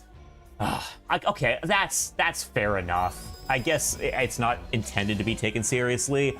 But on the other hand, I mean, there isn't an official Zero manga, so you kind of have to look at that and almost take it as a serious thing, because there isn't any other official Zero manga for some reason, and I never understood why that was. It kind of makes me salty. Capcom hates money. We talk about this the other day. Capcom hates money sometimes. Well, they didn't hate money for an X manga. They didn't hate it for a classic manga. Okay, they never did it for Legends, but there was another. Oh yeah, well, but Legends always gets the end of the stick in almost everything. Sadly. Well, that's fair enough. There are 2 Zeros in the manga. That is true. I remember that begrudgingly. Wait, 2? What the hell? Yeah, Zero. No, I'm not going to talk about it because it makes me want to throw up. Okay, all right, fair enough. I'm sorry. I don't want to say I'm elitist, but I'm very protective of my... Ouch, that hurt. That was 4 or 5 points of damage? Crazy. Oh, sorry. I'm getting so riled up, I'm not focusing. Okay, the Mantis is dead at least. Yeah, what was I saying? Yeah, you know, one of my toxic traits is that I'm very protective of my image of Zero. It's like there's a certain way I see Zero, and, you know, he's my hero. He was my hero growing up. He was my inspiration in life. I took a lot of inspo from, you know, his character and what he represents, because I think he is a truly inspirational character who just can teach you so many great life lessons, and he taught me a lot of great life lessons. So I'm very protective of how Zero is portrayed. It's like low-key sort of like, don't make fun of my dad sort of thing. And I know that might sound cringy, but yeah. It was a huge role model too, yeah. Yeah. Oh, hold on. Okay, hold on. I gotta focus here. Don't worry, take it slow. Slow and steady wins the race. It really does. The worst thing you can do in playthroughs like this are just to rush. And I don't have to do it. You know, usually I'm going too fast. I'm rushing because I'm impatient. And that's all. Yeah, you're not a speedrunner even. Why you go fast? I know. It's my internal struggle, man. It's like I always say I'm pretending to be a speedrunner sometimes, but it's only because I have a good imagination that I'm pretending. You're gonna go fast like Sonic, but sometimes you gotta take it slow. Sometimes. Yeah, the thing is also the game encourages it so much. I mean, with how it just... with a timer? Well, you know, how smooth it is. Oh, yeah, that too. Oh, I didn't get the missile off. Ooh. I get it here? I did. Good stuff. I did not kill him, though. How is he surviving with like 1, 2, 3 points of energy throughout this entire day? Shouldn't go so fast. Well, he says, well, going 3 times the speed I did. Dude, Ninpato, I swear to God, it's not a flex. I'm not trying to flex by any stretch of the imagination. It's just because I'm impatient. And you see I'm making mistakes, too. Like that hit I took back there, the 5 points damage. I mean, I can't afford to take any other hits now in this stage because I was I was rushing. I mean, that's all there was to it. You know, and I admit that to my own detriment. It's a problem. It really is. But I mean, what can I say? It's like you play these games so much. Yeah, for so long. Well, at this point, it goes by second nature by you. At this point. Well, not second nature, but it's close to it. These are undoubtedly the games I know best of any game. I played them the most of any game. And that's all it is. You know, you play a game. Whoa, that was close. Nice. You almost landed straight on my head. Oh. I'm not complaining. I'm providing bits. Yeah. Well, I kind of am complaining. That's the thing. You shouldn't go to... Oh, wait. Yeah, I already read that. I'm bad. Let's see. I need... I already have them there. Glacier Le Coq-Tank. But yeah, these games are just fun for me to play all day, any day. I always say that the mark of a true favorite game is that you can pick it up any day of the week and have just as much fun with it now as you did then. That's 0 for me. Obviously, we take breaks from time to time, but yeah, these games are just eternally fun for me, and I always have an excuse to revisit them. Let's see, what else? We're going with the big guy. That's Armored Core 6? Heck yeah, man. Everyone has to have a game like that they can just pick up any day of the week and have just as much fun with it now as they did then.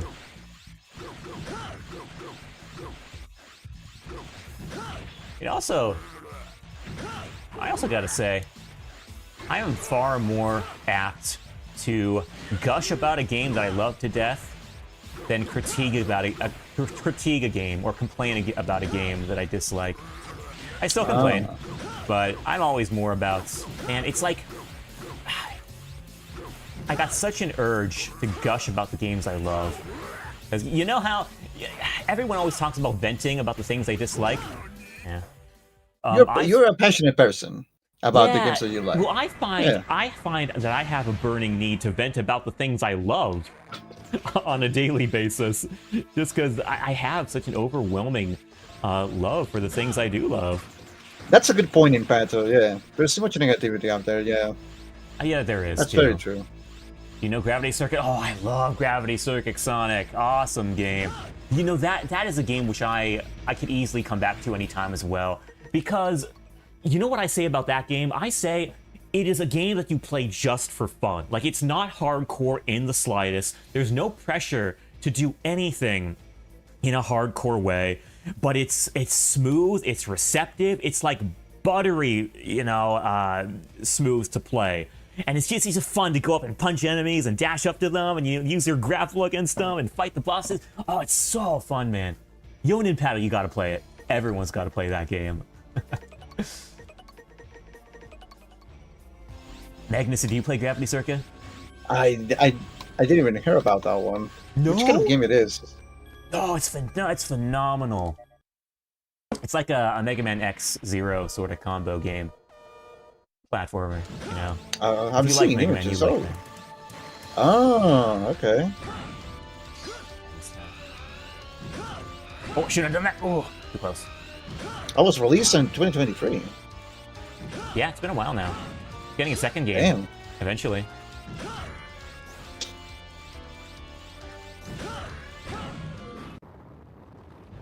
Sonic, yes I do.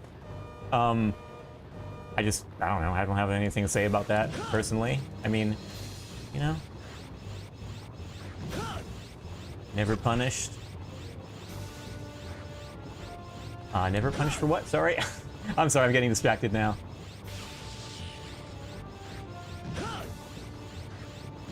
Okay, good combo. Yeah, you want him to use that tractor beam because he's just wide open when he does it.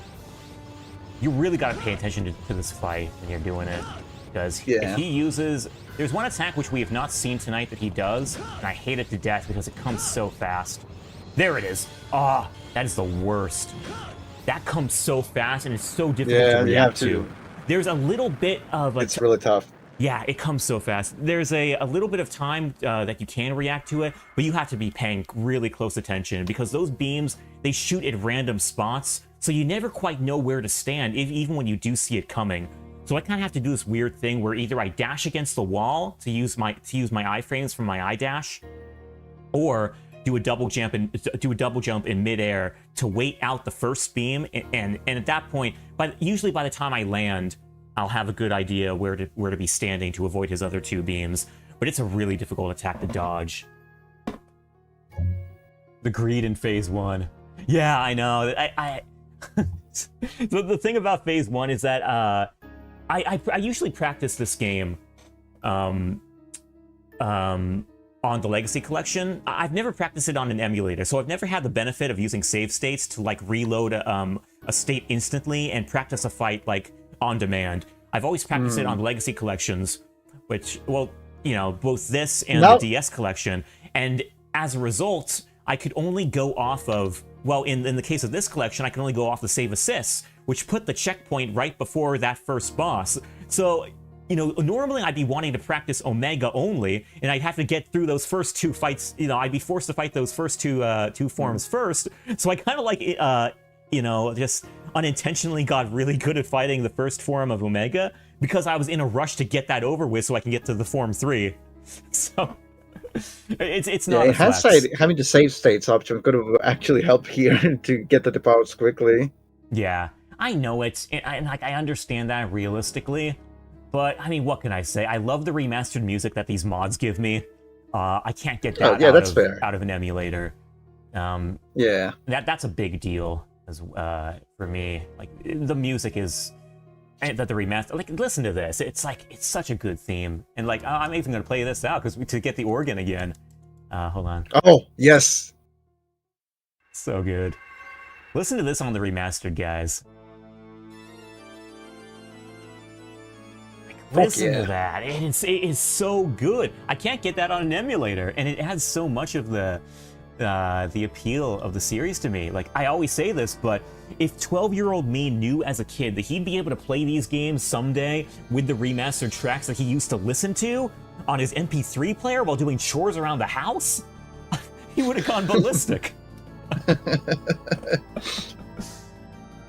I remember this fight. I knew about Omega before I played, so I was looking forward so hard for this, but the foreground elements made it so hard for me to play. I used all kinds of buffs and heals just to stay in longer, which made the fight kind of boring in the end. Ah, I gotcha. You know, man, even the way I do it is kind of boring. Like, I'm fighting him from a distance with the Buster, and it's like in your head, you kind of want to be like this big saber fight, like it's, you know, Star Wars sort of esque combat going on between Zero and Omega, where they're like exchanging saber blows one after another. That would be sick. I want to do that, but it's not safe. Yeah. For a 100 points playthrough, so I got to go at him with a Buster. So it is what it is. And you have to pause buffer to tell which are going to be the next ones. And I got a pause buffer. That's also kind of uncool. But it's all stuff I got to do to make it through. You know, Omega isn't that hard if you... Or that's what people say anyway, but he's very good at getting a cheap hit off you. Okay, let's get into it though. Pause, but at the edge of, like, when he has me against the wall and he initiates his next attack, that's when I gotta pause to see what's coming next. Now there I know what he's gonna do. If he's in the middle of a dash, it's usually a good cue to dash through him, because he's not gonna do anything when he's dashing. He'll do a rise attack sometimes, but that's not that big of a deal. He's usually in. Right. Oh! Oh! He saw the move coming. I hate that attack. Oh. Okay, I got it. That crawler attack. Nice dodge. Thank you. Again, these are the things I can only do when I'm pause buffering. Nice. Let's go. Yeah, good fight. Stuff. Thank you. 5 points. 6 minutes. Okay. There it is. There it is. Redeemer. You ever wonder how life as a biometal would be like? I do. I wonder what goes on in the heads of the biometals. I wonder if they have their full memories, because sometimes it seems like they remember everything, and sometimes it seems like they don't. And it's like, how is it different from cyberspace? Is what I'm mainly wondering. That's the big question. Let's go. Yeah, man. What it's all about. Yeah, it's thrilling. This was mainly practice, though. Like, I did this earlier. I kind of want to get to the parts with good music. Listen to this, too. Oh, it's so nice. The mod kind of... I ran into this earlier. The mod doesn't do the best of looping this song when it loops around, but it's a good song on the first go. But it was such a good timing, man. I swear. Like, I mean, if you think so. Yeah. I didn't have any thoughts myself because I'm so used to the other way. Also, farewell to the best Maverick Hunter of all time here. What do you guys think about the send-off that X gets, or even his treatment throughout the Zero games? Because I know a lot of people think he was, he got the worst, like the bad side of the stick in a lot of ways. Like, I mean, between being a Cyber-Elf from the start, getting stabbed by El Piso in 0-2, and then like having to die again in 0-3 at the end here. He kind of got. I know there's some people who think that he got kind of the worst end of the stick, in the series. But I think, I mean, this being the Zero series, I think he has a nice role in here where he's kind of like the reason Zero fights. And I mean, he gives Zero the Z-Saber, and throughout the whole series, he's the reason that Zero fights. So he's pretty much the Z-Saber that Zero has from beginning to end. You know, he's the embodiment of the Z-Saber he gives him, is what I'm saying. I think I said this before, but I think these games treat X well in regards that he, in these games, is passing the torch to Zero. He gives him a reason to fight with the Resistance. Yeah. And he himself, I mean, you said it before, he becomes the sword for Zero. Yeah. I mean, he gives the sword in the first game, but now he gives Zero the responsibility to fight for humanity, to help the Resistance, and also he basically becomes the sword of Zero. But Zero has the ability to help these people on his own hands now. Basically, this whole thing is passing the torch to Zero. Which in a way it makes sense because these are the Zero games after all. But yeah. Right. Oh, there the music fades away again. Oh.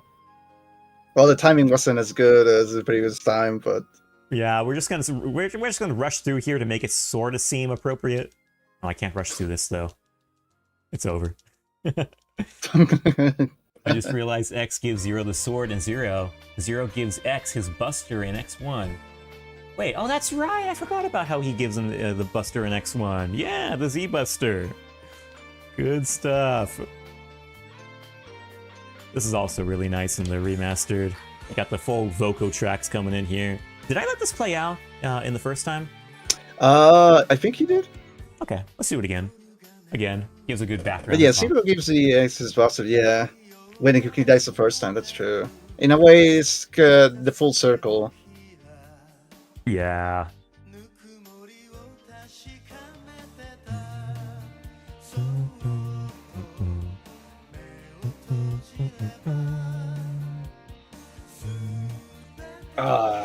All right, man.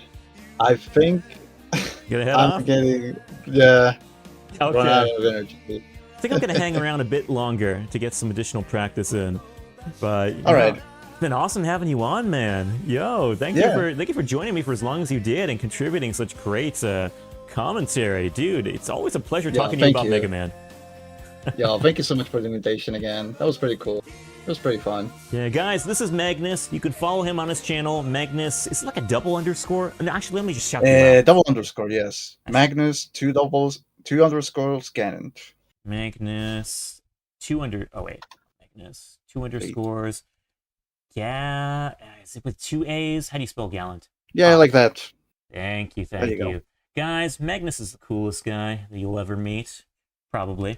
So please give him a follow as soon as I get it over here. Although I guess you're just posting there kind of makes it happen anyway. Oh, yeah. I'll do it anyway, though, because I'm halfway there. There you go. Magnus is Magnus is a speedrunner. You do what games do you do? Actually, give me your whole spiel. I speedrun the Donkey Kong Country games, all 3 of them, and Mega Man Legends 1, 2, and Trombone. But right now I'm just playing a casual hack of Donkey Kong Country 2.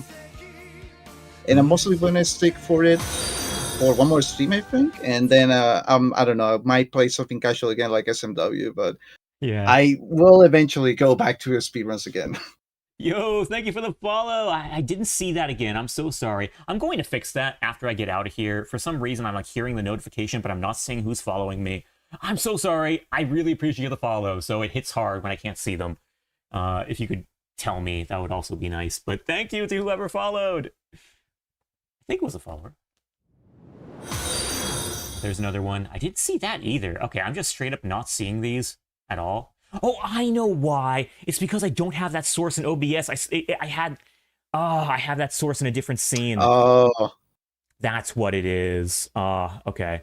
Do you use a Streamlabs or do you use the other one? I'm using OBS. Okay. But it's a different scene that I'm using. But thank you guys. Ninpado and Sonic, thank you so much. Appreciate you too.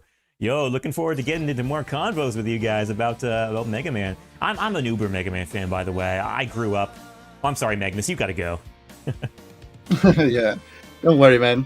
It was pretty fun to be here. And again, thank you so much for the invitation. Heck, dude, anytime. I extend an open invitation to you to join literally anytime, and I will totally welcome your company because it will allow me to focus more on the games, if nothing else. Yeah, for sure. I appreciate it, man. Heck yeah. Dude, stay cool. All right, brother. Take care, man. Hey, Legends never die. Have a good one. Okay, everyone, that was the illustrious Magnus Gallant. The Gallant Magnus, I like to say. Awesome guy. But yeah, I've been an uber Mega Man fan since I was a kid. I often say that there was the longest stretch of time where I was like primarily playing Mega Man games only. Like I didn't have a reason to play any other games besides Mega Man because Mega Man had me covered on so many different genres, you know? Like if I wanted a platformer, I had a whole slew of games to choose from. If I wanted a 3D game, I'd play Legends. If I wanted an RPG, I'd play Battle Network. You know, if I wanted a role-playing game with turn-based elements, I'd play Command Mission. It's like Mega Man had me covered on so many different fronts and so many different genres that for the longest time I was only playing Mega Man. It wasn't until the end of the Mega Man Golden Age ended. Well, that's kind of redundant to say, like the end of the age ended. It wasn't until the end of that Golden Age where I had to find other games to play. You know, had to find a new purpose in my life, a new identity, if you will. So that's why it's no trouble for me at all to call my channel a Mega Man specific channel, because you know I was playing Mega Man games like primarily since forever, longest time. I missed out on Mega Man in my youth, but now I'm playing them. I've become a big Mega Man fan. Yo, let's go, join the party. Yeah, that's the great thing. You know, I have complaints about Capcom in many ways, but the one thing I cannot fault them for is being bad about putting out their games and making them available. Some games I can. Legends, I can make that complaint, but for most other Mega Man games of theirs, they're really good about keeping their games out there and making them readily available for anyone to pick up and play. You know, like they got so many of their... pretty much every single Mega Man series is on Steam now, and like, what a great opportunity that is for anyone to pick them up and just have, you know, revisit that, the legacy of Mega Man, as those collections are very rightly called. You know, there have been so many Mega Man games over the years, and it's made such a great landmark in the gaming industry that we are certainly missing his presence now. But yeah, no, it's awesome to hear Ninpado. It warms my heart so much to hear first-time Mega Man players onto the scene, and you know they're given their experiences, and there are a lot of them, you know.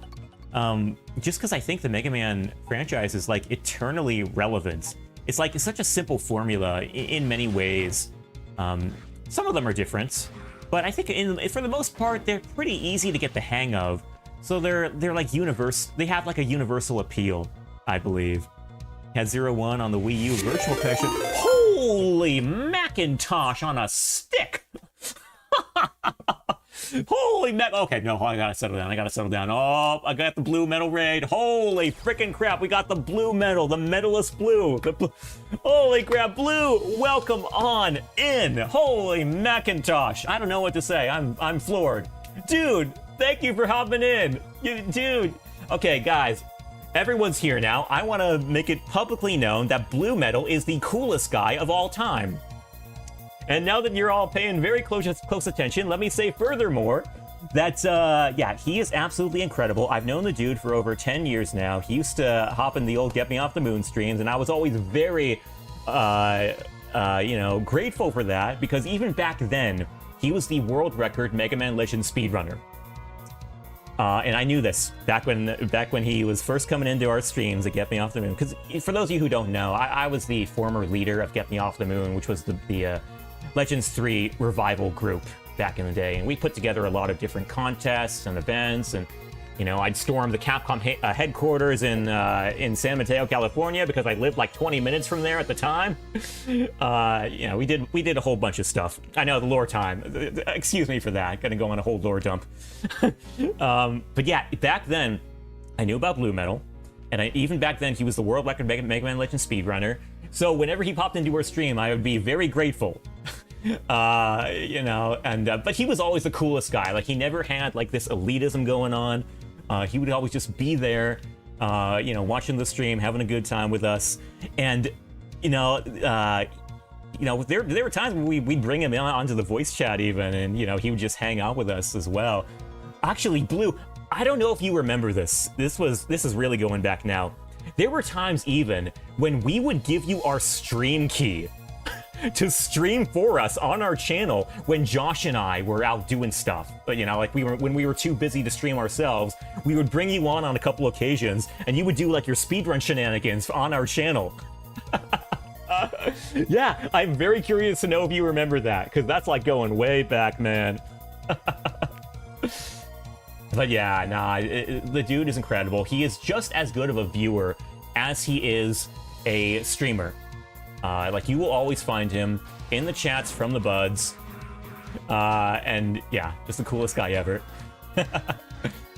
But yeah, okay, I'm done now. I'm done with the lore dump. I'm done gushing up Blue Metal until he's blue mush. But guys, welcome in. I hope you enjoy the Skybane show. I play, if I was gonna give a plug about my own channel, I stream Mega Man for the most part, which, kind of unintentional. I'm kind of unintentionally a Mega Man centric channel because I grew up just being an uber Mega Man fan, just playing all the series. And I was telling Ninpado here just a few minutes ago that there was the longest time where I felt like I didn't really even need to explore any other games because Mega Man had me covered on so many genres. Like if I wanted a platformer, I had a whole slew of platformers to play in the classic series, or X, or Zero, or Z, or heck, if I wanted a Metroidvania, I'd play ZX. If I wanted a 3D game, I'd play Legends. If I wanted an RPG, I'd play Battle Network. The list goes on, Mega Man extends to so many other genres. And, it was always a great time. Always a very nice, diverse time. Yo, Blue, on the topic of voice chats, you're totally welcome to join me if you want. I got Discord open, so if you want to give me a call, maybe you're probably exhausted from your own stream, so I totally get it if you don't want to, but the invitation is open to you. As it was for Magnus, you guys just missed Magnus Gallant. He was on my my voice chat for like a good 2 hours before he had to dip, and we had some good conversations among ourselves. But yeah, good times, good vibes. What would you do if you met Zero Mega Man Zero version in real life? You gotta rest the voice a tad. I gotcha, man. That's cool, that's cool. What would you do if you met Mega Man Zero version in real life? Oh, man. I don't know. I don't think I would have any words. The dude would be my biggest idol. Because it's like, you guys gotta understand, growing up, I was all about the Zero series. Like, those were the games that really defined me growing up, and even now, you know, like I play the games just as much now as I did then. So it's like I grew up idolizing Zero as a character. He was my role model, and I think he was a very good role model too. That there are so many lessons that he gives for people. It's like his humility as a character, his like unwavering resolve to just go into action and, you know, not question it. His like trust in his friends, like his trust in X, and like how he gives him the reason to fight. He's just a whole slew of great characteristics in a person. So that's what I would say. What would you do if you were a human in the Mega Man Zero world? Oh, well, first off, I'm not sure I'd want to be, because it's a very war-torn world, and the humans eventually, not at the beginning, I mean, in the beginning of the series, they have it pretty well. Like, they're in the cushy little Neo Arcadia, which is, like, totally closed off from all problems. But eventually, when WILD takes over, it becomes a whole mess. So, maybe I would be okay living as a human during the Neo Arcadia regime, because it was all nice and comfortable then, but as soon as WILD takes over, I do not think I'd like it at all. Yeah, but I don't know what I'd do exactly. I think it'd be really hard. It's like ask anyone like what they were, like ask any war survivor what they were doing in the midst of that turmoil that they were caught up in during whatever war they were part of. I think they will have stories for you which usually involve a lot of stuff which didn't involve a lot of thought. Like, it was a lot of impulse, a lot of knee-jerk reactions, a lot of panic, which results in a lot of, you know, things which you aren't prepared to do, but you do them anyway just because you gotta do them. Yeah, stuff like that. Yeah, that's getting really real with the response, with the answers, but... yeah. Okay. I'm gonna continue practicing here with some stages that I'm a little more not familiar with. Which, by the way, I did, the title of my stream is 100 Points Mega Man 03. I did that a good while ago. Like, I finished my playthrough and, you know, I did what I wanted to do. So, but, you know, I didn't stream for as long as I wanted to, so this whole stream is dedicated to practice and primarily giving me a backdrop for which to yap about everything potentially besides the game. Whew. Watch it, buddy. Yeah, I'm always learning these games. I'm always practicing them. Because that's the thing. There are a lot of fine-tuned sort of aspects to learning, like, the tech of this game. And if you're not practicing it all the time, it easily, you know, you'll forget it. So I'm always trying to avoid that. Even though I'm not, like, specifically speedrunning these games, there's a lot of tech that goes into a 100 points playthrough.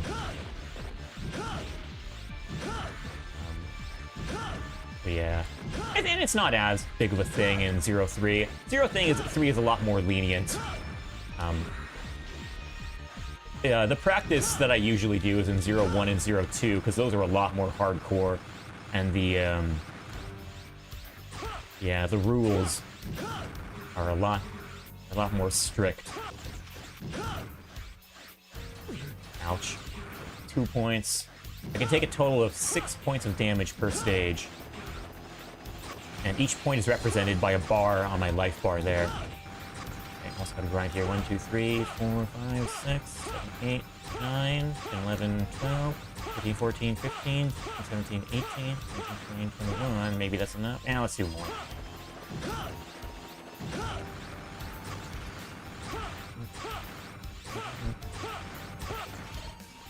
Going into it.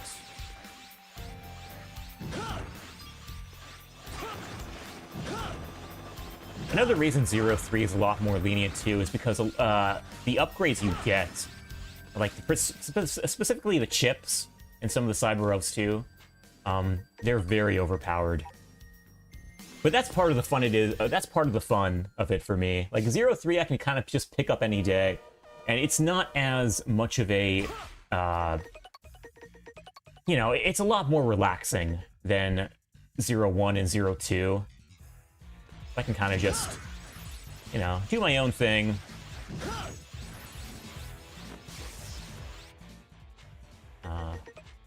Yeah, and it's nothing but fun.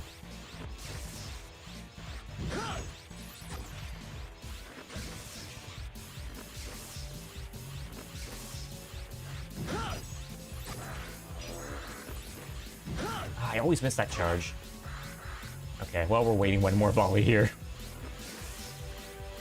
One of the biggest mistakes I make during these playthroughs is misjudging my charges. Like, I'll use them too early, is what usually happens. I'm just happy the leveling system is gone. Didn't like that from the other previous games. Oh, Ninpado, nobody did. No, it's my biggest gripe as well. I could not stand that. It's like I had to find ways of making that system a little more, making that grind a little more creative in order to make it easier for me to get into the games and do what I had to do with them. Because normally, I would always, when I was a kid, I used to be so put off by that grind that, you know, it would be hard to pick up 0-1 and 0-2 because I knew that grind would be coming. And that kind of killed the, you know, killed the thrill of it for me in a way. But, you know, then later on I found ways of doing it faster. And what really kind of made it easier for me was the realization, the eventual realization anyway, that all the levels I need to grind in 0-1 only take me about 7 minutes. And in 0-2, it's about 4 minutes, because you don't have as many levels to grind the weapons in that game. And also in 0-2, I do this really crazy thing where, and I'm not sure it's a good idea. I might drop it later on if it ends up blowing up in my face. But I will grind the Saber and the Buster to max in 0-2 in Phoenix Mania stage in the mission. So the time that I spend grinding will go into my mission score at the end of it. But it kind of works out because that Phoenix Mania stage has a very lenient mission, or it has a very lenient time limit. I think it's like 6 minutes, 45 seconds. So if I'm grinding my Buster and Saber to max in about 4 minutes, that leaves me a good 2 minutes, 45 seconds to get through the stage and beat Phoenix Magnion and get the full points for the time. That's, I've got it down to where I can do that now. It's a little tricky because Phoenix Magnion likes to grind, or he likes to stall out a lot. Like he just does things sometimes, which, you know, you can't hit him. So he stalls out, and that can be a little frustrating. It can kind of eat away at your time. Particularly that big attack he does where he's like rushing at you invincibly. And he can go on like that for like 4 or 5 cycles and not do a thing, and you can't hit him at all. He can chain that into other attacks as well, which are invincible. So, you know, he can kind of do that, which would throw a wrench in your plans, but it's been pretty consistent for me so far, so I'm gonna keep doing it. But yeah, it's a bit of a struggle to find ways to make it creative and not as boring, you know, that level grind. I was very happy to see it went away in 0-3 as well, because you could just rush straight on from the first mission and, you know, just keep your momentum going, keep your immersion going, and it's nothing but a good time. If it works out, yeah. If it just barely works. I mean, it just barely works out for me. So that's why I continue doing it. But yeah, I mean, the big thing is that it makes it less boring. You know, all the time you're trying to find ways to make a game more approachable. At least when it gets to that one inevitable point where you know, you just don't want to do that one thing. Well, that's up to you at that point to do something really creative to make it more interesting. And then it becomes your thing. Or at least, maybe. It's still boring. I can't deny that, but it's a little less boring than it was now that I know I can be creative with it. Also helps to know, like, numbers. And your technique, too, because, you can grind levels faster for your weapons if you're utilizing the... Okay, so this... I'll give an example. You can level up weapons, like, if you were wanting to level up the charge Saber faster, like to get the quick charge, you would use primarily the normal charge Saber. And that would give you more points toward the quick charge than, like, say, a triple slash would. Whereas if you were going for the triple slash, as your main thing. Yo, Mega Quint! Hey, how's it going? Dude, I've seen you around the block, but I've never engaged with you.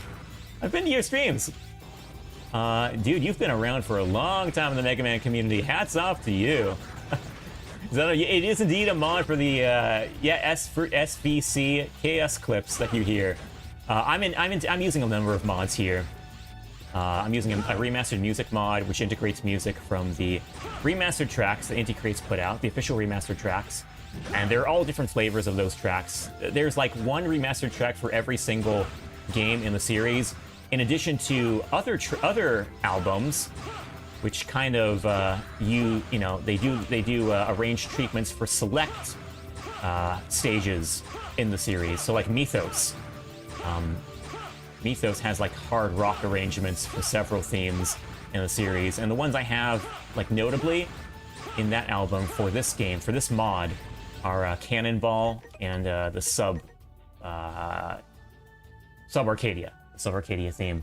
But yeah, it also integrates the. I'm also using a voice mod, so you have, if I were to die, you'd hear Zero screaming in a very loud voice. It's kind of disturbing, but also you got that. What else? You hear more of them in 04. Like in 04, he has actual intro dialogue that happens before the boss fights, and that's really cool. And also, another really cool mod I have is the whole... So Inti Creates, they really went all out with the, the additional, like, story treatment for this game. Like, they had drama tracks for them. And one of the drama tracks for 04 that they did narrates the whole ending, the whole, like, finale, where Zero's facing off against Weil and has his whole like finale dialogue and all of that. All of that is voiced in that drama track. I have a mod which puts that drama track together with the finale of 04, and oh my god, it is so cool.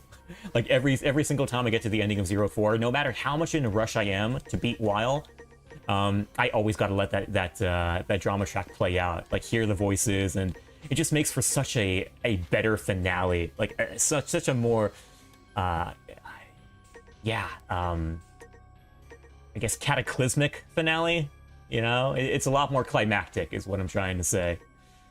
Let's see, who am I fighting again? Oh, the monkey. That's right. I believe that instantly. Yeah. Oh, it's good stuff. I actually was able to show that off for Mega May during Mega May. 20X Expo they did a big month-long Mega Man celebration where, basically a month-long Mega Man, like 760-hour Mega Man stream throughout the whole month, and they brought like various streamers on to do their thing, like showcasing various games, and their goal was to showcase every single game in the Mega Man franchise, and they did do that in the end. Like they had various people come on and showcase the games. I was the one who showcased 03 and 04. I wanted to do 01 and 02 as well, but at that point I would have just been monopolizing the whole Zero block, and I didn't want to do that. I wanted to give other people a chance. But when I showcased 03 and 04, it was my absolute pleasure to show off the mods as well for the Steam version of this collection. Like, dude, I gotta tell you, more people have to play this game with the mods, with the music mod primarily, because it enhances the experience like nothing else. And yeah, so when I got to the end of 04 during that Mega Man showcase, it was so cool to go through the ending, like the show off with Zero and Weil at the end there, and yeah, just totally show it off and have a good time. And I was able to beat Weil on the first try there, so I didn't have to reset. So I was able to like ride the momentum from that cutscene as well, and it carried over very nicely. What was the mod called again? Which one? The remastered music mod? I don't think any of them have names. You can find them on the Steam page for the game. I'll actually take a moment to link you to that, because more people gotta check that stuff out. It is definitive. Mods. Yeah, so you'll find a lot of these mods in what's called the Mega Man Zero ZX Legacy Collection modding guide on the Steam page. And it's more than a guide. It actually shows you the exact mods that you need and the links associated with them. So check that stuff out. There's a link. So that's where you can find all the mods that I'm using. You'll find the music mods. You'll find the voice mods. You'll find there's also artwork mods. There's a Mega Man Zero or Mega Man ZX Advent undub mod, which is even like a cool mod for ZX, which allows you to not just undub it, but also play the Japanese version of that game with an English script. And why do you want to do that? You want to do that because the Japanese version has Japanese voice acting, and the English version doesn't. So you can get the benefit of the Japanese voice acting while reading the English script. And that's another thing that I always wanted when I was a kid. Mega Man ZX was the first Japanese game that I imported as a kid because I wanted those Japanese voices. Pooty is still a meme in my friend circle. Yeah, oh, that's funny as heck. I know. I know. Now you can hear it in crisp, in the crispest audio imaginable with the ZX collection, because that's what the ZX collection did. It's kind of revamped that the quality of the voice acting in ZX Advent, which was notoriously bad. Like, not just the I'm not just talking about the quality of the acting, but the quality of the output, I guess. I don't know what to call it. The quality of the quality is what I want to say, but that sounds redundant. But yeah, ZX Advent for some reason had very bad voice acting quality, like audio quality. Whereas and ZX, the first ZX game kind of had that too by association with the DS, which had, super compressed. Thank you, Mega Quint. That's the term I was looking for. And ZX had that compression as well, but it wasn't nearly as bad as ZX Advent. So that was fixed in the collection, but it's still a little weird because you have the crisp audio, like there's no compression going on for ZX Advent now, but ZX still has it, And again, it's not as bad as ZX Advent was in the initial DS line, but, I really feel like they should have uncompressed the first ZX game as well, even though it wasn't as bad as ZX Advent. Yeah, Quint, I know that. I've known that from the day of, and it cracks me up to this day. That is so funny. There was one, I know, the single line of dialogue from Ale, where she introduces herself, and it's the only line that is not compressed in the whole of ZX Advent, the English dub. It is so wacky. But I always get a crack out of it. I remember even one of the big appeals for me for streaming for Get Me Off the Moon was watching my co-host Josh, aka Yoshinator, stream alongside me and commentate on the games, because he didn't grow up with a lot of Mega Man games. So when he played them for us during the Get Me Off the Moon live streams, a lot of those experiences were his first experiences with those games that he played. So I remember when we got through when we were playing ZX Advent for the first time, he was like really blown away by that line of dialogue, and that was really cool for me to see, because I was looking forward to that. I wanted to see his reaction to it. It was so strange. Okay, getting back into this. Yeah, I should probably get some water, because I'm just yapping.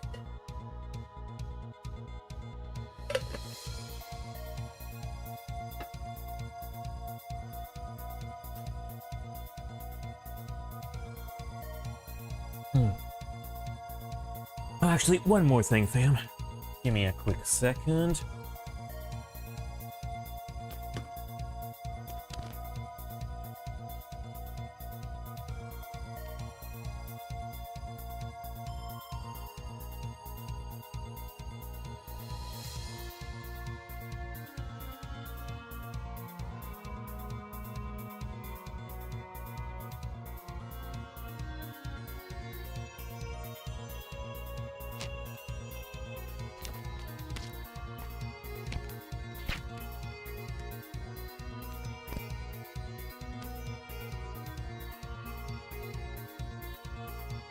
Okay, we've returned. Yeah, when I played them on stream, I was the unknowing one. Wait, I was the unknowing one, and I had a friend. Oh, you had a friend with you. I got you. That play the games before. Ah, cool. Oh, Ninpado. Those are always so fun because you know your friend is anticipating something, but you never quite know what it is from your reactions. So like, no, dude, I gotta ask you, what was the big reaction that you got out of him? Like, or what was the reaction that you gave that got a good reaction out of him? And what was it in response to in whatever Mega Man game you were playing? I remember, gosh, I had so many great memories. That was like the legit appeal of me, like watching my pal Josh play through those games for the first time, because he played through all of them for the stream, and I was along for the ride. Like, I wasn't playing any of them myself. I was just watching him and commentating and just enjoying every bit of his reactions. But I remember watching his playthrough of Mega Man X7 in particular, and oh my god, his reactions to that game were priceless. Primarily the cutscenes. Oh, that dude had so many crash outs, and I was there for all of them. I was laughing so hard.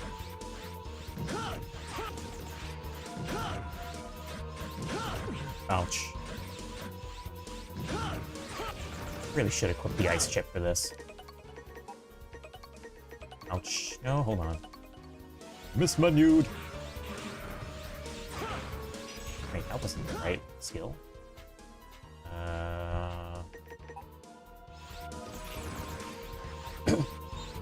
There were definitely a couple. Yeah, there had to have been. I mean, there are a lot of things that stand out. What about Mega Man X7? Did you play that? Because I feel like that would be the outstanding one for you guys too. Unless you just skipped right by it, which I can kind of understand. Some people skip it because they just hear horror stories about it. X7, not yet. Okay, cool. You got some good times in store for you then.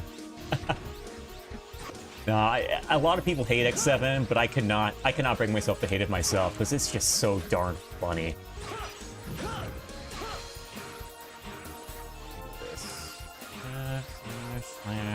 There we go. Anyone down here? Yep. You won't be skipping it? Good. I'm really glad to hear that, man. There is a lot to be enjoyed about it, if only for its comedy value. And everyone has their different opinions. Like, again, going back to the whole Mega May thing, I was one of the hosts on board that event, so I got to see a lot of showcases from people of games that you never expected anyone would enjoy, but they enjoyed them. So they were the best people to showcase them. And one of those games was X7. They had a guy showcasing X7 during that event, and he loved it. You know, like, and he was unapologetically going on about how much he loved it. So, you know, it's every game has its fans.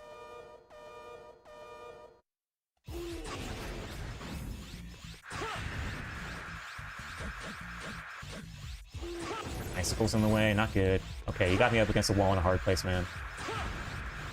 I don't have the... that's what's the problem. I don't have Bust Rest equipped. Okay, that's why this is taking forever. Now I'm... Ouch. I think it's only 2 points of damage. I'm still fine. Okay, we're not so fine now. Okay, you're down. Now so much. Come on. Oh. Dude, he is using everything bad and everything terrible. There we go.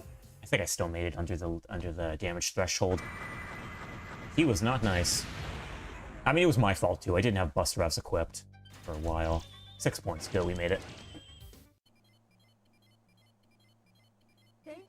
Yeah, it's really cool to just go through all the Mega Man games and like find hidden gems everywhere. Like things that people never talk about. Because there's so many of them, you know? So many Mega Man games that were released over all this time. I mean, easily over 100. And sometimes you find that one hidden gem that you never knew about, but which is just up your alley. And I think for a lot of us, certainly for Blue Metal Squad up in here, it was Legends. You know, I mean, Legends only had 2 games, and then Misadventures of Tron Bonne. But it got a real cult following. And I'm definitely another, you know, one of that group as well. Legends is nothing but heart and soul, you know? It's such a warm world that harkens back to a time which was so innovative and so, you know, there was a lot of magic in the gaming industry at the time. And Legends cashed in on it. Probably actually grind for a few more of these guys. 1, 2, where's everyone? 3, 4, 5, 6, 7, 8. 13, 14, good enough.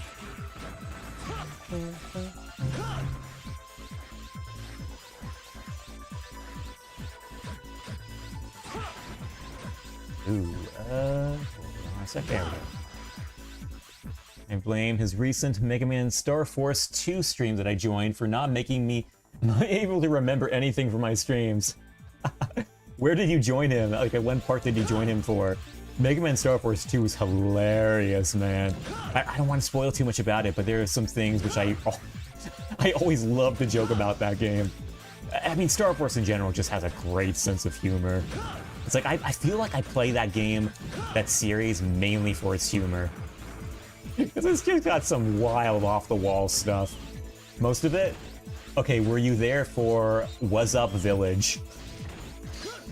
Oh god, the infamous Was Up Village. I love that so much, I can't even tell you. Where everyone greets each other with the cultural exchange of Was Up. Dude, it's like, that's what I'm talking about. Like, Star Force humor is just so good. Whoa, okay. It's what makes me say, okay, so there's a popular screenshot that's circulated in the fandom where it has an old man saying, I am 30 years old. Well, nobody knows if that is a fabricated screenshot or a real screenshot. And you know why they don't know? Well, it's because that is totally humor that fits in Mega Man Star Force.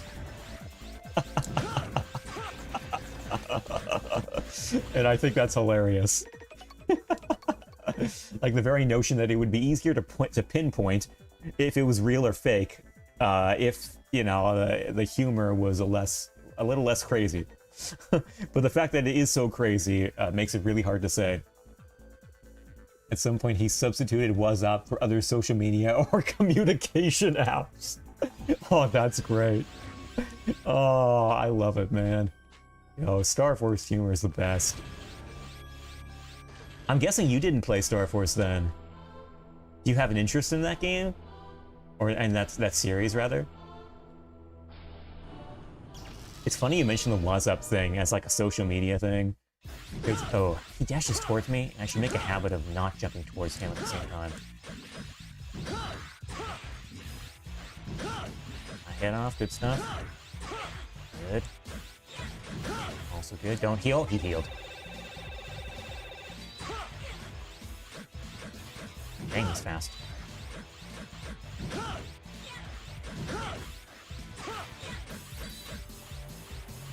Yo, Ninpado! Don't have the funds or the financial means to buy them at the moment. Dude, you are in the right place at the right time, man. It just so happens that I know a guy who's a uber Mega Man fan who is always extremely eager to support the Mega Man fan base, and he has straight up told me, he legit told me, I'm, you know, he's a good bud of mine, his name's Dylan. He straight up told me, that if there's anyone that I know who wants a Star Force collection, let him know, and he'll give them a Steam key for the game, for the series. Yeah, no joke, man. If you are a Steam user, I can totally hook you up with a Steam key for the collection, and I can assure you, beyond a shadow of a doubt, that Dylan is all too happy to do it for you. And you're not the first person that has has been on the receiving end of one of these gifts. Like, Dylan has gifted one of these things, so like, I don't even know. It's like, I mean, there may be friends that he knows that I don't, and he might have given them to friends that I don't know. But yeah, man, no, dude, hit me up on Discord, skybane_0, if you have Discord. If you don't, I can reach out to you on Twitch or whatever else. I'm also on Twitter. But like, let me know, and I'll let him know. He will get in touch with you, and you will enjoy the heck out of all the craziness that is the Mega Man Star Force series.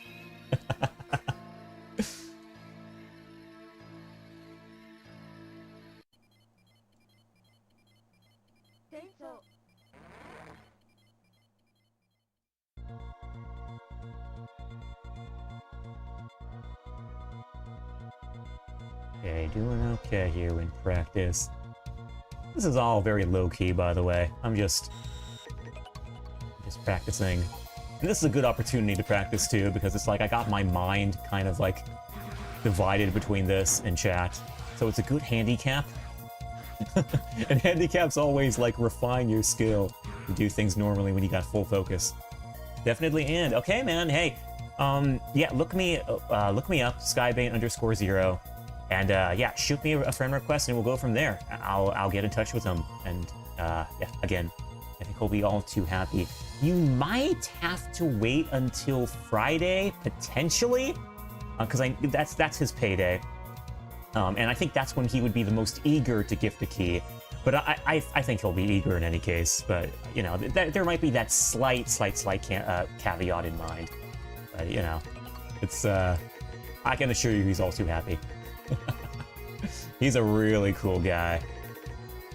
One of the pillars of primarily the Legends community. Really a big he's a Legends speedrunner as well. Anything, I'd wait until after I played Battle Network anyway. Ah, gotcha. Well, you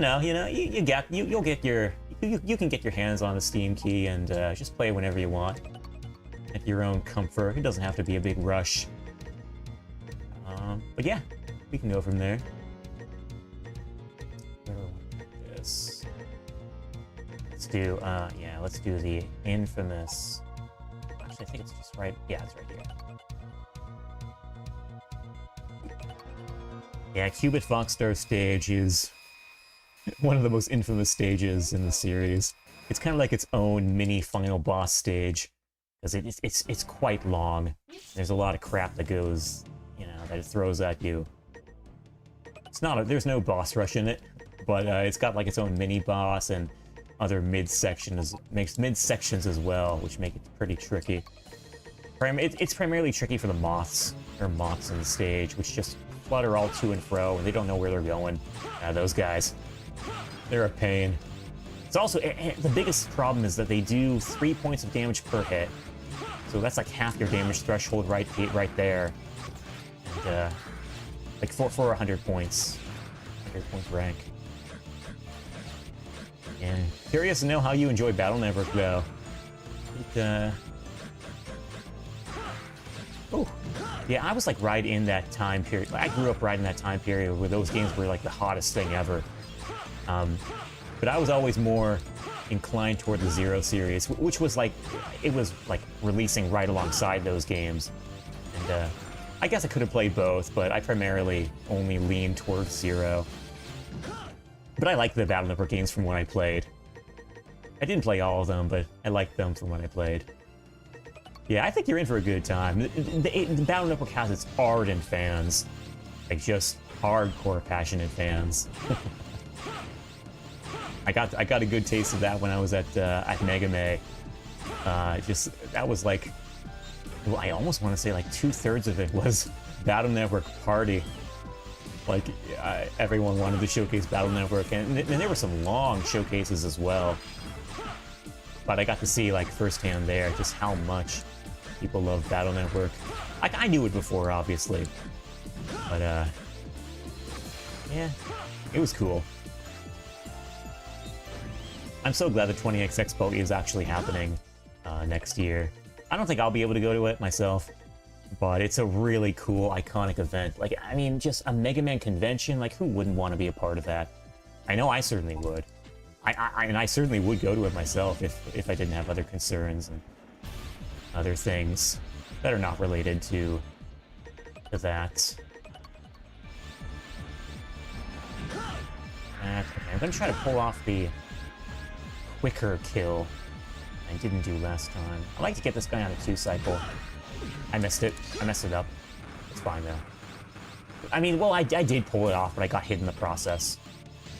Ideally, you're getting 1 charge off on that 2nd cycle, and then finishing off with a downward slash. But you got to do it at a perfect time, otherwise that fire will hit you. It's a little tricky. I got hit in the face, as you see there. 2 friends that can't wait for me to finish X, so I'll play Battle Network. Ah, gotcha.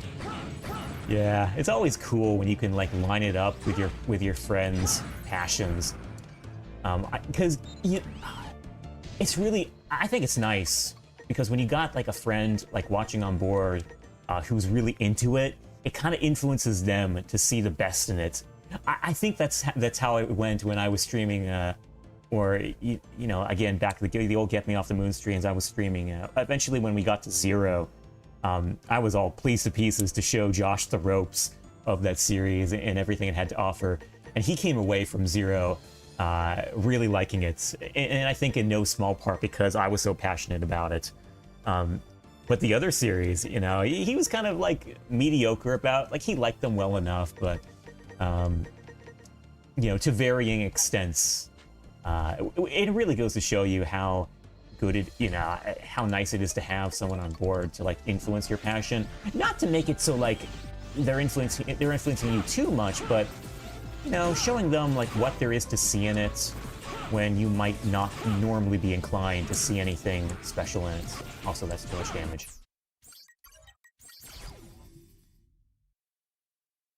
Yeah, streams are way more fun with someone in the call. It's absolutely true. It's kind of a mixed thing for me. I absolutely do prefer it, having someone in the call. But it's a little tricky to get the dynamic just right, because sometimes you get so involved, you get so into the chat, like you're having amongst yourselves, that you kind of ignore what people are saying in chat, you know? And I never want that. Like, I'm always so appreciative to anyone who shows up in the streams that I have. So, you know, I wanna read the comments and get engaged in good conversations with chat, because there's always a lot of good stuff going on there, and it's harder to do that when you're in a call with someone else. But I'm always trying to strike that balance, because I really do enjoy talking with someone on voice and like sharing that passion. Again, I had Magnus Gallant on the stream a while ago, and man, dude, when was it? Sunday, we had the best conversation, like the best Mega Man oriented conversation during the World Cup. You know, I did a little thing on Discord, and it was a great Mega Man talk, and we were going on for like 3 hours, you know, just having the best time. Because again, you know, and those are the kinds of conversations you can have when you've just been in the game so long. I mean, both Magnus and I have been into Mega Man since we were kids. I grew up with it. They were some of the only games I was playing for a long time. So I have like this burning need to like vent my love for the series and just like all these games at all times. It's like kind of akin to what people say when they need to vent their frustrations, but I have a need to vent the love. Because I got so much love for so many different Mega Man games. It's kind of crazy. There's Mega Man for everyone. There is, yeah. And that's the beauty of it, isn't it? It's like everyone has their own favorites. And that's totally cool, because it's like they're all still Mega Man at the end of the day. And there's something, they each got the spirit of Mega Man in their own ways that we all can kind of relate to, even if we all have our particular favorite series.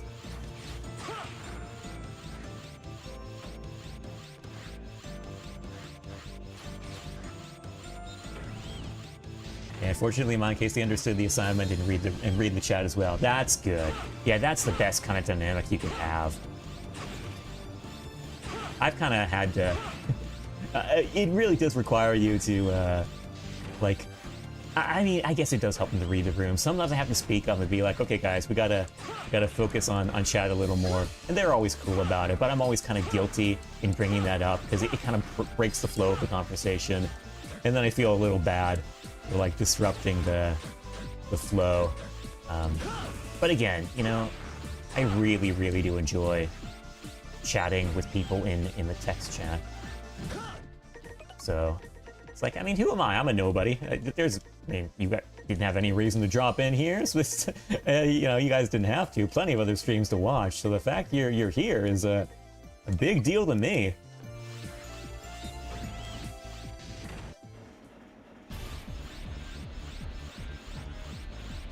Okay, we're gonna try it again and not screw up this time.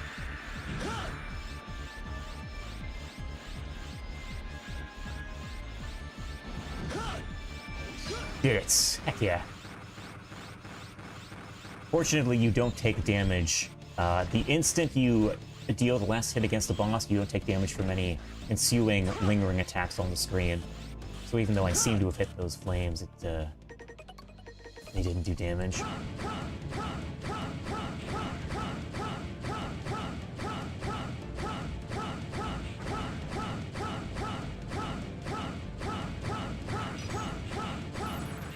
Yeah, and then Pato, I'm gonna make a point to check out your streams. If you're getting in good Mega Man talks, like good Mega Man convos with fellow Mega Man fans, that's what I'm always on board for. All day, every day. Good stuff, man.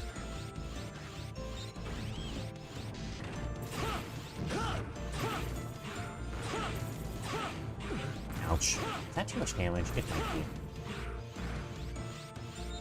I'm not in an actual mission. I'm on a revisit. So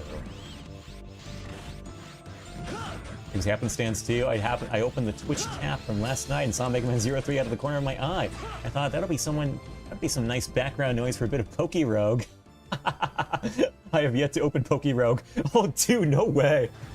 I'm so sorry that I distracted you from the Pokerogue stuff, because I'm sure that was also very precious time in its own right. But no, that means a lot, man. Thank you so much for saying that. Glad to know that I can provide some sort of background noise of my own, which is not entirely off-putting. Yeah. No, that's great. It's great times. You know, I'm having the time of my life these days, because I just recently got back into streaming myself. I took a good, like, 10-year break from streaming, where I just wasn't doing anything at all in that realm. And it was mostly because I didn't have the means. Like, the internet connection was crap, my hardware was crap. I just didn't have the means to do it. But finally, a few months ago, internet worked itself out, and hardware worked itself out. I had the means to get better tech. And that was right around Mega May happened, actually. Which, you know, when I heard about that, I was psyched about that. And I wasn't immediately on board with it, actually. That was like, I heard about it, I thought it would be cool to watch, but I never really thought about getting involved with it myself. Then, however, again, another shout-outs to Blue. Maybe he's still here, I don't know. But then Blue was like, hey, when I was like in his chat on his stream one day, he was like, oh, yo, Skybane, you know, have you heard of this Mega May thing that's happening? I thought you'd maybe like to be a commentator on one of my speedruns.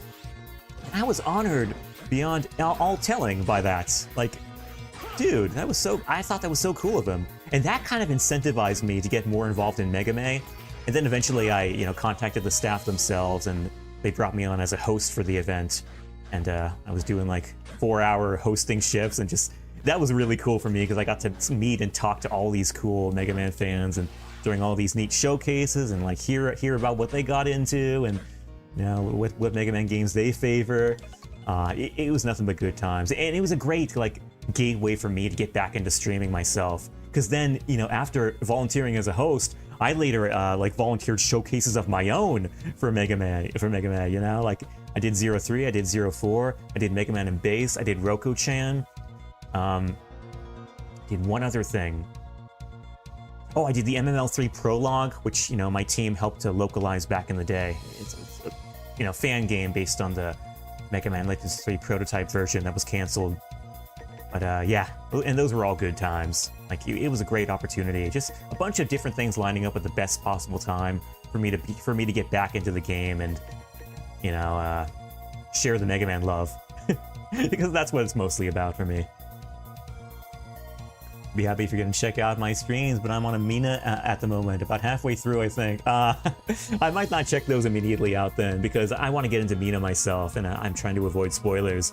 But no, I've heard that's a phenomenal game by Yacht Club Games, I believe. Yeah, it's their big one, like their big, like, decade in the making sort of thing. Yeah, I'm really itching to get into that myself after a point, but yeah, I do want that to be, like, totally as blind as possible. Like, I've had buds who've been telling me, oh, you gotta try this, and, you know, they've been telling me a few things about it, but I feel like I'm mostly gonna go into it from a blind perspective and, yeah, experience it for myself, because it sounds awesome. It really does. Only paused it for Silksong and now Mina. Oh, dude, how did you enjoy Silksong? I tried to get into that myself, and I couldn't quite do it. It was just like, it was a little too hardcore for my liking. Like, enemies were just huge damage sponges, I felt, and it kind of killed the buzz for me.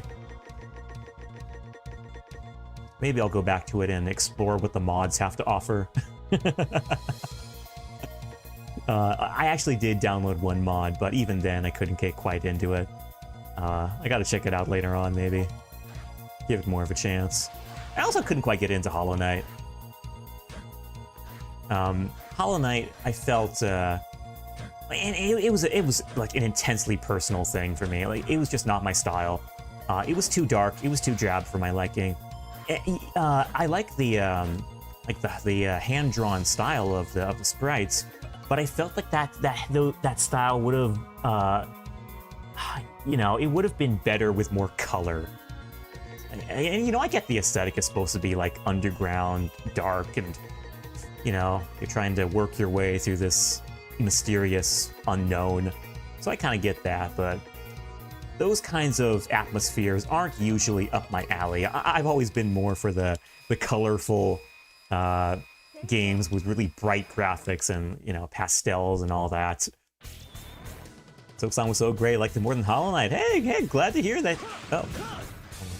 Wait 1 second. Gotta lock into this for a minute. Got that. Got that. One more. Got that. Okay. Gotta make sure I get that right, or else I'll run into them with the screen crunch. No, I'm happy for you, man. I'm happy that you enjoy them. You're, no, it's... I mean, the team behind that game worked hard on that game. And, you know, they deserve to see their hard work rewarded. So even though it wasn't up my alley, it is totally cool if it was somebody else, if it was up somebody else's alley. A lot of people dislike, you know, it's funny how, you know, games, you can have different flavors of like and dislike and love and hatred for games. Because, like, I have nothing but love for Mega Man Zero. But I have always just been totally cool with anyone else slamming the heck out of it for a myriad reasons. Because it's like, you know, I do these playthroughs and I see them myself. I see where there are faults with them. Particularly with the screen crunch. You know, Zero Dash is so fast that it's kind of hard for you to see enemies before you just ram right into them and they do a crap load of damage. That's the big problem. It's like, it's such a fast-paced game that the screen crunch doesn't really accommodate it.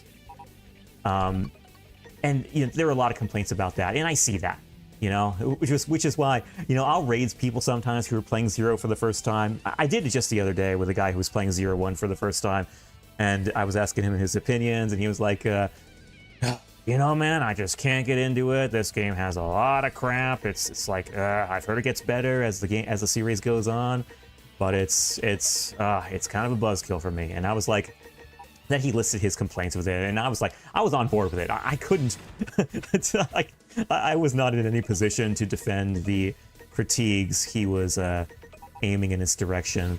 And, you know, I mentioned all the stuff there was to love about it, obviously, because I do have a lot of things that I do love about it. But, yeah, I feel like the more you love something, the more you become aware of the faults of that thing. I've talked about that a lot with other buds. I talked about it with a bud who grew up, David/Chomp, another guy who's been on my streams a lot.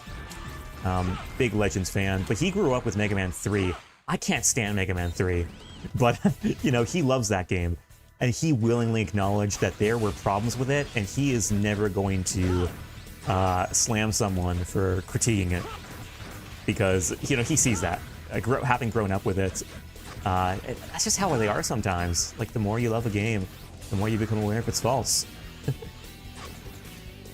Yeah, I play in tournaments. Oh, you play in tournaments of a fighting game. I get that so much. Oh, yeah. Dude, you would see it in a fighting game. That's where all the very nitty-gritty tech has to come out. And if you're going to be a pro in a fighting game, you have to get that stuff down in all of its weirdest quirks. Like, you kind of have to be a master at abusing the quirkiest of the quirkiest quirks.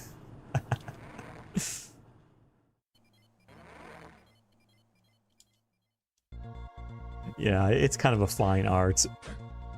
Yeah, I honestly would argue that fighting game people would know that the best. There's a common saying in fighting games: if you don't hate every character you don't play the game enough. Oh, dude, that hits home. That hits home so hard. I love that, though. No, it's so true. Like, these are the kinds of things you ultimately realize if you love gaming enough. It's like, things get on your nerves. Sometimes you're prepared to just swear them all to the nether worlds.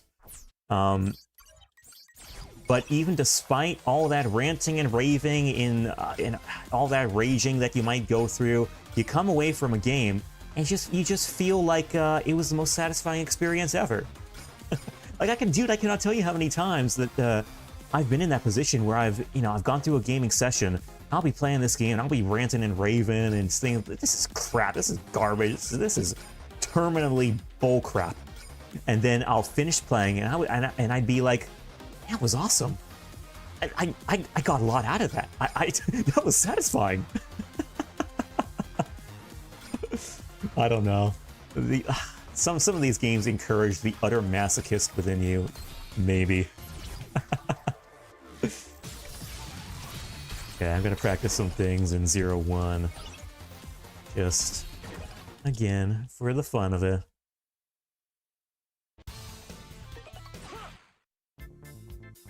Yeah, definitely, I know.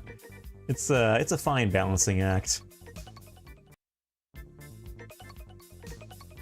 You do gotta be careful with it, though. Because, that can be, all that ranting and raving can be quite disturbing to fellow listeners. Anyone in your house at the time who doesn't want to listen to that crap. It's like the last thing they want to listen to. And then you end up coming away from the game and you're like, oh, that was such a satisfying experience. I'm so glad I went through that.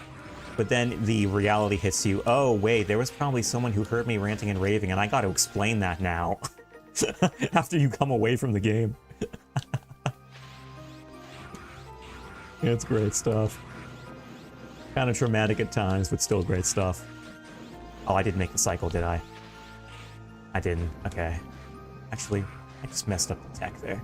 Let's try it again. Made it there. Good stuff. You're not supposed to do that. But that skips a large portion of the stage, which is a huge pain. You can only... Okay, cool. You can only do that. You can only get up to that height with the pogo when the water level is down to a very specific level. And that requires you to really rush through that. It requires you to really rush to make that cycle over here. Like from the beginning, it's like a constant rush to get here. for that cycle so that you can make it in time. It's not a big deal if you mess up, you know, you can just try again, providing the time is on your side.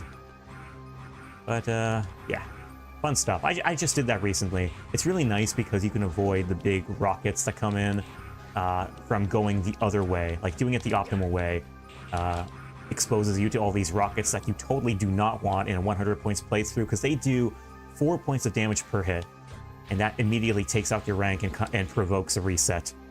So it's a little tricky. Being invited to some Helldivers 2 with friends, I'll be taking them up on that. It was nice talking. Have a nice stream. Yo, same to you, Ninpado. Thank you for dropping by and being such great convo. Dude, it's been a pleasure. I will totally be dropping by your streams. Actually, let me just, before I forget, I want to give you a follow. Because that is good stuff that I'm here for. Yeah, dude, don't be a stranger. It was good to have you, and I hope you have a good one with Helldivers. Hey, tell the Bloods I said hi. They won't know who I am, but they don't need to. Just say them an absolute monster, an absolute abomination of a person said hi to you, and you don't need to know who he is because he is that much of an abomination. Or not. But yeah, have a good one, man. Nice talking. Okay, practice a few more things. Thanks, man. Let's see. I want to keep trying this. The first one was kind of a bust.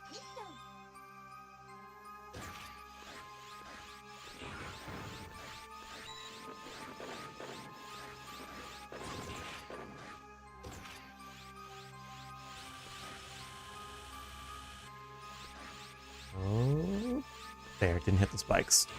Always a struggle. I think the cycle actually only starts when you enter this one underground section. Oh, that hurt. Wait. I got that.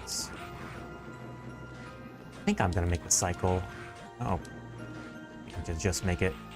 Yeah, I almost made it. It's annoying. Let's try it again. That's what I want. Okay. Minus the missiles.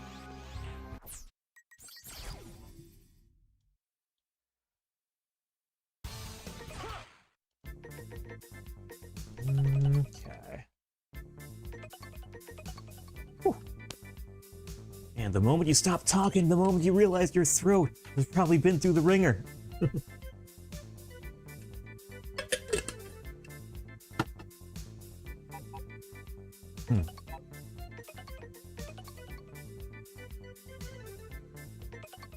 I know I'm playing 0-1 now, and my category still says 0-3.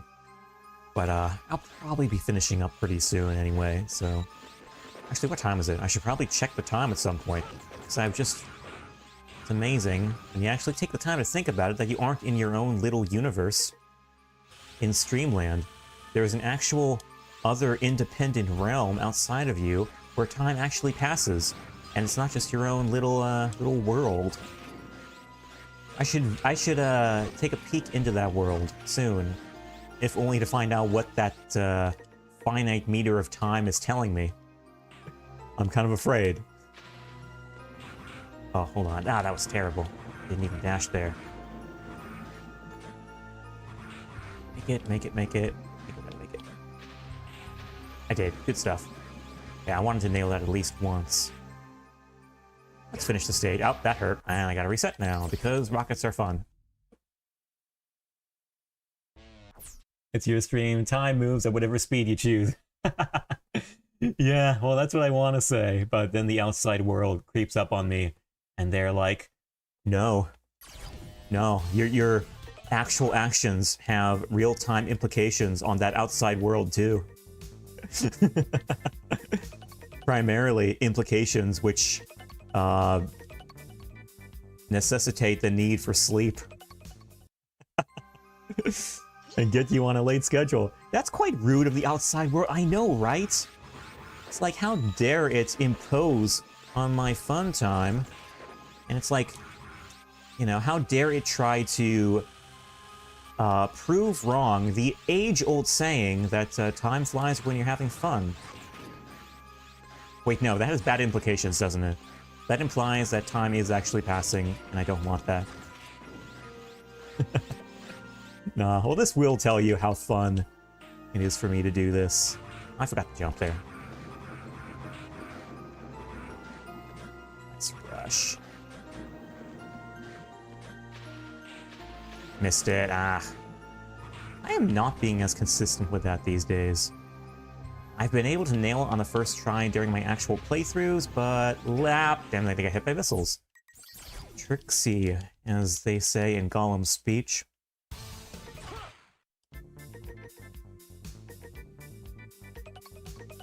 Yeah. Yo, Zeral, I don't think I ever welcomed you in, so welcome in! Hope you enjoy the practice, which I'm going to be wrapping up pretty soon, in all honesty. But yeah, good to have you on board for the Zero Show. I do a lot of Mega Man games. I'd like to say I'm mostly a Mega Man channel, until I decide maybe to play something else, but I grew up with Mega Man, an uber Mega Man fan. So, you know, most of what I play is in fact Mega Man. And Zero is my all-time favorite series. Of all time. I do these crazy challenge runs where, you know, it's to no one's, hold on. Yeah, I do these crazy challenge ones where I get 100 points, 100-point ranks in each stage. And I've been doing them since I was a kid. It's kind of my way of drawing out, getting more out of the game, you know. So, cause these games have always just been so fun for me to play. So it's nice to, it's nice to not do that. Can I make it? I made it, yo, let's go. That was like right on the edge of there. Not gonna get hit by these rockets. I missed the ladder. I hope no rockets come and smash me in the face. Thank you for not doing that. Yeah, it is going fairly well. Earlier tonight, I finished a 100 points playthrough of Mega Man 03, and I've been doing them in order of the games, because I can do that I can do 100 points in all 4 of the Zero games, because all 4 of them have that ranking system. So I kind of grew up doing that. Hold on a second. 6, 8, 10, 12, 14, 16, 18, 20, 2, 4, 6, 8, and 3. Good enough. That guy over there. But yeah, this is the kind of thing I do. Zero is, Mega Man Zero, all 4 games are games that live in my heart forever. And I love Mega Man in general, but Zero is my favorite. So many great memories with these games. Played them on GBA, played them on the DS collection. See, then the Legacy collection comes out, and this is the definitive. The version on the Legacy collection is the definitive Zero experience for me, because you can probably tell the audio quality for this game is quite high quality for a apparent GBA game. Well, that's because I'm using mods, because shoutouts to Steam. That's because I'm using mods which give me remastered music, which is official remastered music that Inti Creates, the developer of this game, made for this series. And they did remastered music for every single track in the series, in every single game. There's a mod for this for the Steam version of this game, which integrates that music into the game itself, all 4 of the games themselves, and you can play the games with remastered music, and it is incredible. I always say about myself, and I say this all the time, but I'll say it again. If 12-year-old me, who listened to those remastered tracks on his MP3 player while doing chores around the house, back then, knew that he would eventually be able to play the Zero games with that music that he just loved to death, he would lose his mind. Because I always wanted to do that. The remastered music is so good. I'm also doing some voice mods too, which are also quite nice. But yeah, I've just been a hardcore fan of the series and everything spawning from it for decades. Just in like taking in everything I can from it, like whether it be, and Inti Creates was so cool with this this series. They gave us so much extra content in the way of you know, drama tracks and remastered music and, you know, art books and so much great stuff.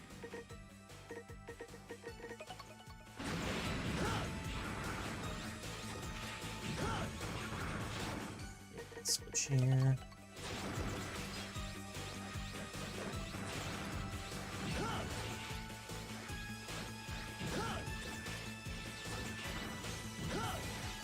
Gets back inside. Got him good. That's a dangerous one. Good stuff. Yeah, it is Super Nino. They're great times. Thoughts on Mega Man Roguelike? I think it was 20XX. Yeah, I heard of that too. I never actually played it though. Because it was a roguelike, admittedly. I've never been a fan of roguelikes, to be completely honest. I don't like the feeling of resetting my progress, even if it does come with upgrades sometimes, which make the subsequent playthroughs easier. But yeah, it's kind of a buzzkill for me. It kills my momentum. Yeah, and they also have been oversaturated, it's true. But yeah, I can never get into that that genre. So consequently, I never tried out 20XX because I mean, I knew that was a roguelike. Let's see where I go with here. Charge Saber.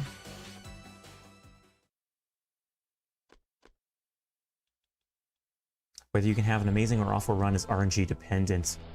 Yeah, is it really? I'm not entirely sure because I haven't played that many. Mostly because the premise is not what I'm into. But yeah, that rots if it's true. I couldn't stand for that. A lot of the reason I don't speedrun a lot of the games that people tell me I probably could speedrun are because of RNG. I don't even speedrun Mega Man Zero. Like, it might look like I'm speedrunning it sometimes, but that's just my being used to the game. A 100 points playthrough, you really can't speedrun, because there are a lot of the criteria for 100 points flies in the face of speedruns. 1 minute here, 1 minute. Wait, where's the button?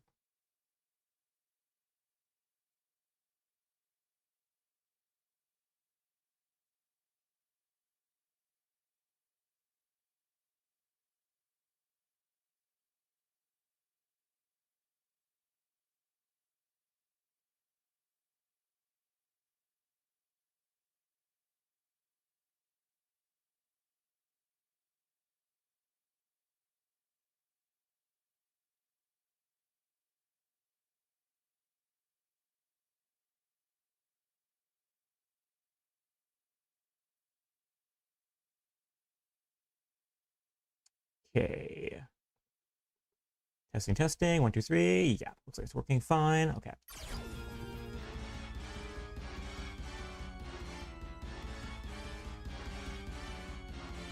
But yeah, the RNG thing, it's never really appealed to me.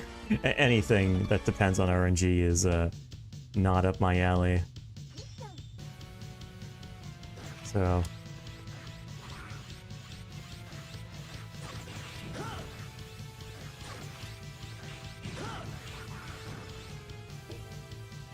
let's see. Good, they were all grouped up in the corner. That's very good. Speaking of RNG, the RNG was in favor there.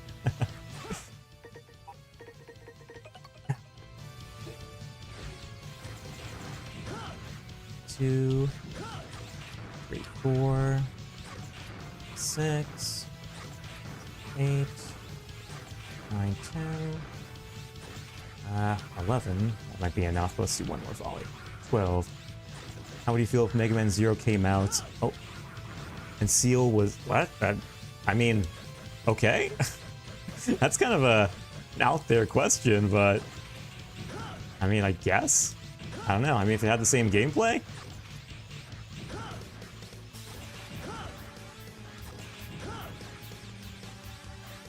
Mega Man 05.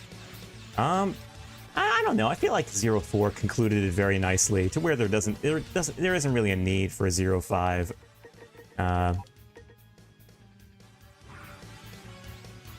Yeah, it just ends it so well. You know, you got to take those good endings when they happen. Otherwise, you end up with a Toy Story situation.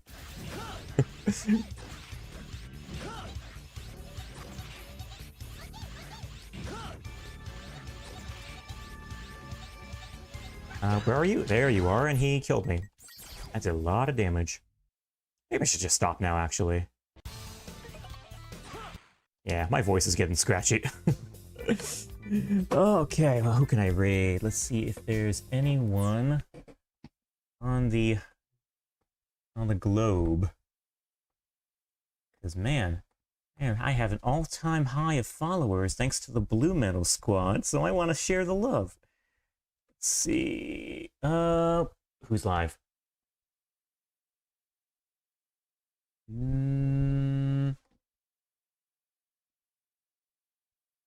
Who is streaming what, when, and how?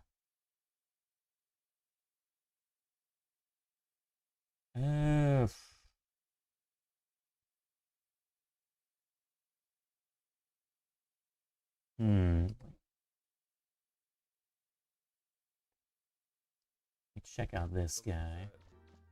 That won't open till later. Yo, we got a guy streaming Mega Man Legends right now, which is one of my favorites. So I'm gonna go raid you guys in his direction. So give me a second. Let me find my sources. Where is everything? Had a Mega Man Zero dream recently. I'm gonna wrap up here, and I'm sorry, Sonic. Maybe another time, but you know, I'm always here for more Zero talk. So maybe next time. I should probably wrap up. But I'm going to send you guys to Kino the Rat, who's playing Mega Man Legends. And I know you're all in the Mega Man Legends crowd. No, it's cool, Sonic. Thank you for asking. But yeah, I know most of you are Mega Man Legends fans, so I'll be very glad to send you in that direction. Get the raid going. Kino the Rat. All right, you guys say hi to Kino. I will say hi too, and we will see you around the old Mega Block. So, yeah, as always, legends never die, fam.